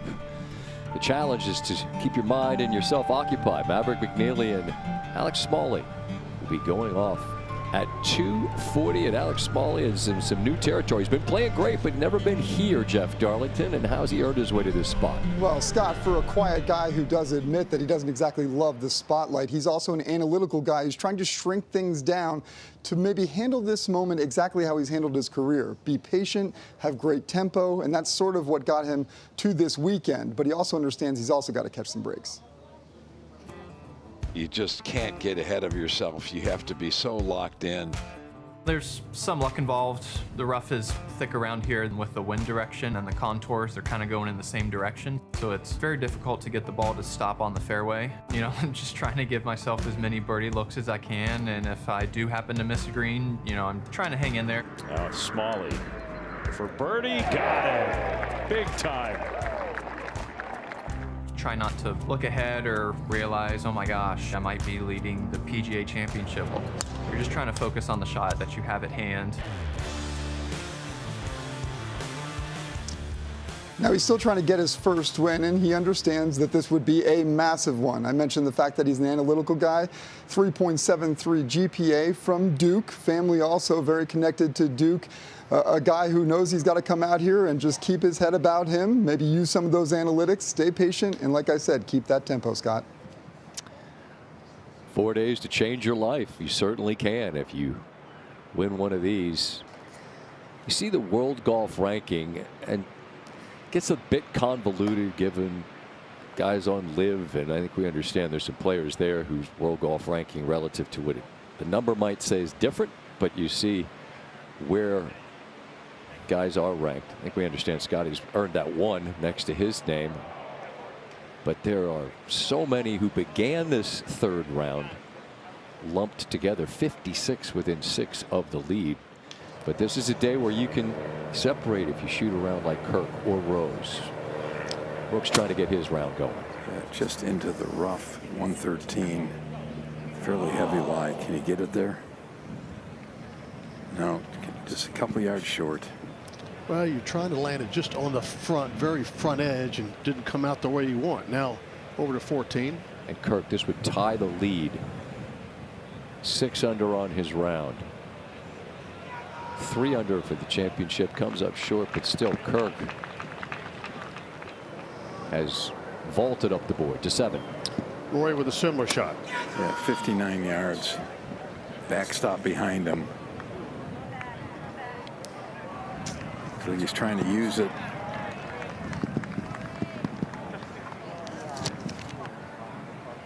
Just another example how important it is to put it in the fairway here this week, even on the short holes. To 6. Here's Xander Schauffele for a birdie. Did not drive the green, but same result as Rory McIlroy. Makes a 3, and he's to 1 under par. Only 3 off now. A lot of the world's best are climbing up the leaderboard. Here's Bud Cauley for birdie at the 4th.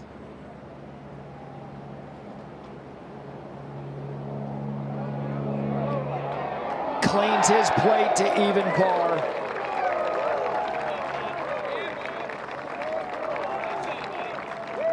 You feel like if you can get back to even, you can start to make your move. And 9. Looking for eagle at 9. First of the day. There's Sam Stevens.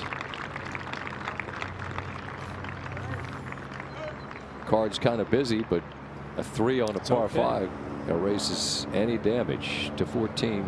And Rose here, that deep bunker.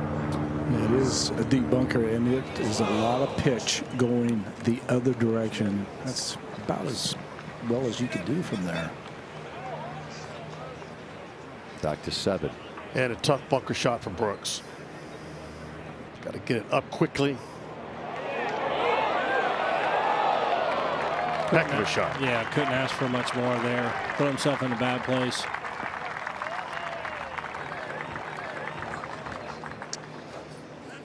And now the par 3-8. I do not disagree with that. Just on DJ's line. Yeah. But if it's hurting, it's how the front is, but it's 80. It's not showing that right now. Right now it's that flag down there. These flags are coming straight off the left.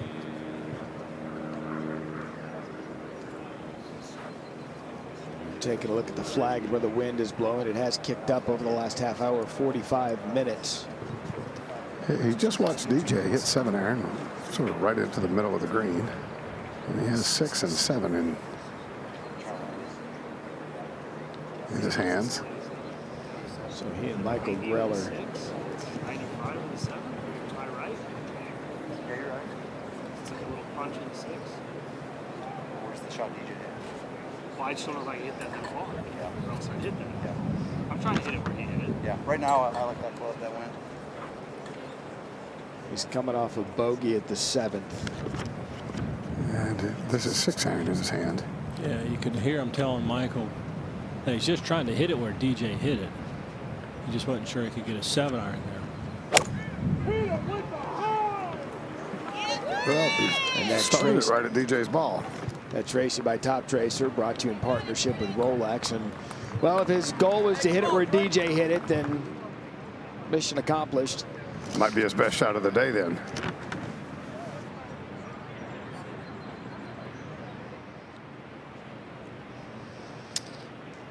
Now Rory back over at 7, downhill, very quick around the hole.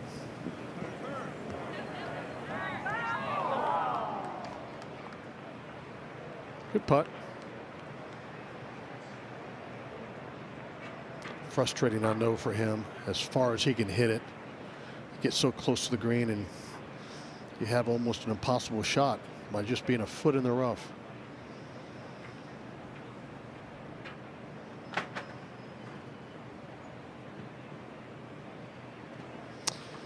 But that's the way he plays, explosive. When he gets on a roll, he can pass a lot of people very quickly. To 14. Rose for par. Trying to continue to move right. Oh.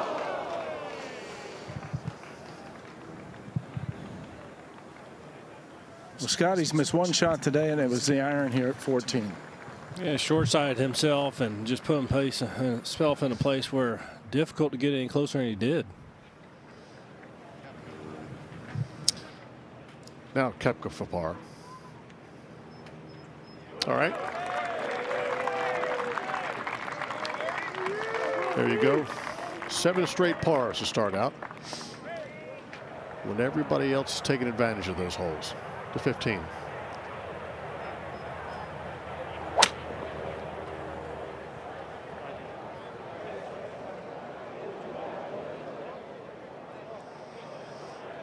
At the hottest round of the course, Kirk here on the long par 4 15th. That's some kind of shot there out of the rough. It's been 60 years since the PGA Championship has been down in the Dallas-Fort Worth area. We'll be back there next year at the home of the PGA of America in Frisco. You can register for tickets at pgachampionship.com/register.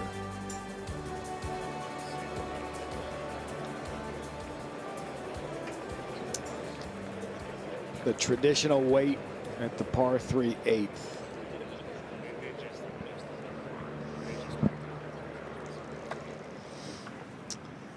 Meanwhile, on the green, Spieth and DJ will survey what they have. Might be worth pointing out, Matt, as we look at the setup today on Saturday, all 4 of the par 3s today are playing up. All 4 of them shorter than the scorecard yardage. So it's not just 13 that got moved up. And with the move up in yardage, they kind of nullified that with the pin location.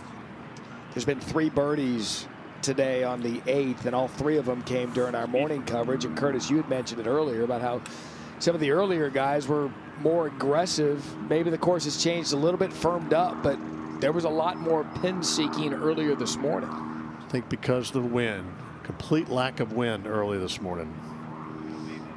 There's Spieth. Just can't. He can't get the lid off. No. He absolutely can't, David. It's almost comical now.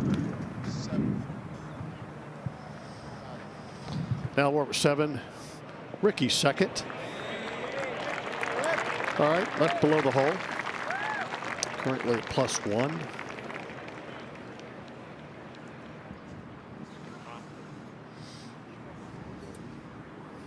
Looking at that leaderboard, you wonder what Smalley and McNeely are feeling. First time in this position. I know what they're feeling like.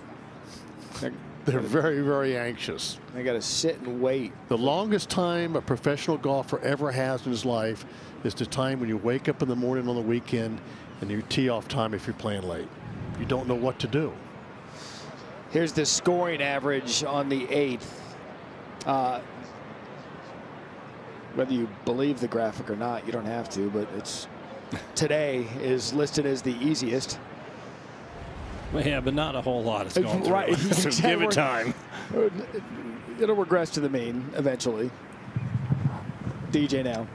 It's a really hard hole location to get anywhere near the hole because the wind's blowing so hard from left to right.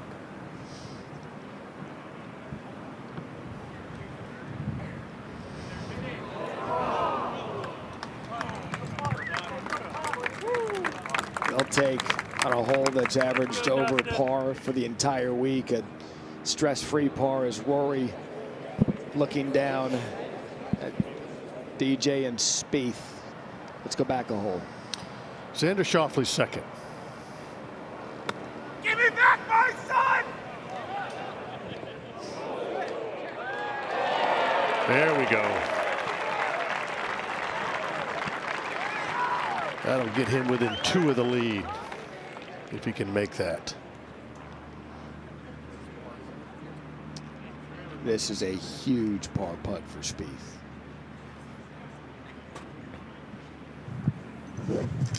I think it would be the longest putt he's made today. Maybe the longest putt he made yesterday. He's got 5 feet. There you go. Add to his total. 2 over to start his Saturday, distancing himself from the top of the leaderboard. So they've waited, Andy, and now Rory and Brooks ready to go. Yeah, this is going to be an interesting shot. The wind has definitely picked up. It's into the players, but mostly left to right to this front left hole location on an area that's about the size of a nice billiard table where it's flat. Your ideal shot is to the right of the hole toward the middle of the green, but then you've got that putt that Jordan has. That the odds of making birdie are really slim. But that might just accept a 3 here and move on. You could stand here all day long and not get one ball over in that flat little area around the hole. It was such a small spot. You could land it to Andy earlier when it was a bit softer with less breeze, and now that window has disappeared. Miss the green! He's got to start the right, drawing it up against the wind, right at it. Oh, that was one bounce away from being spectacular.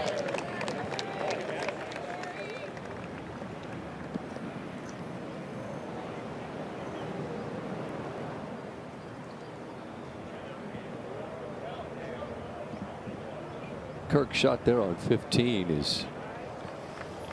He was just trying to chop on the back of the ball to get it out of that grass. Gonna leave him a lot of work. Now Koepka's turn at the 8th, and you see those flags now, Andy. It's a good indication of what it's playing like now. Well, and the players that can get it the closest here, a guy like Rory or Brooks that can hook it back up into this breeze, have it come down really softly, and Brooks is trying to play the same shot, really aggressive, right at it. And it's going to just not going to stop. No. It's going to go over the green probably, isn't it? It did. It's over. 5 steps. And therein lies what Rory did. He tried to play it a bit shorter to bounce it on, and Brooks, for all intents and purposes, drove it hole high and it rolled off.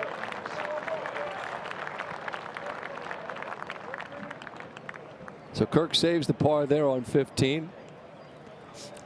Curtis evidently has stopped doing 15. That's fine. To 7. It's too hard of a hole for Curtis. They're all too hard. I'm still here. 3-shot hole for sure. It's been a long week, okay? I'm still here. I'm just waiting for the big guys to show up on the golf course, okay? We'll be back in a moment here at the PGA Championship.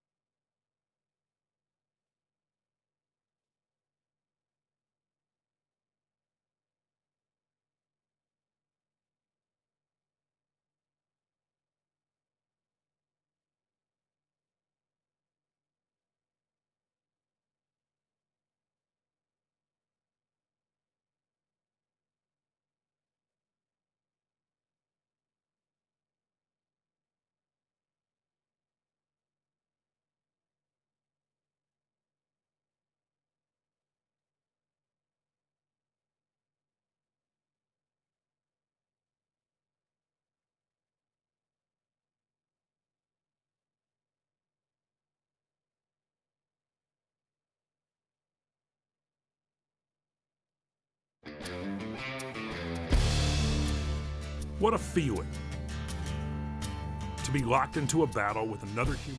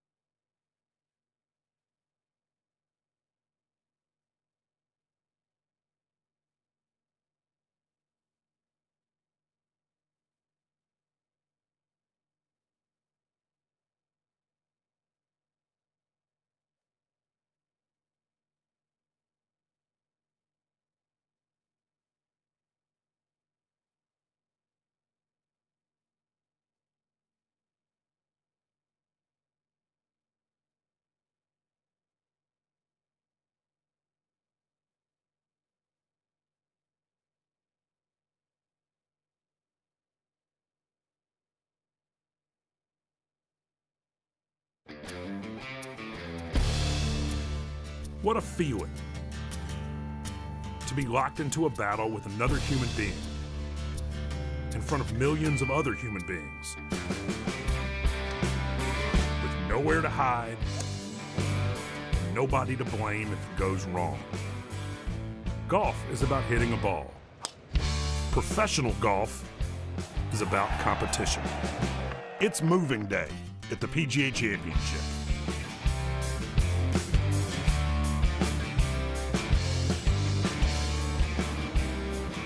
Jon Rahm certainly capable of making a move. We have a round of 6 under out there, 5 under, 4 under, and a couple of those are from major champions, Rose and Harmon. Jon Rahm halfway to the slam, needs this one and the claret jug to round it out. And David, wouldn't shock anyone if he were to join the party. No, and how this day seems to be unfolding, the golf course is going to get more difficult as it progresses. And he is a tough player with plenty of power, plenty of precision. Well, that was Koepka's birdie attempt just off the green after hitting a pretty accurate tee shot to watch it roll back. That's a second at 15 for Justin Rose. 251, Curtis, and they're hitting lumber in there today now. That's a 7-wood, and Yep. it was tagged. Wind direction change, and now that hole is becoming very difficult. Speaking of difficult, McIlroy at the 8th. He's got to carry this about 3 feet and just let it trickle down. Well played. And that was just what he's trying to do. I would imagine by day's end, the 8th will find itself in the top 4 hardest holes on the course, if not top 3. It was number 1 on Thursday when it played its longest, as Xander and his group have made their way to the tee box. And Andy, what does Brooks have? Well, he's lucky the ball didn't come back at him. It stopped right on the top of this highest point over here. Now he's going back downhill to the hole from about 10 feet. Can you finally match up the speed and the line? There you go. Sees one drop. Stays even. 8 straight pars for Brooks, headed to the par 5 9th.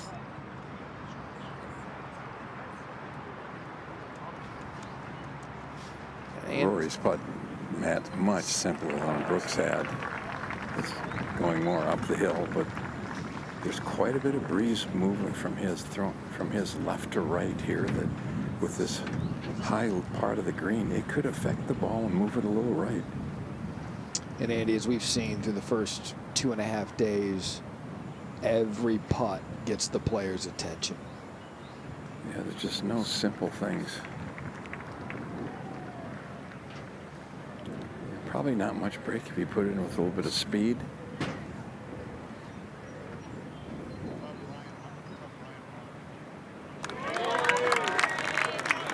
Nicely done. McIlroy makes part 8, heads to the par 5 9th at 1 under.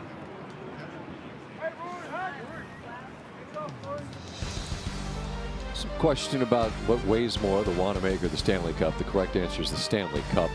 We're not quite time to hand that out, but the time tonight at 8 o'clock is to be in front of your television and check out the Sabres and the Canadiens. Montreal has a 3-2 series lead to 15. Brian Harmon's third over at the big par 4 today, playing 551 yards. That is officially the longest par 4 in championship history. And this is Xander's tee shot at the 8th. Left it out to the right.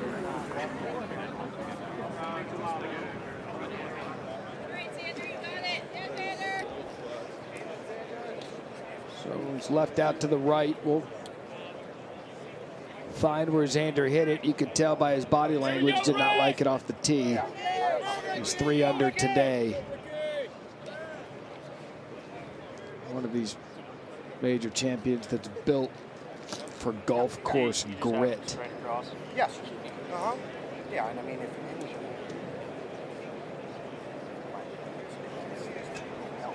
So then that'd be 75 and 80. Trying to pitch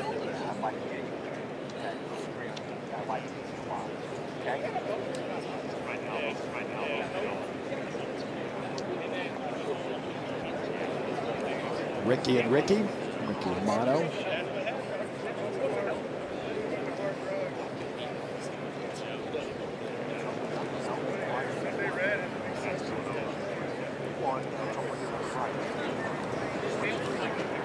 David, the utmost attention to club selection and direction on this tee shot. Well, you know, these guys are coming from an elevated tee. Wind is whipping from the left. Pins tucked left. The greens are getting less receptive by the minute. Trying to figure out how to get it 30 feet right of the hole.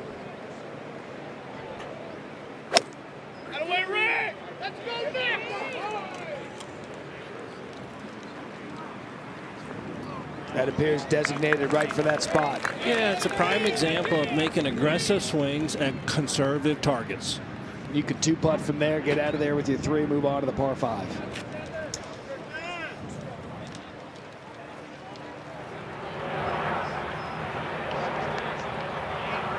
Love that description. Aggressive swing at a conservative target. Let's see if Harrington here, who's 3 under on the day, can get close on 16, and that with an iron on the par 5 puts him right in there with a chance to get 2 if he makes that putt. Get to 5 under on the day and 200th in the championship. Yeah, Rose just hit 7-wood into the 15th, the par 4, and Harrington just hit an 8-iron into the 16th, the par 5. All right, Rory on the tee. Yeah, bunkers down the right, 342, and he can get there today. Breeze from the right and helping. He can turn his draw on this, and he can hit it. He might hit it 15, 20 yards past these bunkers if he can get in the fairway. Yeah, I was going to say he might be able to carry those bunkers. All right, we'll get back to Rory to 15. In his long birdie attempt. Couldn't have a slower putt on the 15th green than what he had there, Curtis. You know, the whole way up the hill. This a And very into the subtle wind. green. I'm sorry, Billy. Really subtle green, but a lot of tilt from back to front. Exactly. Straight up the hill the whole way. McIlroy. Hang on to something. Yes. You don't want to get sucked right out of your chair, Scott.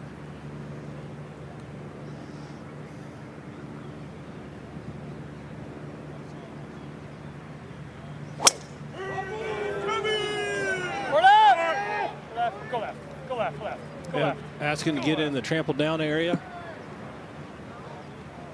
There you go. Sprint to the ball. Sprint to the ball. Run to the ball. Stand in a tiny little circle around the ball. There you go. There you go. All right, there you go. Tighten up, right? Tighten up. Well, he knows where it is. Then they're offended when they ask him to move. That's kind of my point. So. All right, Brooks, plenty of power as well. Yeah, he can get it to these bunkers at 340.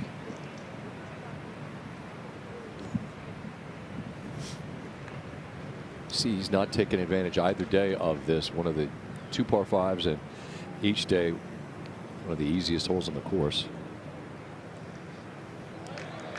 Guys, he's really swinging pretty darn well and hitting a lot of good shots. If he could get the putter working a little bit, Been he'd saying be that. dangerous the rest of the year. Been saying that first 2 rounds. Saying it for a lot of his year. This looks quite good.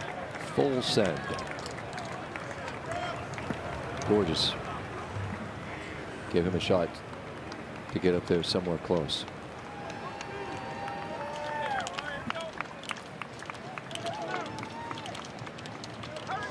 To 15. Now Brian Harmon for par. Curtis, he was in that front left bunker, took a pitching wedge to play the bunker shot. That is a heck of a four. Well, it was such a long shot, you'd have to take a less lofted club just to fly it that far. Exactly. Harrington for eagle.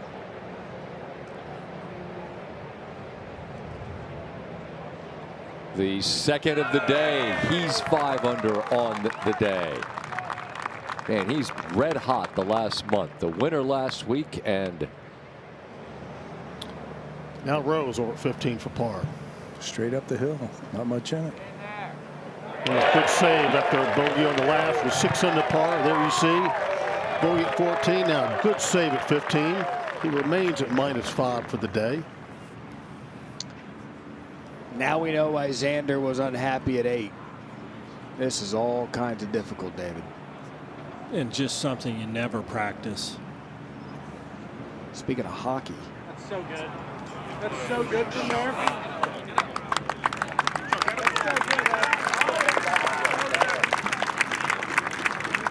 Has momentum, 3 under for the round, 2 under for the championship.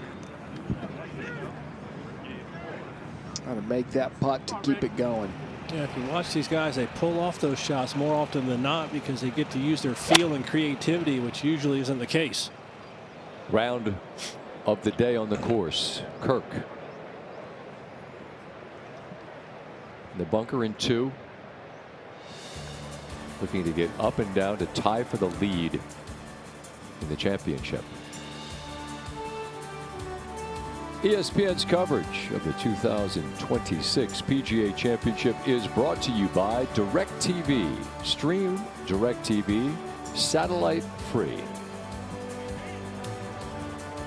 We're back with our final 15 minutes of coverage on this spectacular Saturday here at suburban Philadelphia. Stay with us.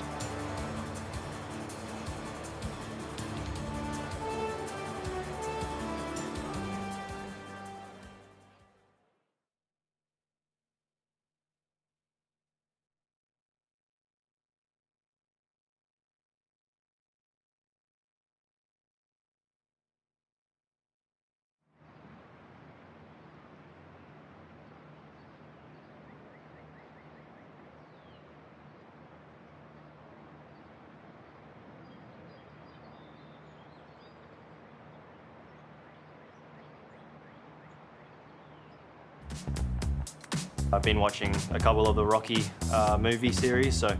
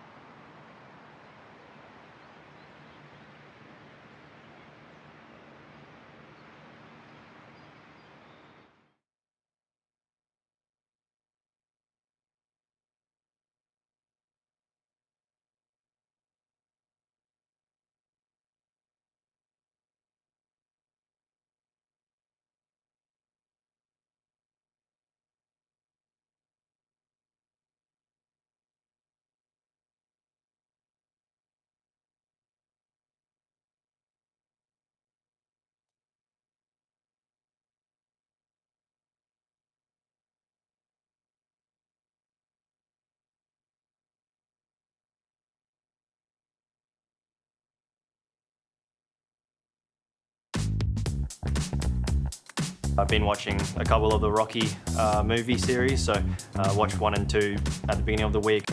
I haven't really watched the full Rocky, movies from 1 to, I don't know what it is, 6, 7, and I just thought, why not? It's motivating. Yeah, there's a good story to it.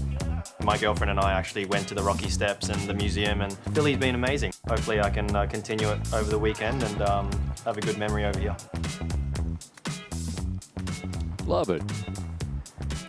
Min Woo. His first career win came at Houston. What a scene in Houston this year as Min Woo and that final group was cheering Gary Woodland on the way.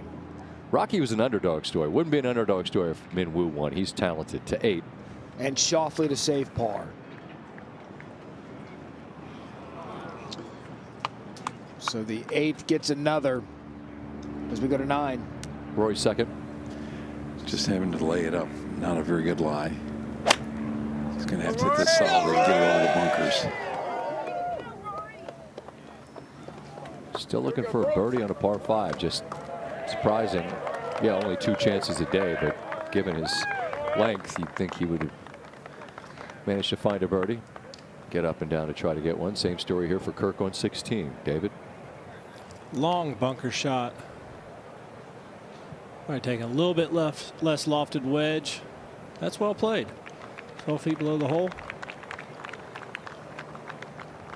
6 under would be the round of the championship. Goddard shot 65 yesterday. Now Brooks is second. 246 up the hill, downwind. Just get it on the surface someplace. Hold in there. Not quite. He's right there on the sort of seam of the two collars. A little touchy. Brooks try to get birdie there to the tee on 16. This the other par 5, and Rose 5 under on the round.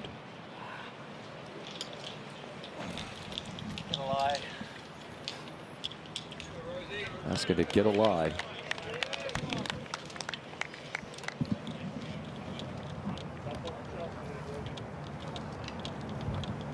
So Kirk, Rose, Harrington, all examples of the kinds of scores that are possible today.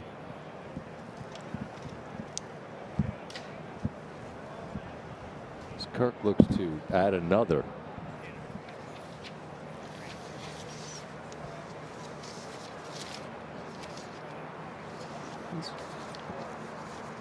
One of so many Georgia Bulldogs out here looking for something similar to what he did in Southern Hills back in 22 when he finished tied for 5th. A birdie here and he'd be tied for the lead on this Saturday afternoon.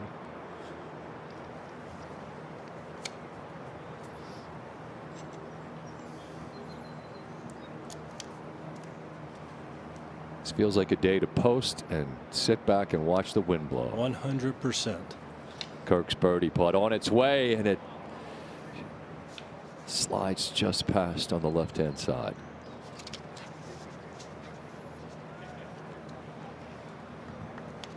So the last great opportunity for birdie. Not cashed in, but still, what a round he's got going as Scotty Scheffler gets ready to play his 3rd round, 1:40 Eastern time. And now on the tee, 2-time major champion Jon Rahm.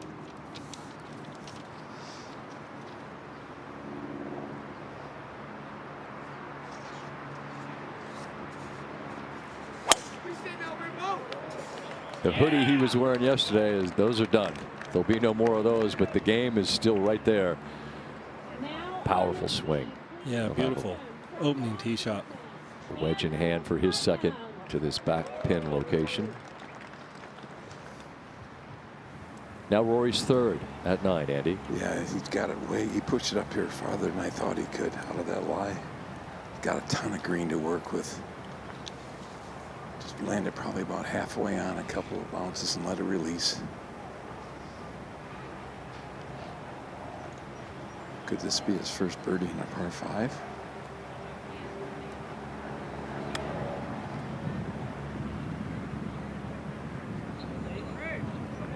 That was well done. I'd say yes is the answer to that question. Think he can handle that one. That'll move him to within 2 of the lead. Was 4 over after his opening 18. Sorted out the issue, said he felt like he found something on the range that late Thursday afternoon.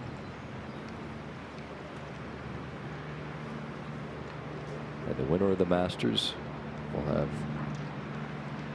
a very short putt to get to within 2 of the lead here. Rose was asking for a lie off the tee. Clearly didn't get it. This is a layup. Yeah. May advance it 100 yards, Scott. Stay in the fairway. Settle. It's going to be a hard fairway to hit today.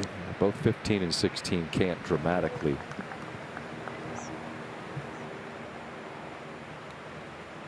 To 17. All right, our first chance to catch a quick glimpse of this dramatic par 3 17th. This is Rayton, who's got such a good round going for birdie. Maybe I should amend that. First chance to see it without Ken Brown's props all over the green. It was a great hole. Second to last hole at Aronimink to 9. All right, here we see the challenge from Koepka. It's just dumping on the green. It should roll right down there. Just cut the feet out like that. Knock it in. Look at this. Brooks Koepka. We have seen some dramatic eagles here on 9. Justin Rose made one just to make the cut. Michael Kim as well. They both capitalized. Now Brooks makes eagle. Here's Morikawa on 6. Indeed, that's been one of the themes. That 9th hole. Morikawa rolls in the birdie putt at 6. Maybe he can get it going after a slow start. Now Rory.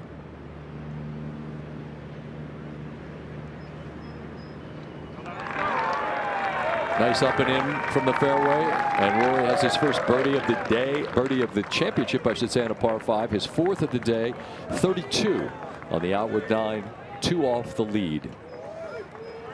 Halfway through his 3rd round here at Aronimink. Yeah, what a comeback after his highest opening round on Thursday in the PGA Championship. Kind of got things squared away with a long range session Thursday afternoon. Played impeccably yesterday and is looking sharp today. Softball regionals. Andy North will be sprinting to a TV to watch Wisconsin as they take on Texas next year on ESPN after we step aside in just a minute as Scotty gets ready to go here. Dave Fleming, Matt Berry, Curtis Strange, great to be with them this morning. And David Duvall, you as well. In terms of what you've seen that you think translates through the remainder of the afternoon, what would that be? Well, I think a lot of us expected the golf course to be a little more gettable today, and it most certainly looked that way through the first quarter of the tee times. We saw a lot of good scores going out on that opening 9. As this wind has picked up, golf balls aren't getting as close to the hole. It's toughening up. You know, it's hard to speculate where the lead might lay at the end of the day, but where they're teeing off right now, the way the golf course is looking, might be where the lead is existing after the 3rd round. And that's the rub in these major championships. We've seen it. For those that have frame of reference that go back away, you think about Pebble years ago and the wind starts blowing, you just never know. But this golf course will be different if the wind howls this afternoon. It really is. And I think the PGA of America and Kerry Haig want a golf course that could have a moving day, as we like to call it. The wind might be preventing that from happening as the day progresses.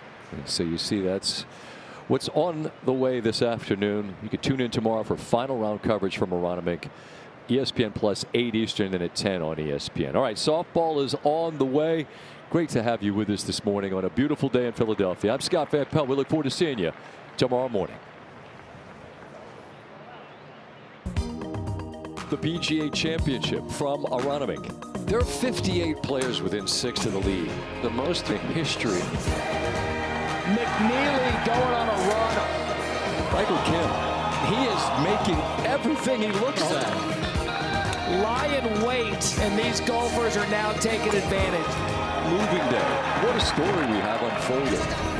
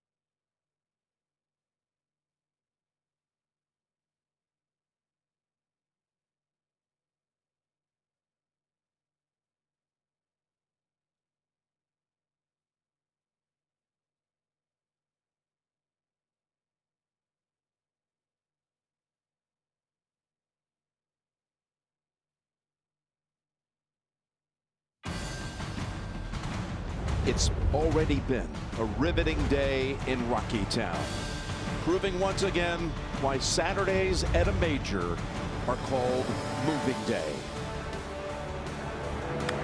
Rory McIlroy just moments ago at the par 5 ninth. Already 200 par on his round to this point and within 3 of the lead. Masters champion with a birdie putt coming up. Playing with Brooks Koepka, the 3-time PGA champion. This an eagle chip. And Koepka with that hole out into red figures. 3 back. And now Rory for the birdie. The Masters champion making a move. Just 2 behind. Early stages of Saturday's 3rd round. What a leaderboard it is. Jam-packed. Smalley and McNeely lead it. They're about 90 minutes out from their tee time, but it's a leaderboard where you're seeing a lot of red today and a collection of heavyweights and underdogs alike.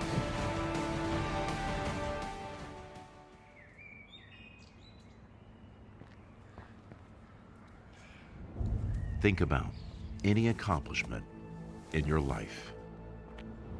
Where did it begin? How many times did you question the journey and wonder if the reward would be worth it? Certain places bring out the fighter in you, and few places love a fighter quite like this one. Philadelphia, a prove-it city, where competition isn't just you versus your opponents. It's you against you. For over a century, the PGA Championship has rewarded hard work and immortalized excellence. Scheffler wins in a runaway. A battle of heavyweights. One of the greatest. Showcasing the best against the best. Look at him, he's quick too. A major championship bout where grit, resilience, and that won the PGA Championship lore. And determination are required to win. Underdogs. Y-E. Now listen, the applause won't stop. Favorites. Oh my goodness. Former champions. All sprinting towards a finish. Oh, he's running after him. He ran after him. He got there before the ball did. Racing towards history. And chasing a legacy that will live forever. So for these players, now is their moment. Now is what matters. Now it's time to prove it.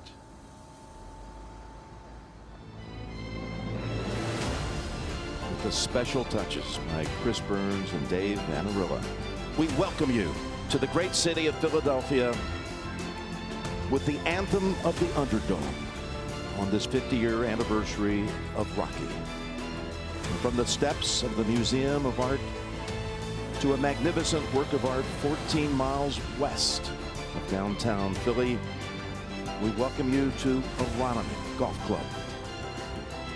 We're come tomorrow night about 7 o'clock local time. Someone will climb the steps into history, find themselves as a major champion.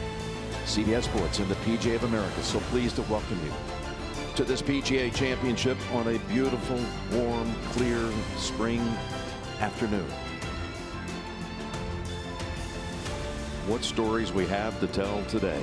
Over the next 6+ hours, we'll have a chance to document all the action at this beautiful site of Aronimink that Donald Ross designed. What a pleasure it is to sit back and listen to Trevor Immelman alongside Frank Nobilo and Andrew Catalan here in the Super Tower with Colt Knost as well. And out on the course, Dottie Pepper, Mark Immelman, Johnson Wagner, Amanda Balionis with the interviews, and Brad Gregory from the PGA of America helping out with the rules. We'll get right out to the action, to the 10th. And Jim, Rory McIlroy, 347 off the tee. And comes up a little bit short on his approach into the challenging 10th hole. You can see the flagstick blowing, and those winds are supposed to increase throughout the afternoon as we go to 1. One of those in contention, two-time major winner Jon Rahm for birdie at 1. Keep going. How about that start for Rahm? Seeing a lot of birdies out there today, Trevor. Yeah, the earlier start has absolutely got the best of the conditions. Some friendlier hole locations. Anticipate some better scoring today. Let's go to 2. Reed found the bunkers on the corner of this par 4. Dogleg left. In the city of fighters, he'd be a middleweight, but he can pack a punch. And this, oh, what a great shot by Reed. He will certainly get into red numbers. To 10. And here's Brooks Koepka. Mark Immelman, his tee shot found the bunker, so this is his 3rd.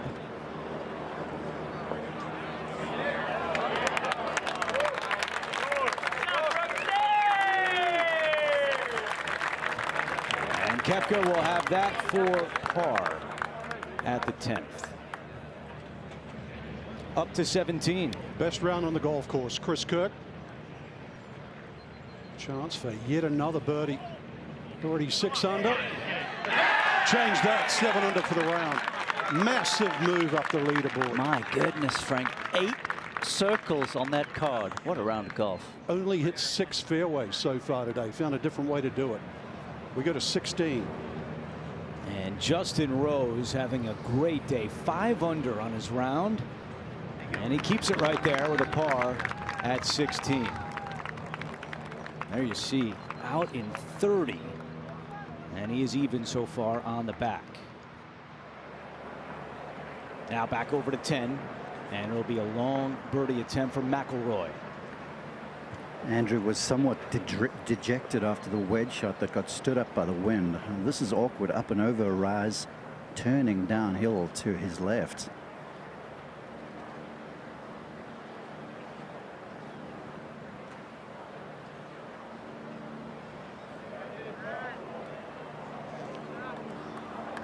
All right. This has been the most difficult hole at the PGA Championship throughout the week. And Rory will have a short tap in for par.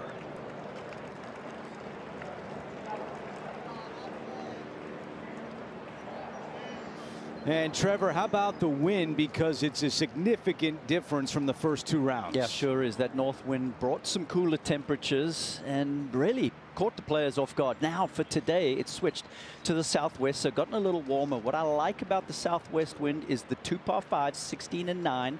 Will get some help. You've got 13 that's now a drivable par 4. Some players have been getting it up close on 6. McIlroy actually hit that green from the tee, so a few more opportunities for these guys to go ahead and be aggressive today. And now a big putt for Koepka, trying to save par at 10. And this 10th hole playing into that wind.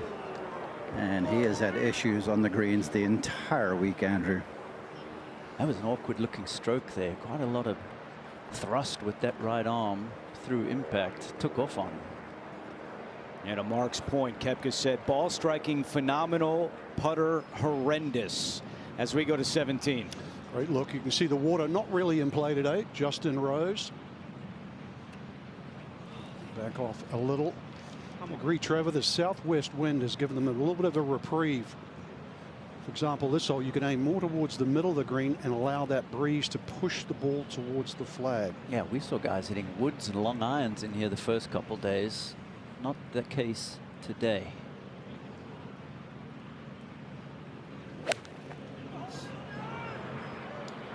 Good swing by Rose.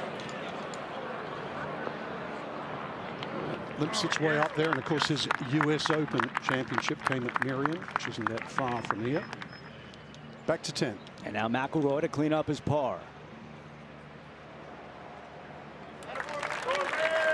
So Rory remains 2 off the lead as he makes his way over to the par 4 11th.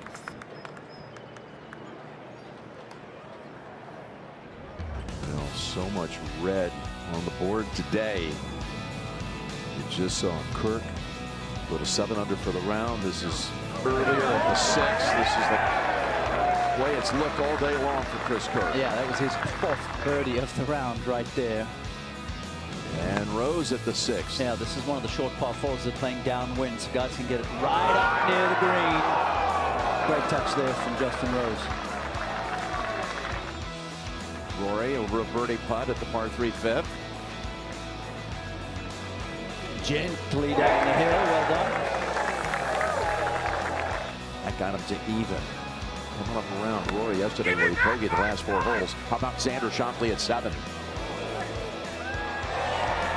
Oh yeah, controlling the spin very nicely there. Helps coming from the fairway. We'll just look at some of the notables on the course. Jordan Spieth, he's at 2 over for the championship. Again, Rory started the day and knowing he needed to make a move here today, and that he has done. 3 under for the round. Koepka hasn't made anything, just that chip in eagle. Sanders 3 under for the round, 2 under for the championship, and Rosie's got 2 holes to play. Let's go out to the 11th. This hole actually has 20 bunkers and just over 400 yards. McIlroy. And 5 of those pinch the landing area with this right to left wind, I expect, with driver.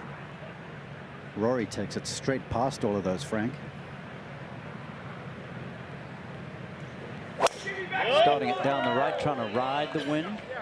No issues there. Oh, A1, that was hammered.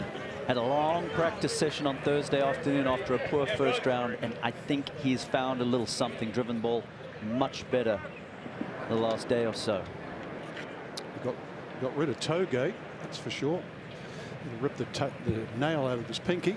This is a heavyweight group. Now Koepka has 3 PGA championships to his name.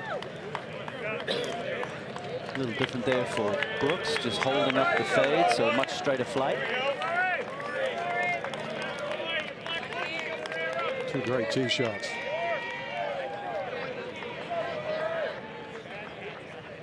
'18. Last week's winner at Quail Hollow Club in Charlotte, Chris Rayton. He's got a good round going. He's had 2 birdies and 2 eagles on the second 9. Eagles at 13, the drivable par 4, and 16, the par 5. Adds up to 5 under for the day, so he's put himself into the thick of it. Yeah. Let's go to the second. The rough was 3.5 inches, more like 4 right now. See what Rahm can do, close range. So just aiming at the middle.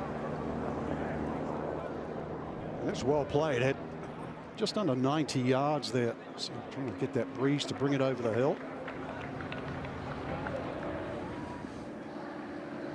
Okay, with his longtime mentor Randy Smith watching, our defending champion Scotty Scheffler going through his warm-up, about 25 minutes away from his tee time.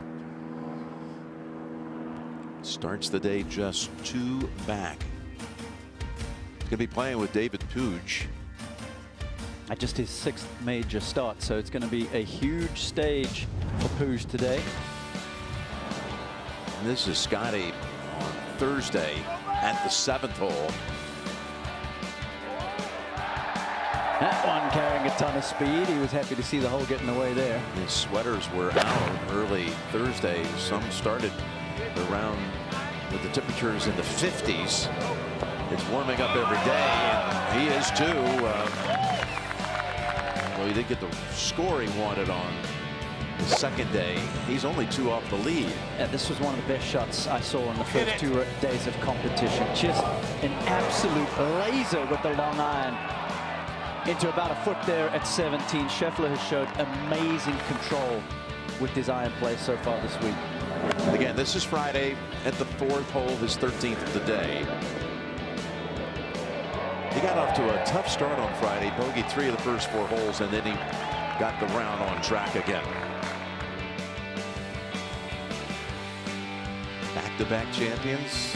This is since stroke play took over in 1958 at a PGA held at Lanark right here in Philadelphia. Tiger went back-to-back. We saw Brooks went back-to-back. Tiger did it 2 different occasions, 99 and 2000, 06 and 07. Trying to join that very distinguished duo. And again, he's getting close, but we're at 18 with Chris Kirk, who, if he made birdie here, would tie the championship record, the round of 62. Front left hole location coming out of that longer cut. How can he control the distance? Yeah, so coming up short there, he was expecting that ball to jump out a little quicker. Look at Chris Kirk. He's a 6-time winner on tour. Best finish ever in a major was 5th at the PGA at Southern Hills in 2022. Let's get to Rahm at the second. Yeah, that tee shot actually went over the corner bunkers. It's really a short distance in, but this under 30 feet with more than a couple of breaks up and over the hill. Should turn right. Not seen a lot of long putts being made this week at Aronimink. Get up next time, pal. Yeah, the one that Rahm made on the first was one of the longer ones. You're right, Frank. It's the big defense here, isn't it, Trevor? Oh yeah, these green complexes are amazing. He's in good form though. And in the mixed again. Now across to 17. Rose uphill for a rare birdie at this par 3.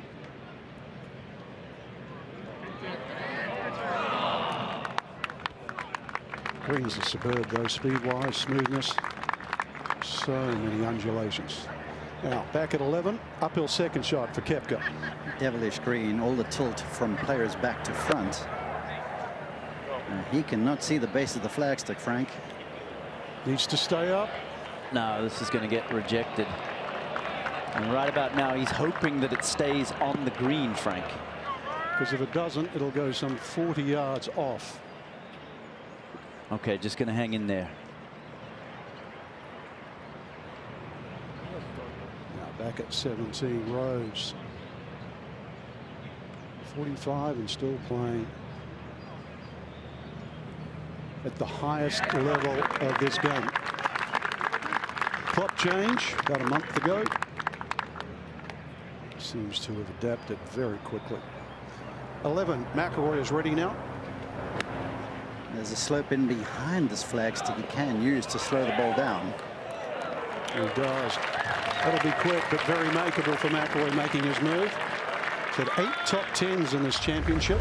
17 starts. One more look at the strike. Yeah, I like it. The ball position just pushed back a little bit because he's trying to flight it down with the right to left wind and then get the skip forward before it grabs. Beautiful there from Rory. Look at some of these groups scattered around Aronimink right now. Rose coming to a close. Kirk front of the 18th green, about to put up the lowest round of his career in a major championship. Fowler and Schauffele early stages of the second side. You've seen Koepka and McIlroy to the wire. Rahm playing the Putnam, just getting started. We come here to 18. Not a bad place that he's left it here. Not a crazy amount of break and coming back up the hill.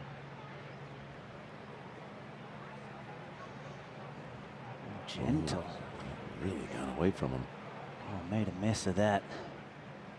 Much worse place is to have left it for 2 at 18.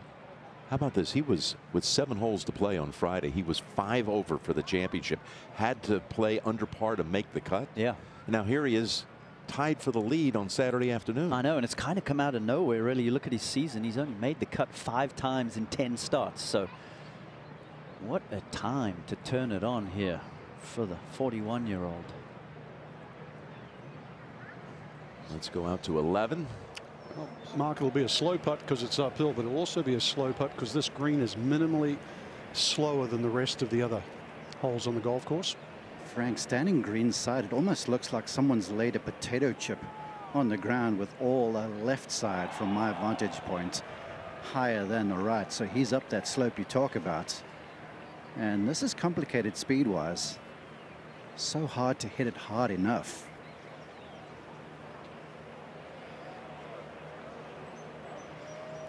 No surprise.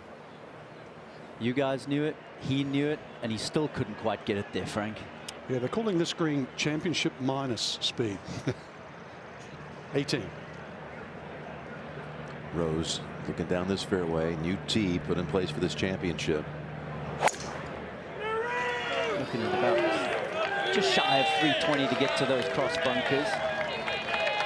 And that is ideal for Rose.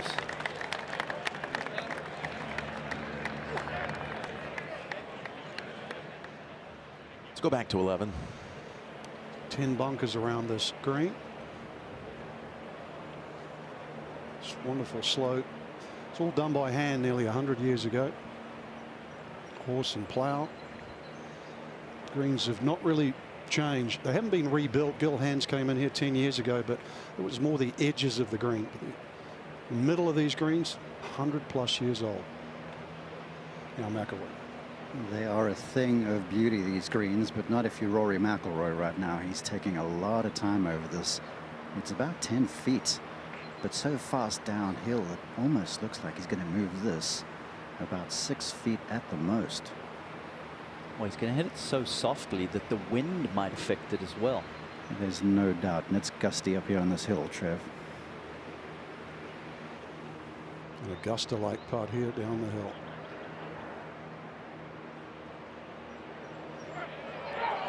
And he's won 2 of those. Back to back. Great birdie. Gosh, that was a beautiful looking putt there. McIlroy, one behind. 12 years since he picked up his last Wanamaker trophy. Putt's breaking left, but the wind is off the left, holding it up. The middle of the middle. I'll have a little look at that leaderboard. Now Koepka. This one opposite direction. Got to hit it firm.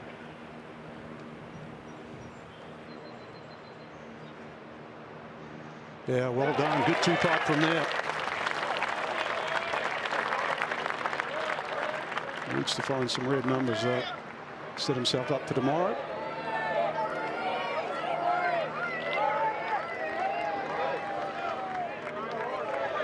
Philly fans, they love effort. 18.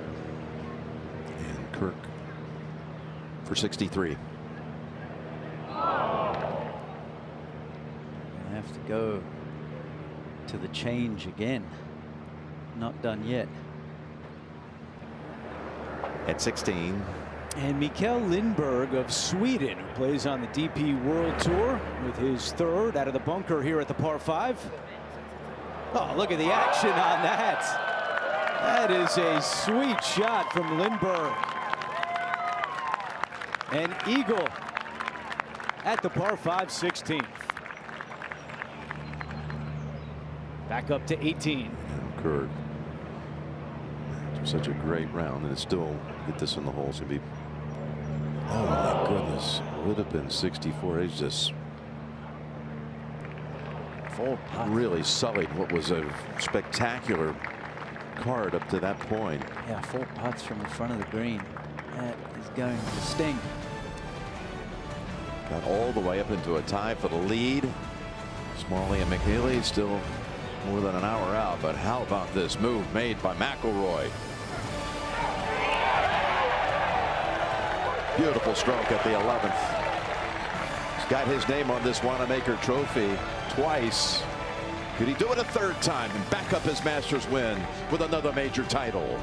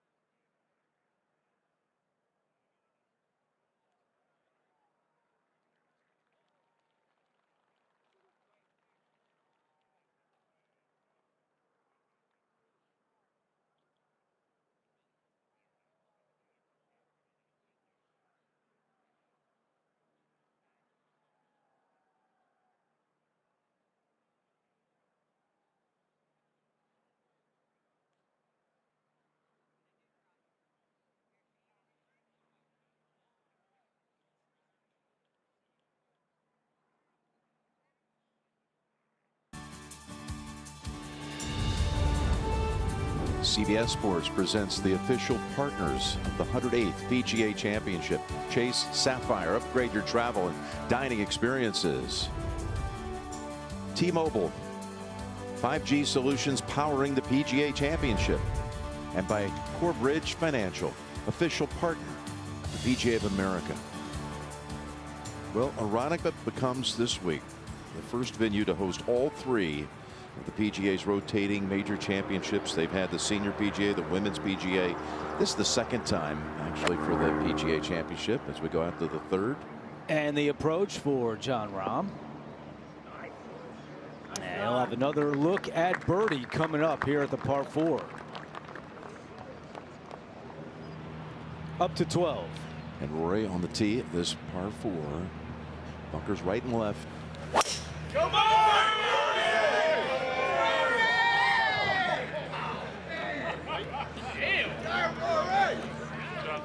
Oh, just turned enough, so he skirts it by there.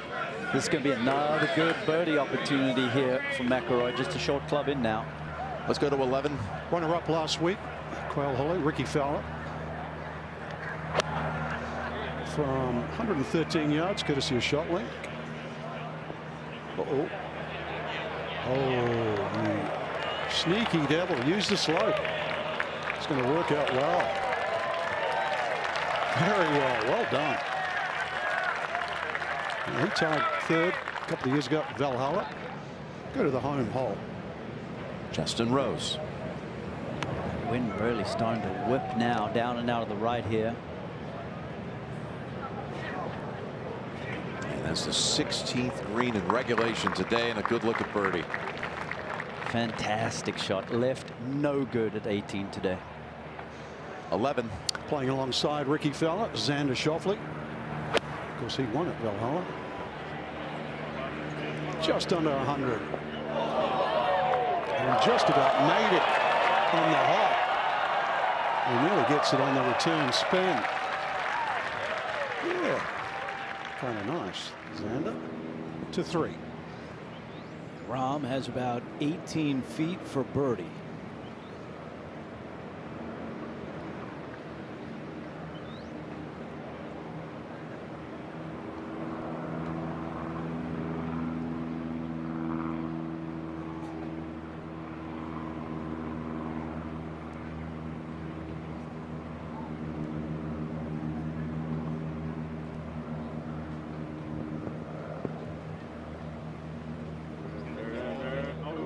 Just off to the left for Rahm, so he'll have that to remain at 2 under par.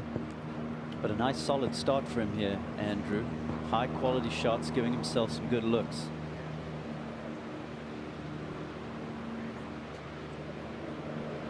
Yep, no doubt. There's the par for Rahm.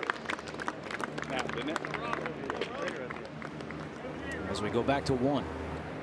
With Andrew Novak.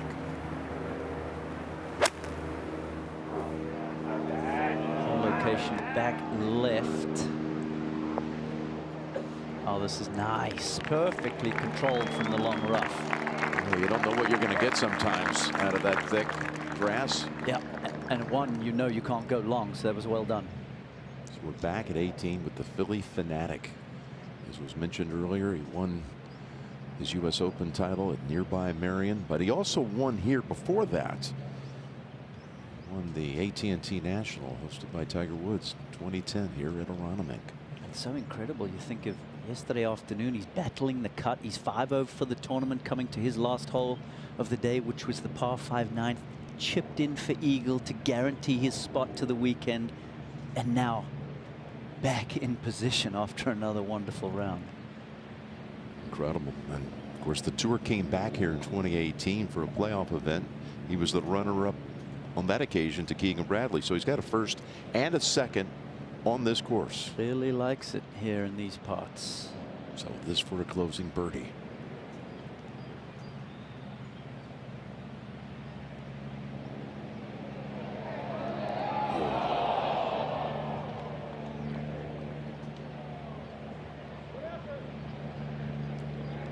Tap in 65 in round 3 for Rose. So third 65, joining Brayton and Kerr. Brian Harman shot 66 on this scoring day. Great playing by Justin Rose.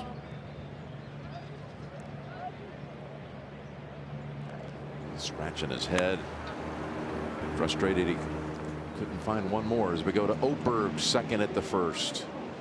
He rallied late yesterday to put himself in a good position. A wonderful round from him in round 2, 66. That included 4 birdies over the last 7 holes for Ludwig. Here's McIlroy, his tee shots on the 12th hole this week. They've all found the fairway. And he's right in the mayor's office with 143 to a back right hole location.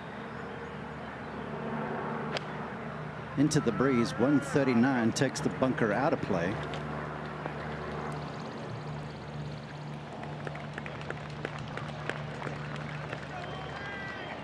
Safe, but he'll be a little disappointed with that. I give him about a 6.5 out of 10 on that one.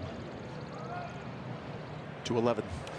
Only being 6 birdies so far at 11. Chance for the 7th here for Ricky up the hill.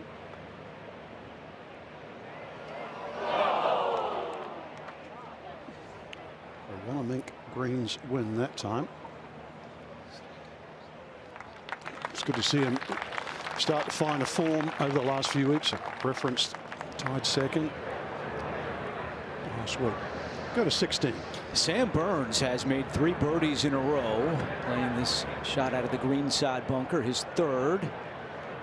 And Sam Burns is going to have a chance to make it 4 in a row. Back to 11. See if Xander can pay it off then. Yeah, great 3. And of course, when he won at Valhalla, got the major championship scoring record. 21 under. That's the title he possesses.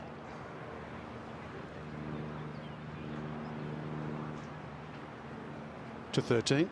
And Martin Keimer for birdie. What a story this has been this week for Martin Keimer. Just 2 shots off the lead.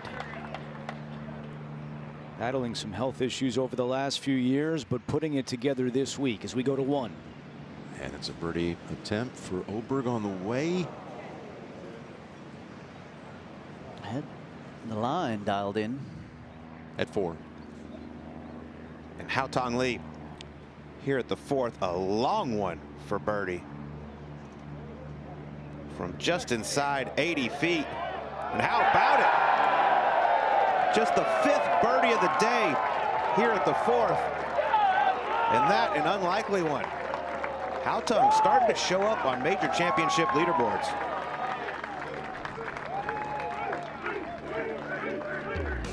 Well, let's look at these pairings, these late starters. 2 o'clock Eastern time. 2 sons of PGA professionals. Young, Thomas, Minwoo Lee, and Max Gracerman. Then you got Potgieter, who was wildest for 2 days, and Jaeger. Matsuyama and Goddard, who shot 65, which was the lowest round of the championship through the first 2 days. And then Alex Smalley, a Duke man, against a Stanford man, and Maverick McNeely in the final pairing.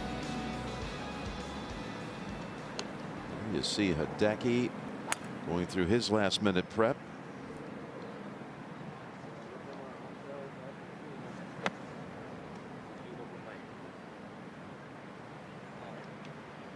"34-year-old with 11 wins on tour, and of course the Masters 5 years ago." Trev, let's look at that action a little closer. Yeah, using our OptiMotion by Golf technology. We're going to take a look at Hideki's beautiful swing. Stands nice and close to it, then gets a little face rotation, which allows him to get that slightly laid off position. You see there, holding that right leg, quite a lot of flex in it. So less hip turn than field average. From there, he keeps the head back so that he can still attack from the inside, keeps the shoulders nice and square. On this particular shot, he was trying to flight the ball down a little bit to control the trajectory, and then saws that follow through off. Beautiful swing from a guy who is top 6 or top 20, shall I say, in stroke gain the last 26 seasons. Look at what he's done, Trev. Of course, with the green jacket, he's been top 6 in the other 3, including 4th back in 2016 in this championship. He started his PGA Championship career by making 12 consecutive cuts before a missed cut last year at Well Hollow. Now he's back playing on the weekend and in the mix. And for Hideki, it's always going to come down to the putter. Ordinarily very, very reliable with the long game. He's putted beautifully after the first 2 rounds. Can he keep that going? Speaking of putting, here's McIlroy. This 35-footer for a tie at the top. And there's not often you get many straight putts on these greens, but that one was up the hill. What do you make of this move, Trev, by Rory today? Yeah, this is impressive. I mean, it really did start yesterday. Bogey free in round 2. At 16. And Sam Burns make it 4 in a row for Burns. That one just circles around, and it's another circle on his scorecard. And Burns is now just 1 off the lead. To 2. The dogleg left. It's for birdie for Aaron Wright. Down the mountain it goes. And another roll. Success for the Englishman. Players getting off to quick starts today. Across at 17. Got to hit this to the top of the hill. Lindbergh got his first win in Europe and Turkey this year. Oh, hold the bunker shot at the previous hole, and that from a good 45 feet completely changes this round for the Swede. To 12. Okay, just 1.5 feet remaining for Rory for his par.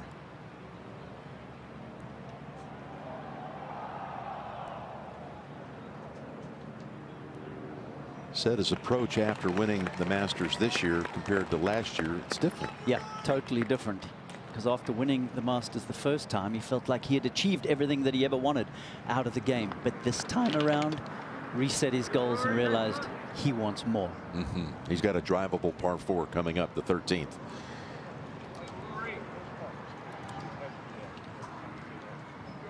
The way he's driving it right now with such precision, he's only going to have like 266 to the front at 13.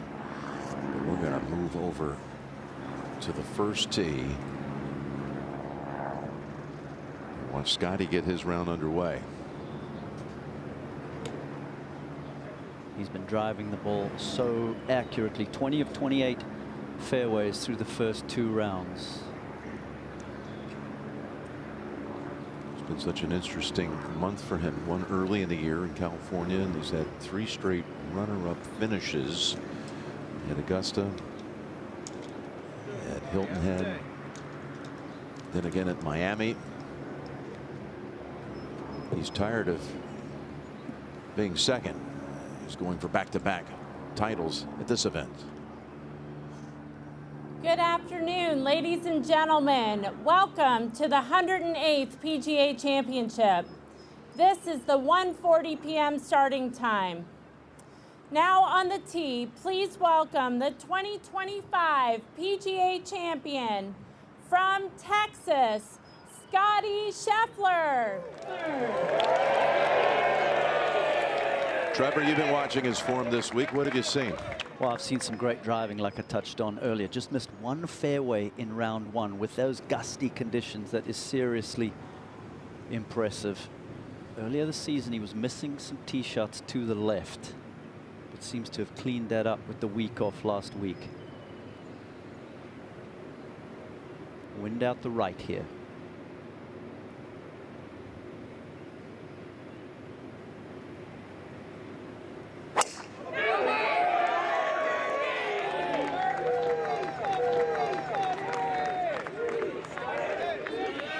Love that one.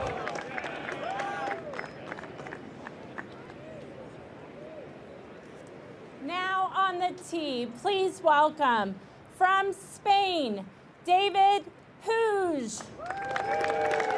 David is from Catalonia, Spain. This is his 6th major championship. And he won last November the Australian PGA Championship. That's right, 11 worldwide starts this season, 6 top 10s. This young man has a ton of power.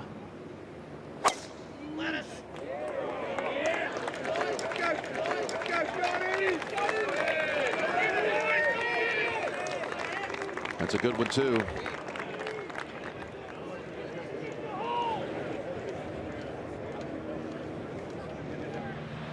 Okay, we're at 13 live.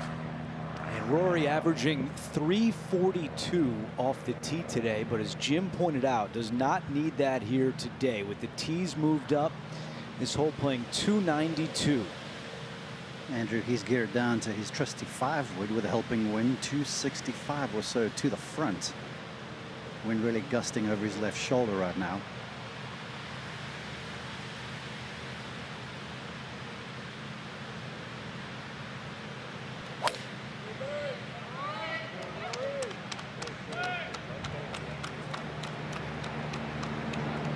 That one is going to find the greenside bunker. We have seen a lot of excitement on this hole already today. Christopher Rayton hit the flagstick on his tee shot. Nearly had a hole-in-one here at the par 4. Not a bad leave there for McIlroy. Rather miss left than right. Now over at the 3rd, here's Patrick Cantlay for birdie. Oh, to 2 under par. So Cantlay just 2 off the lead. To 4. And Rahm with his second. Playing with a chip on his shoulder this week. Tired of everybody talking about his poor major record as of late.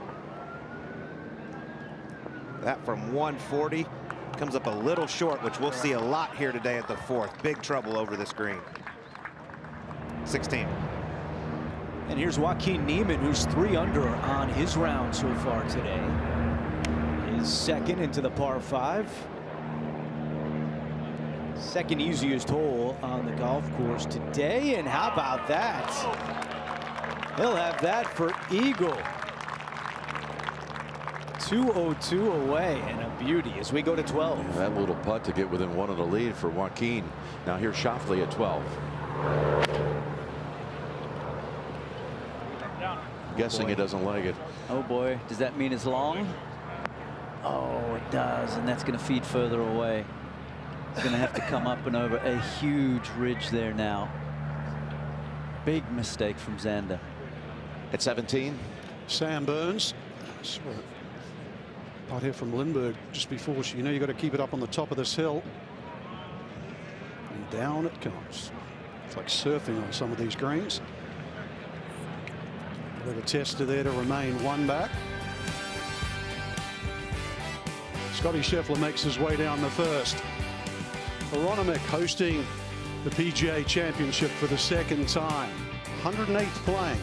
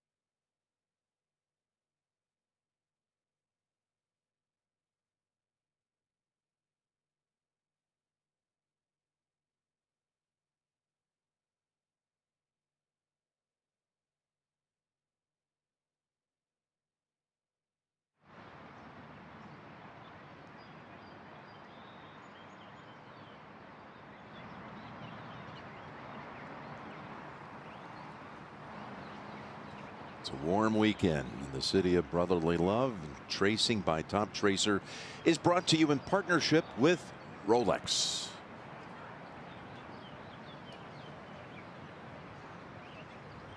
Yeah, the Wanamaker truly is one of the best trophies in all of sport. It gets the white glove treatment, as it should. All the names that are on that trophy. It's making its way up here to the Super Tower as we go to 1. Scotty's first iron shot of the day. And this is a beauty, flighted nice and low. Oh, wow, Trevor, how about that start? Yeah, this is exactly what we've seen from him the first couple of days. Very, very precise. To 13. And we saw Rory's tee shot in the bunker and getting set to hit his second.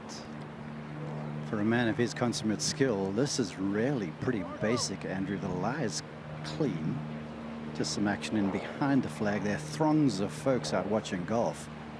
The lie is clean, just feet slightly above the ball, but a lot of room downwind on the green to play with. He can throw it up the left-hand side and get it to run down the ridge if he likes. Yeah, it's almost up a channel down the valley, Trev.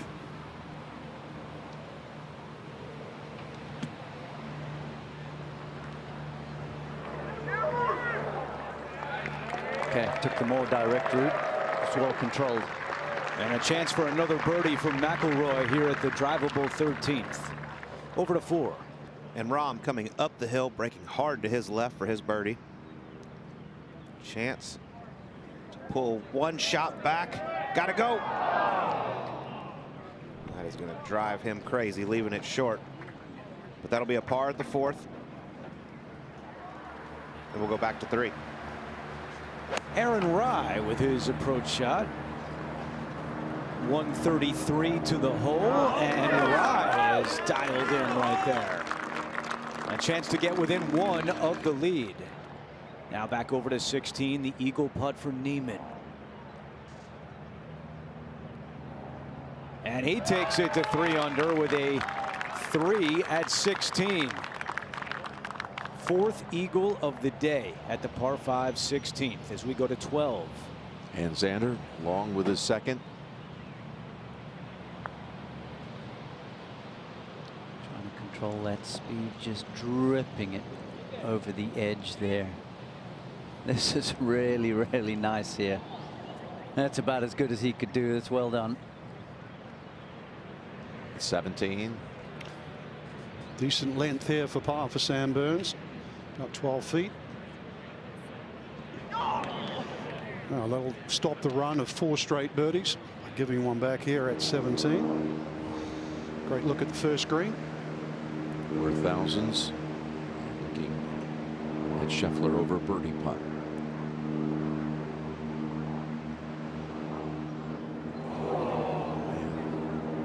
Pushed it. A little more face rotation from that angle on the backstroke than what I'm used to from Scotty. The face hung open on him. Back to Schauffele for his par save at 12.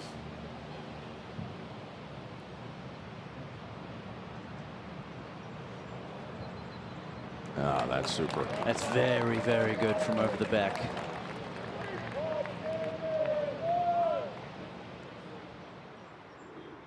To 3.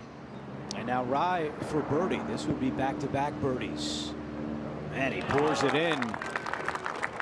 So a great start for Aaron Rai. And he's at 3 under par. Philadelphia is just loaded with so many spectacular courses. Pine Valley, of course, over in New Jersey. More than an hour's drive. Lanark hosted the 58 PGA. CBS was there for that. Historic Marion. You got Philadelphia Country Club. You got Philly Cricket, where we were last year for the Truist Championship. You got White Marsh Valley Country Club, which was the home of George Thomas. It was the family property, and the first PGA Championship was won by Long Jim Barnes. And they noted back in the day, this was 1916, it was contested at Siwanoy up in New York, but they put White Marsh Valley Country Club because he was the head professional at White Marsh Valley when the first PGA was played. So much history around here. So many incredible architects who left their marks. Brilliant golf around these parts. That's disappointing the way you look at it for Scotty. It's such a golden opportunity after that wonderful approach. Yeah, for sure. That wasn't a real intricate putt that he had. We're at 13. And Rory and Koepka waving up. Schauffele. His tee shot on the way. And this one headed down the right side, and it will stay in the rough just outside that bunker.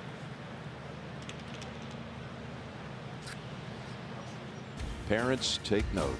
PGA Junior League is bringing friends, families, and communities together through golf, all with expert PGA and LPGA coaching. Find a team near you at PGAJuniorLeague.com. I promise you, it works. Let's go to 13. And McIlroy with a chance for another birdie, Mark Immelman. Indeed, and he looks like he has the bit right in between the teeth. Very focused here whilst they waited for the Schauffele group to hit their tee shots. This one, though, subtle movement. Can use a little speed. For a share of the lead. To 4 under. McIlroy has climbed to the top of the leaderboard early on moving day here at Aronimink.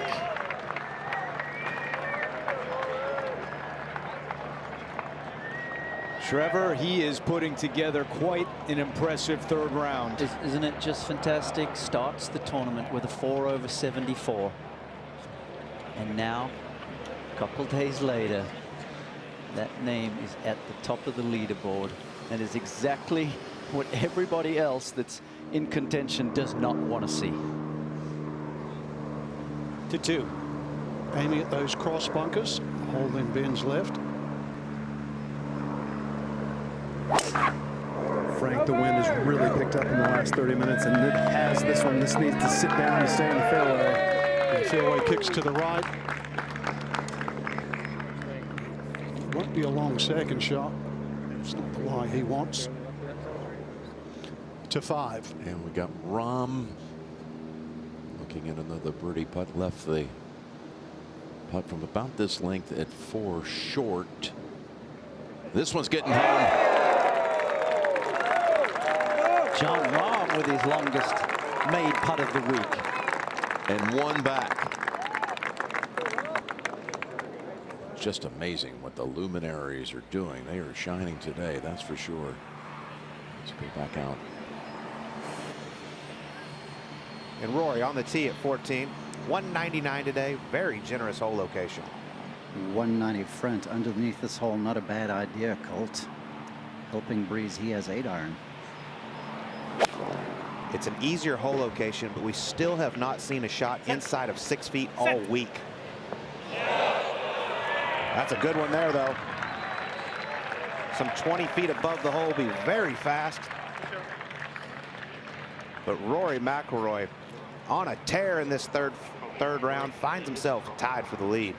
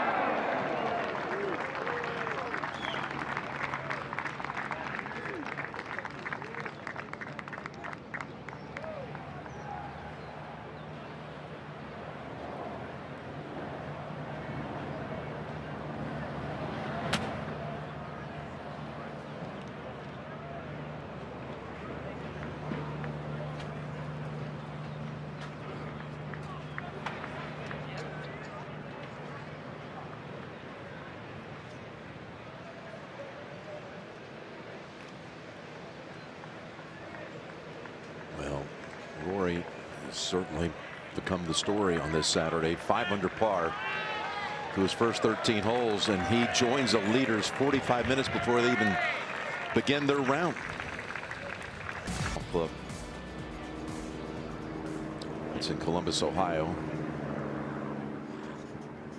Good afternoon, ladies and gentlemen, and welcome to the 108th PGA Championship. This is the 2 p.m. starting time. Now on the tee, please welcome from Florida, Cameron Young. Introduction by the distinguished pro at Birmingham Country Club, Eric Eshelman. And now I want to keep a close eye on this pairing here today, Young and Thomas. Even with all the power that this man possesses, he led driving accuracy through 2 rounds, 21 of 28 fairways.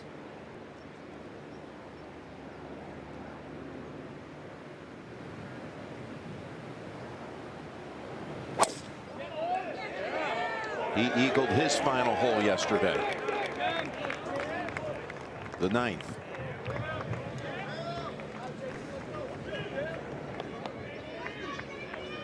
From Florida, our 2017 and 2022 PGA champion, Justin Thomas.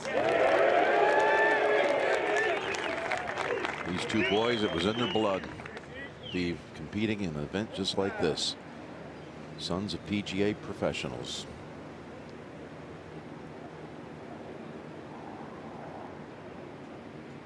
Looks like Justin's going to try and hold this one up with a little fade into that right to left wind.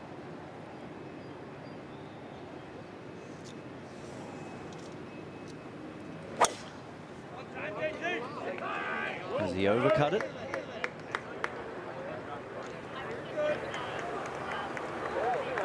Oh, okay. Sigh of relief. The referee for today's American member from Illinois, Jesse Bard.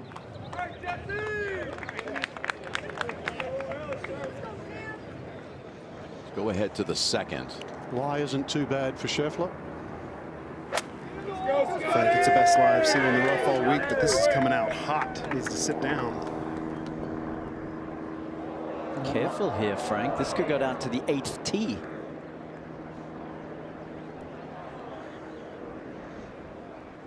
Interesting 3rd coming up now for Scheffler. To 5. 5 is playing 150 yards today, the shortest of the 3s all week. Here's a 9-iron by Cantlay. That's a good strike there, back into the wind. Just crept it over the deep bunker. At 6. Nearly drivable today, the 6th. John Rahm, this is just a 2nd. As you can see, hit every green in regulation. And he will have another birdie putt coming up, even though that's not his best.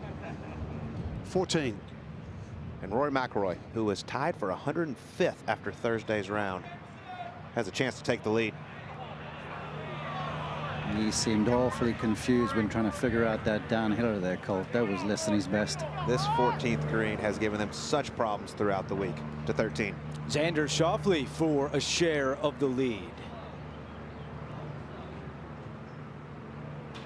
That's on a good line. He's just gonna roll it by. So Xander having a nice day, has that short putt to remain just 1 shot back.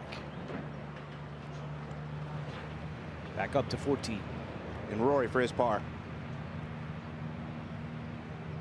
I mentioned this 14th green. There was 33 putts the first 2 days at this 14th hole alone.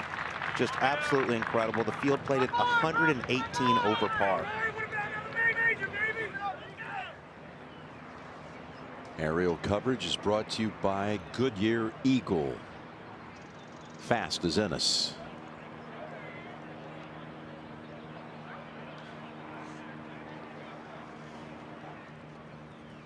Back to 2. Another 3rd shot from just over the back. It is a tight lie, chipping downwind. Not a lot of hinge in that action on the way back. It's made tricky by the fact that breeze was blowing that down. So missed the birdie putt at the opening hole. Have that for par. As we go to 4. And Aaron Rai with his 3rd from just over the back of the green. That's a really good touch there, Colt. He had to come up and over a little ridge. The man that plays with 2 gloves could carry the Wanamaker.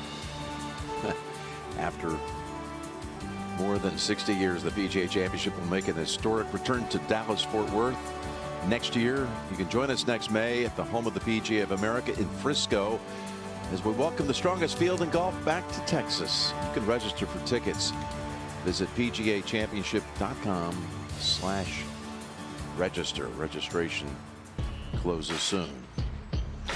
They're starting over in Texas from Montana to Texas. Beth and Rip are back in Dutton Ranch from the producers of Yellowstone, starring Cole Hauser, Kelly Riley, Ed Harris, Annette Bening. Dutton Ranch now streaming on Paramount Plus. They're taking this golf pretty seriously, aren't they? I'm in. I'll be watching. Let's go to 2. Could be a shootout come tomorrow. Scheffler for par. That's a little more likely. That's a massive putt there, Frank, after the short miss at 1. To 1. Right, the approach is coming. Justin Thomas and Cam Young, JT. With all that tilt, there's so much tilt in the fairways here. You saw it with his ball bounding back to the short grass. His second. Everything here setting up for the draw. Ball above his feet, wind out of the right, back left hole location.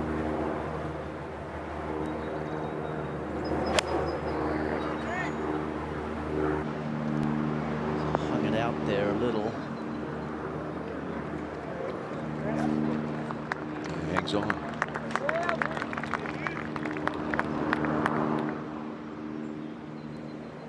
A 5 Cantlay to that 9-iron in here. To 3 under par. Working that one in. That's the club that's been holding him back in the last year or so. It's a good putt at 5. At 4. Rye for his par to stay 1 back. Boy, that didn't even touch the hole. That is going to be a bogey for Rye. Back to 1. Cam Young.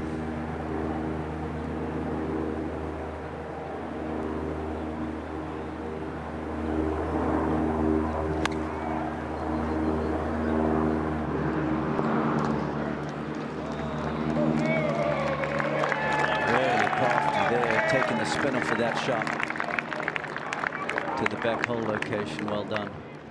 At 6. John for yet another birdie and a piece of the lead. So a misread by John. He was in the mix last year until he had 4 or 5 to go. We go to the 3rd. And Scheffler on the tee. Downwind off the right, and this is an absolute beaut. 290 to cover the bunkers down the left. Shouldn't be an issue. And it is not, Johnson. A beautiful tee shot by Scheffler. Up to 15. And this is a long one. This 15th hole today, 551 yards, par 4. Man-sized par 4. That was hit, but it's turning on the wind, Jim. And just nestled down about a yard into the rough. Better there than the bunkers on the right, though. To 14. And Schauffele on the tee. There's a big slope left of this hole location the players can use.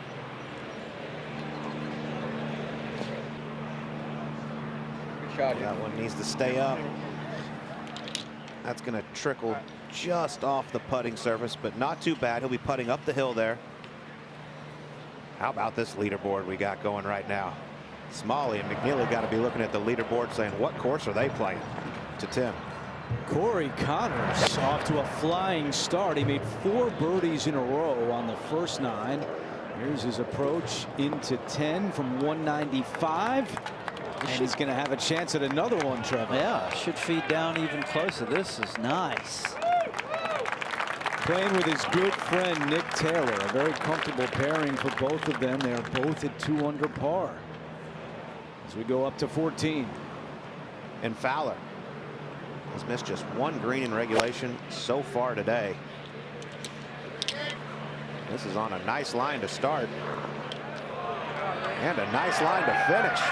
That was right at it. That's below the hole. Chance for Ricky Fowler to get under par in just 3 back to 1. Thomas.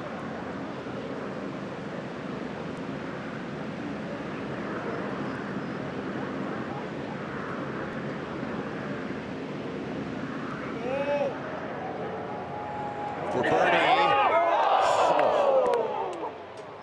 In the end, was quite fortunate to catch a piece of it. That was motoring. If this missed the hole, we're going about 8 feet by.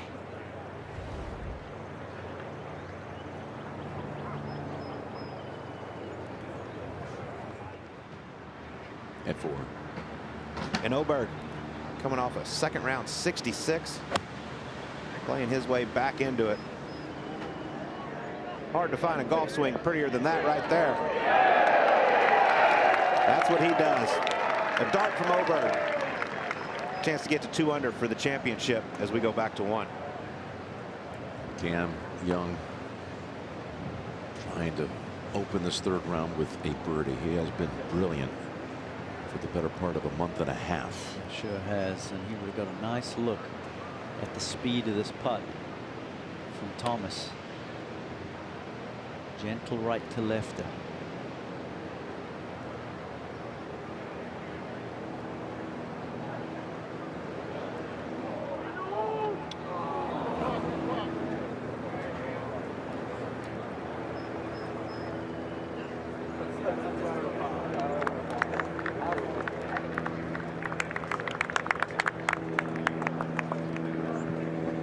Cam Young leads the FedEx Cup standings on the season. All this recent great play. Bay Hill, Augusta contended. Miami won in a walk there. Scotty 2nd, Matt Fitzpatrick 3rd. Yeah, and the Players Championship as well. It's been great 6 months for Cam Young. Cam, players, of course, exquisite play. 14. Schauffele with his birdie attempt. That was not very good at all. That's got some stress left. Good 3.5 feet coming down the hill to 15. Okay, Mark Immelman's out there. That looks to be sitting down and thick. Jim, it is ghastly, just a foot off the fairway.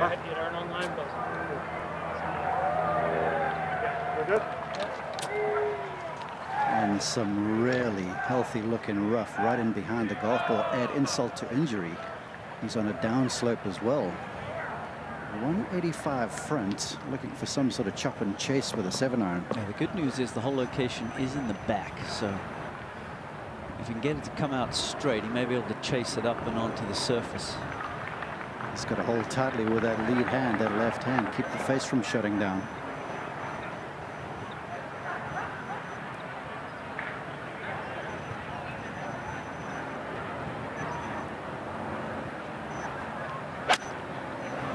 That was some thick rough, and it grabbed that golf club in the biggest way.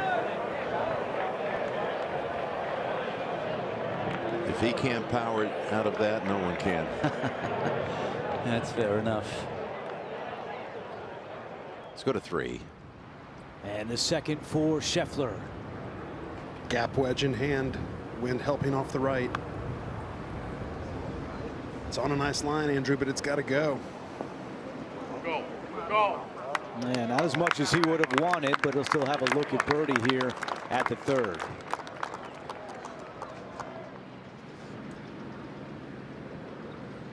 Now Oberg for birdie at 4. Little slider from left to right. Not a problem. Ludwig Oberg looking for his first major championship. 2 shots back of McIlroy, Smalley, and McNeely as we go to 6. Kentley has driven it down the right side of this dogleg right.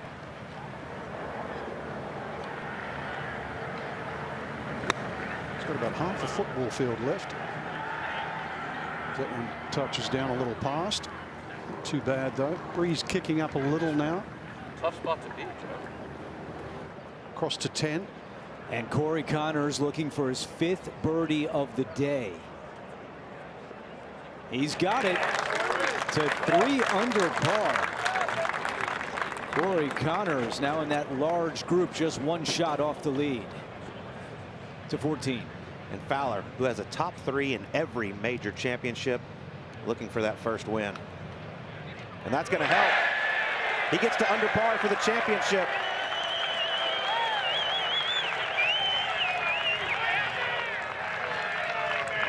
And just what a day. The heads are spinning over this one. Hello, friends. Jim Nance along with Trevor Immelman and the Wanamaker trophy, That's right. I might add. Isn't That is it a pretty? beauty. Who will be lifting that tomorrow? I know this. I want to say this as you listen to the coverage all weekend long. My friend here back in the 90s competed in the U.S. Juniors. Came all the way from South Africa and made it all the way to the finals. You lost to Jason Allred, but That's it was right. great playing. Adam Scott was in the field, and now you're back to Aronimink, so I know you have very fond memories of this course we're watching right now. Oh, yeah, it's just so great to be back. Fond memories of 1997, like you say, when I played here for the first time. This is a golf course that I absolutely love. The green complexes here at Aronimink are spectacular. And really, it's been the star of the tournament so far. Just brilliant stuff that's really kept the players on their toes on and around the greens. They've had to bring their best stuff to play well and make birdies around here. Well, Rory's name is already on this trophy behind us twice. What do you make out of this? As he's now one of 3 leaders at 4 under par. Yeah, so impressive. You know, after a terrible first round, 4 over 74, he spent a number of hours on the range trying to find his swing. He kept missing it to the left in round 1. Found a little something. Yesterday played a beautiful bogey-free round of 67, and now on fire again. This is his 3rd at the par 4 15th. Low driving lob wedge, going to have to scamper up that hill to get there. Okay, so a little work left, but putting uphill. Players within 2 strokes of the lead. At the start of the day, it was 15. It swelled to 27. Can somebody say bunched? And how about some of the star players who have made the most out of moving day? Yeah, well, that's the thing you're starting to see now. The cream rising to the top with McIlroy, Scheffler, Rahm. And Cantley over at 6. Yeah, the only thing missing from Cantley's resume as a major, not his best putt, short par 4 to 7. And John Rahm in the left rough off the tee. Here's his second.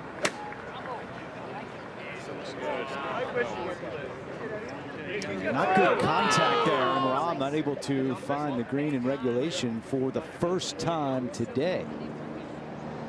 Now back over to 3. And Johnson, what's it look like for Scotty here? Well, Andrew, when you get out on these greens, you can really see what the players have been talking about. So much movement. This whole location's cut right on a grain change. Definitely going to be a double breaker. Going right early, maybe left at the end. Go, go, go, go. Just did not work back, and a tap in for Scheffler after that beautiful tee shot here at 3. Hey, let's go, Scotty. Come on, man. 3 straight pars to open up round number 3 for Scotty Scheffler to 1. Max Gracerman from neighboring New Jersey. Just with this second at the first. Yeah, just a short wedge in here. And that's beautifully controlled. Graceman's had a tough season. It's good to see him playing better this week. Let's go to 11. Corey Connors has found one of the bunkers down the right.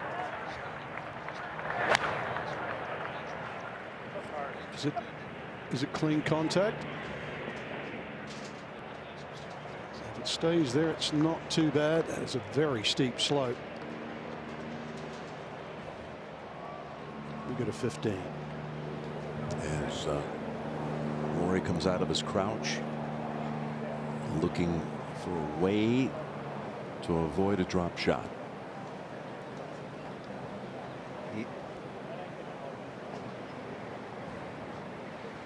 And longest par 4s in major championship history.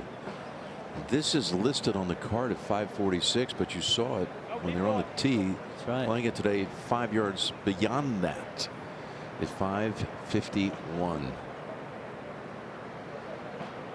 As he discovered, you better be in the fairway if you're going to take on a hole of this length. Yeah, by the way, that 551 is with a little bit of hurt in the wind as well. How impressive was it that Joaquin Niemann, who came through here a little less than an hour ago, made it 3 at 15, and then going with a little bit of helping wind at 16, par 5, made 3 there, went 3-3 on this stretch. Here's Rory for par. This will be big, not just for the scorecard, but for his psyche. That's all the way dead center.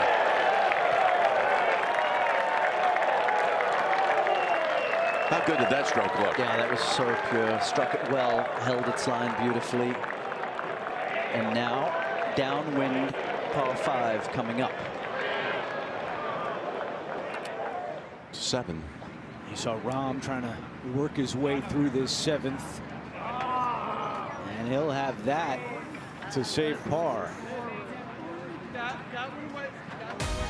Saturday, WNBA returns to CBS with doubleheader action, 12:30 Eastern.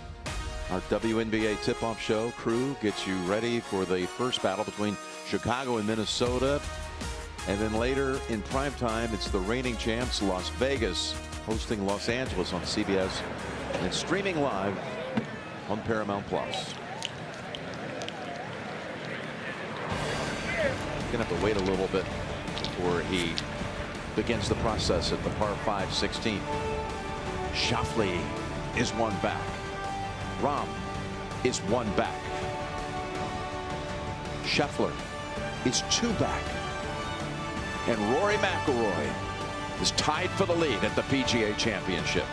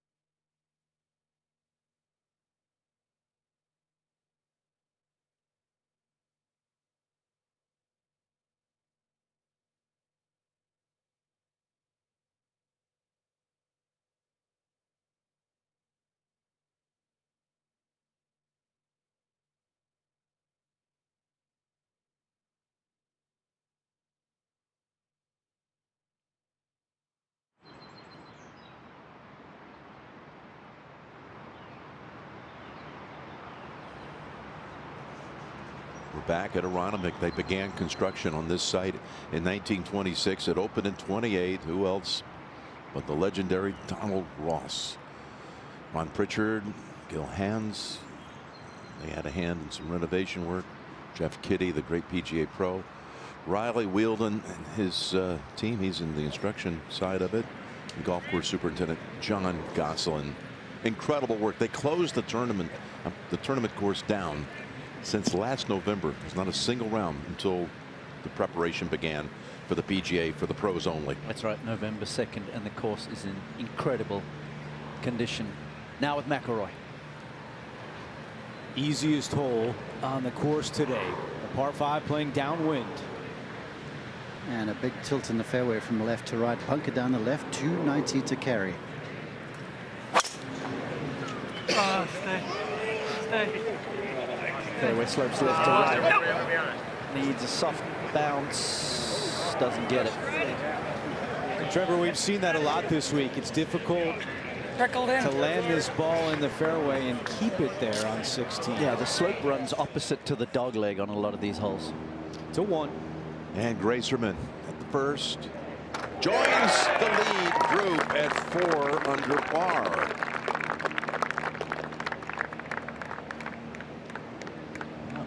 Nice start. To 7. We saw McIlroy save par at 15. Rahm to save par at 7. Yeah, he's done it. So John Rahm keeps the scorecard clean. And Rahm is 1 back. Let's go to 11. Slow putt for Corey Connors up the hill.